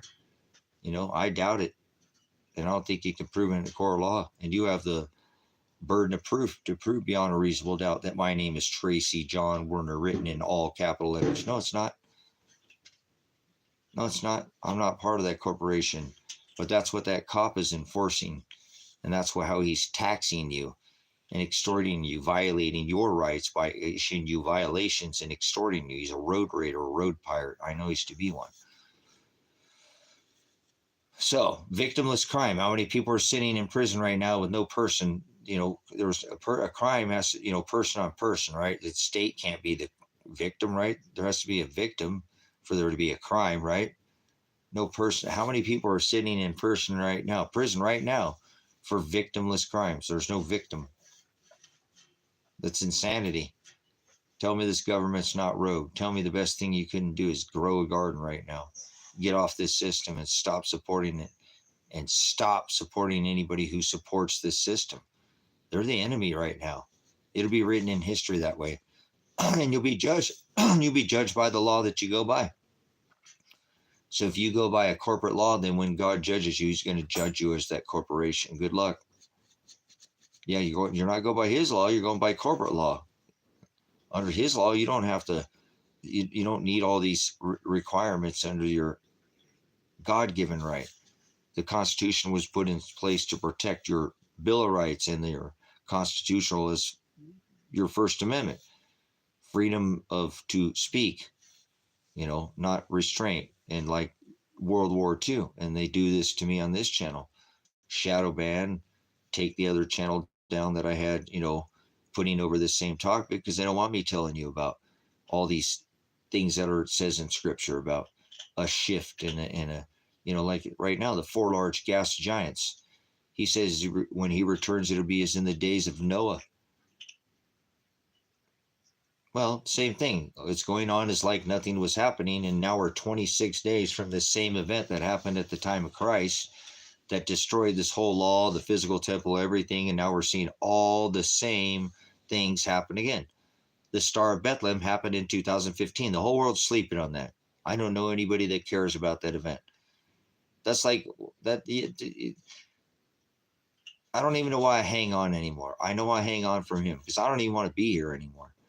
Just seeing that event alone, being a witness to the Star of Bethlehem happened in over 2,600 plus years. I don't need anything, And then the Revelation 12 sign, Apocalypse, 13, 12 sign, all those time markers that are the mechanics of his.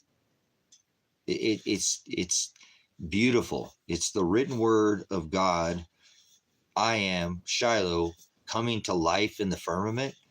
He said these words 2,600 plus years ago, and then these same time markers are being left over our head, which was spoken about. Like I said, it's unbelievable. And now we're 2,600 or 2,600 plus years, 79 AD, when this same alignment, and we're 26 days from this event happening, which destroyed, cities, and the earth went dark for 3 days because Vedasuva, the whole ring of fire, study 79 AD. And I guarantee you what we're about to see in 26 days from now is we got off easy last time because it's going to be a lot harder this time. I guarantee you we don't have the strength of our magnetosphere. And this is what the government has been preparing for. I don't care. There's only 2 people talking about it right now.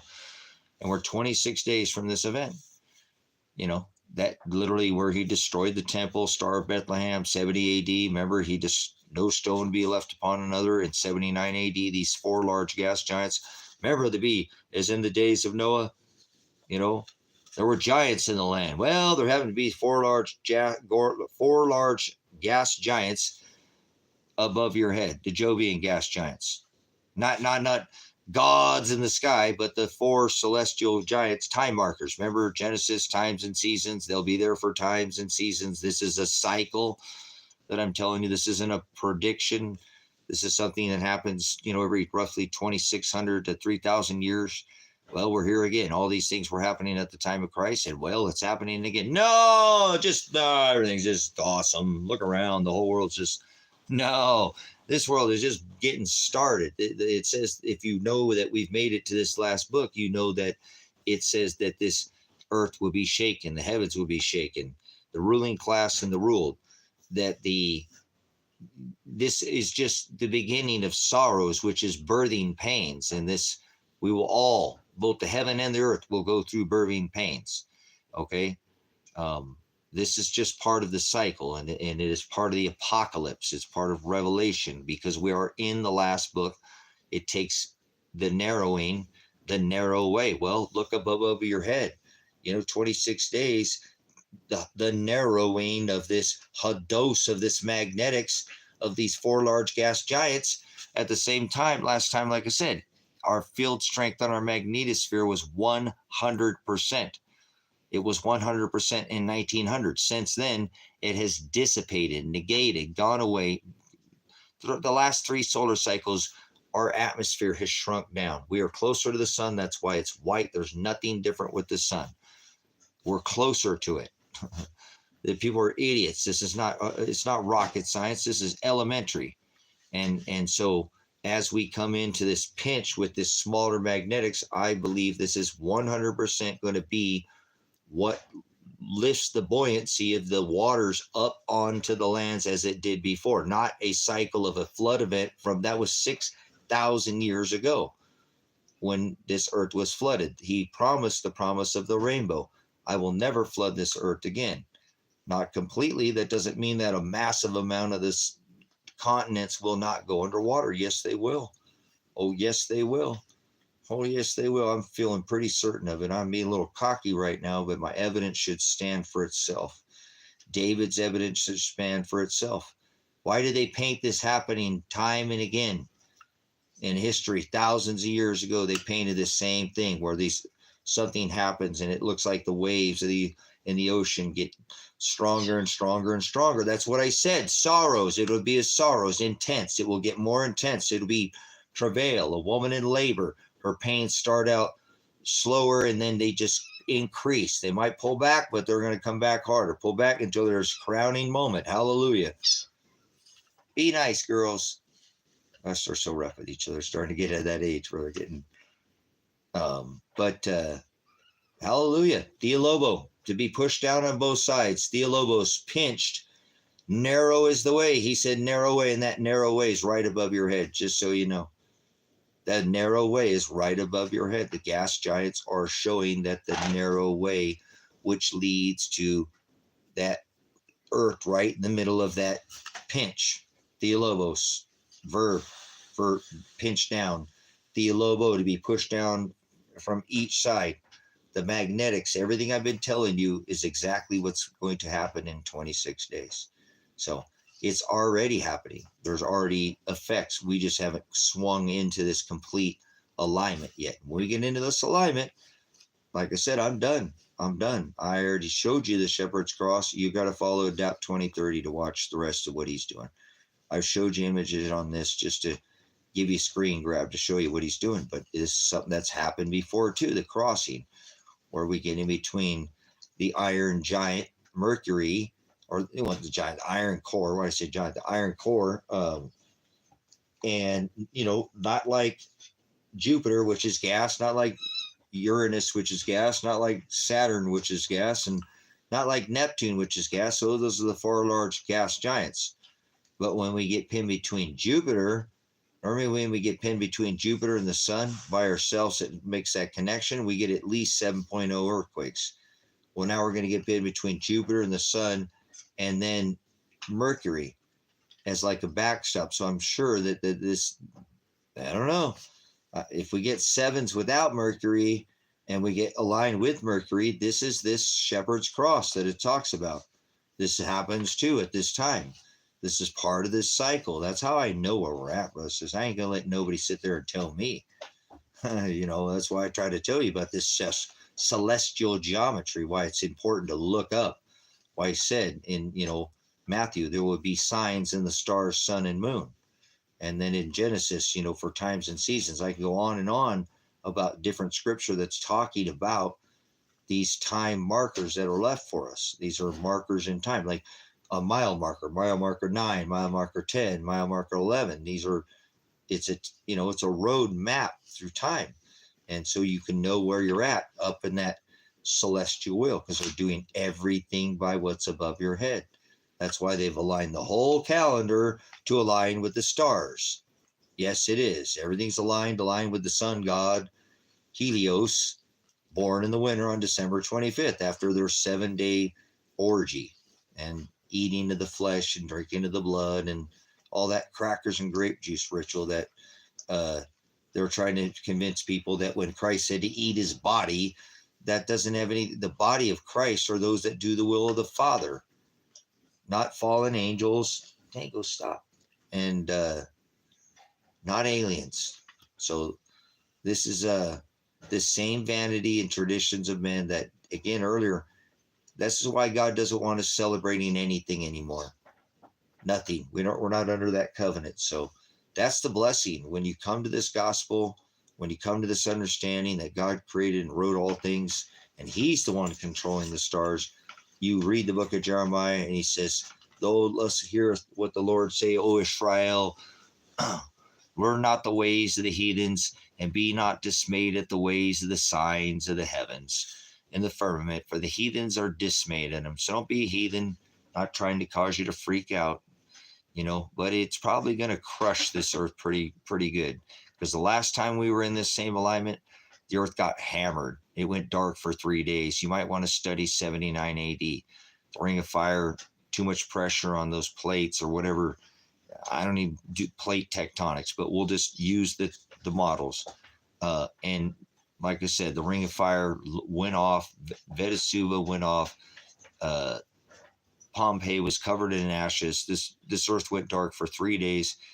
It was not a good time to be on this earth, and we're about there. And so that's why you see this increasing, exposure of this apocalypse of, for example, like Sean Combs, P. Diddy, right? All this revealing of the truth. Brothers, this is a front, and I already try to tell people this is the exact time that I told my son, 20 years ago when he's 5, 6, I was telling him, when this happens, son, you'll see all these actors and actresses and sports stars and stuff. They'll start disappearing off the map. They'll come up with a bunch of clever ways for themselves to get away, to get into wherever they need to be during the time when this happens. Because I told my son, we'll know that Christ is not coming, because I explained to him, he knew from a young age that he's not coming back to this earth. Christ never comes back here. Well, he will, but not until every bit of this place is burnt with fire. And that means you're not going to be here. You're not going to be here. So, right? Yeah, you will after you're in your new body, but he ain't coming to this earth. And that's going to be a lot of the big trickery. A lot of people think that Christ comes back to this earth. That doesn't say that in Scripture. Shiloh, he comes back to pick up his inheritance, his bride. That's after this place is burnt with fire. They just don't know anything. They're celestial idiots. Shiloh proves that the scepter shall not depart from Judah till Shiloh returns. So that is the inheritance. That's the gospel. So anyways, this is what, like I said, this is what leads me every day to continue to push forward like this and try to get this message out that we are supposed to be wise and looking up. And if you were looking up, you would see these celestial markers and you know exactly where we're at in history. But 99% of the world has no idea where we're at. Not even a clue. They're a bunch of lunatics, and they worship.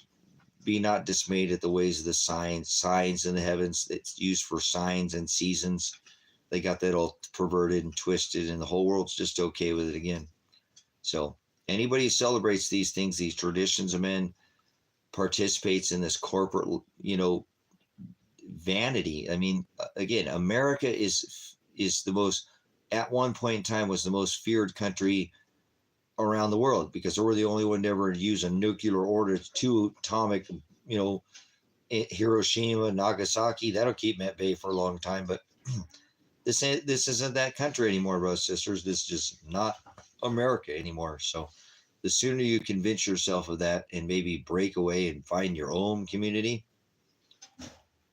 I'm telling you, this is a pampered generation. They're going to talk about it, and they're going to talk about how easily it was taken over from the inside out, that they just didn't change the flag of the nation. It took a minute to change the name, Chimerica, America Ever After, whatever you want to call it.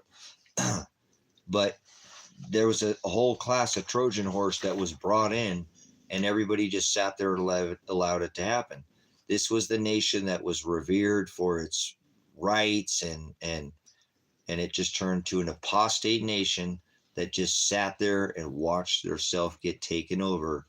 And then it just went on. It just went on. So I'll probably wrap it up there, guys, because this isn't an end of the world event. We will see 10, 25, 24, but I don't know how well the weather will hold up for most people, as well as part of this event. I do believe with this pushing on our magnetospheres, I'm very concerned about those 146 gigarams of moisture that is sitting above our head, frozen.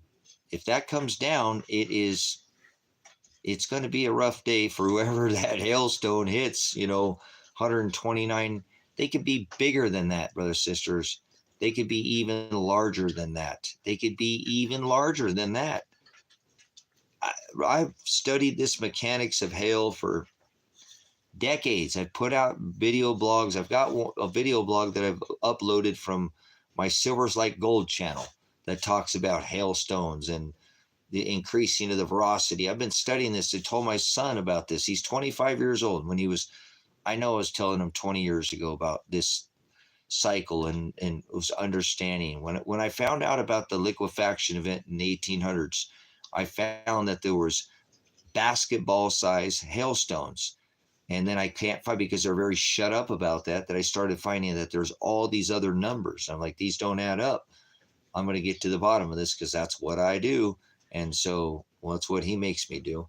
I don't do what I want to do, or most of the time do what he makes me. So, but I figured out what it was. It was the solar maximum and the solar minimum of the shrinking and the collapsing of the atmosphere, bringing that same amount of moisture and then bringing it down in, and then hitting the atmosphere with more solar radiation, which increases that, when it goes up and it attaches, it makes a cloud. That's the fusion between the nucleation of the cloud excites that to form that droplet, or in this case, droplet, which forms, lofts up and picks up more moisture, and it comes down and falls down when it gets too heavy in that high pressure. Hail is not an extremely complex, function of what our atmosphere does with high and low pressure and the particulate that's in our atmosphere that I was trying to explain to you about. There's more particulate, less particulate, which means more cloud cover, which in the 1800s, why it caused there to be hailstones,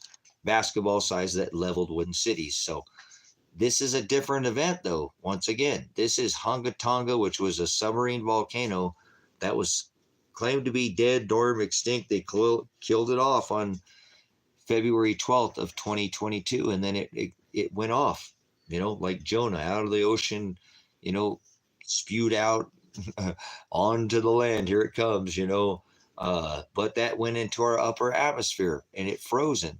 It stuck, 13 to 14% of moisture that was never there, completely covering everybody's head above us, is stuck there. So I am very concerned. I don't think there is nobody else talking about relating this 1024 event that could trigger the Revelation 16 and 21, hailstones the weight of a talent. Because it doesn't matter.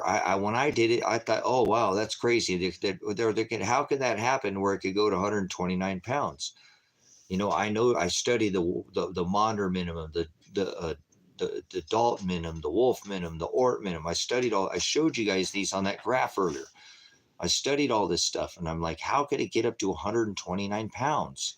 That's 129 pounds, 14 ounces. That's nearly, let's round it up to 130 pounds. That's insane, guys. That's a insane amount of, how do you, and I'm like, how?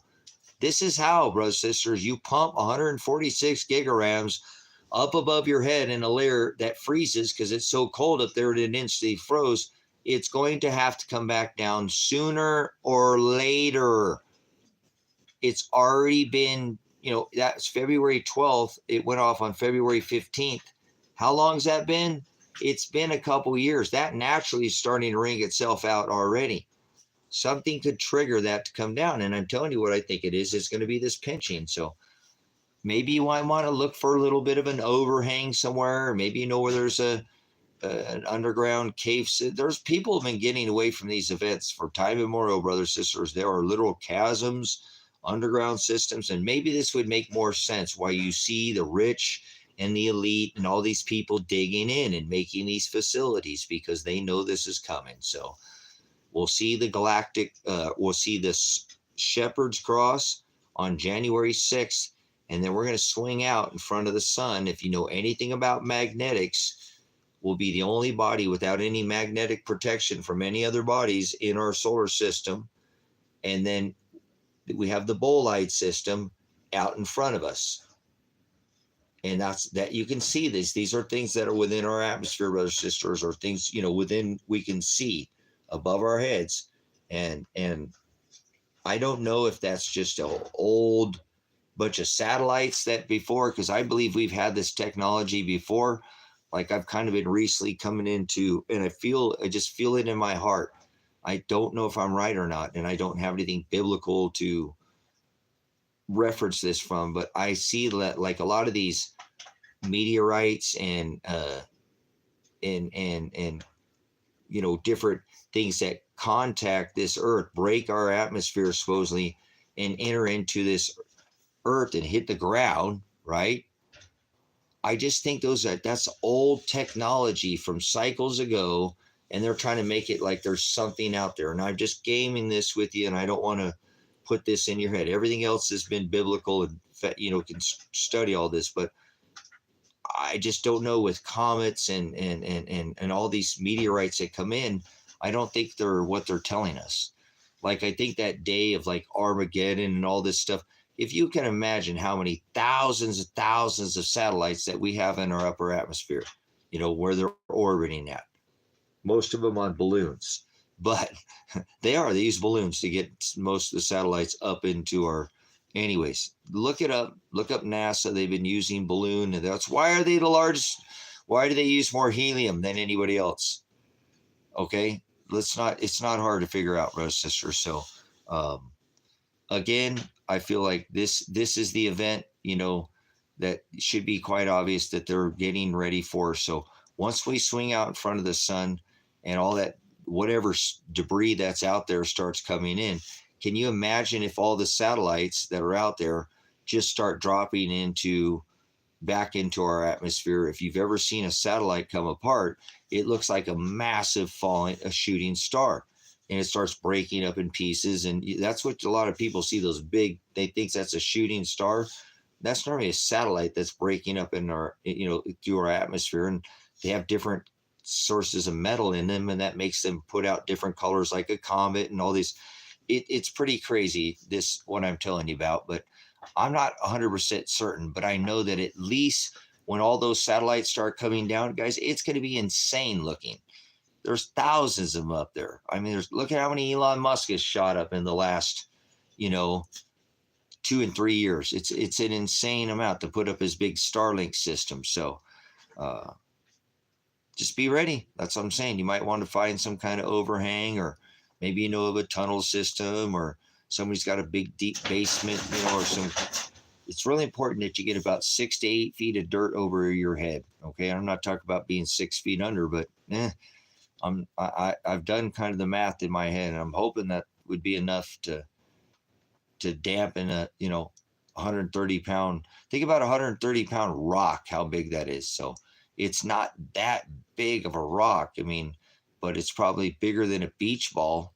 I was lifting 130 pound rocks today going, oh, okay, now I know what 100, for certain, because that's what I was moving around today. It was all the large rock and building walls and getting this hail shelter complete. So the word of God doesn't get pulverized. If he wants it to, it won't matter, but at least I'll have tried.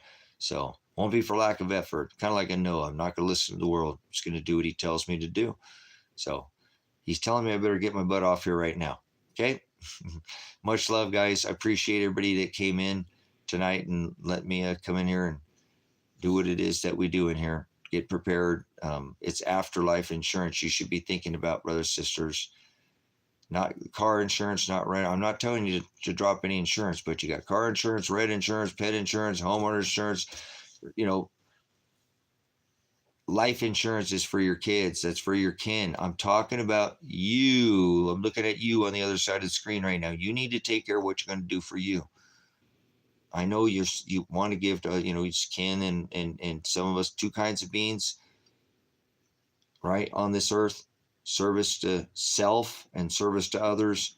You'll know them by their fruit. So I understand how people are, but you need to do like the foolish and wise virgins. They told them, no, go get your own oil. And listen to me, brother, sister, you've got to make sure you're putting up that afterlife insurance for you.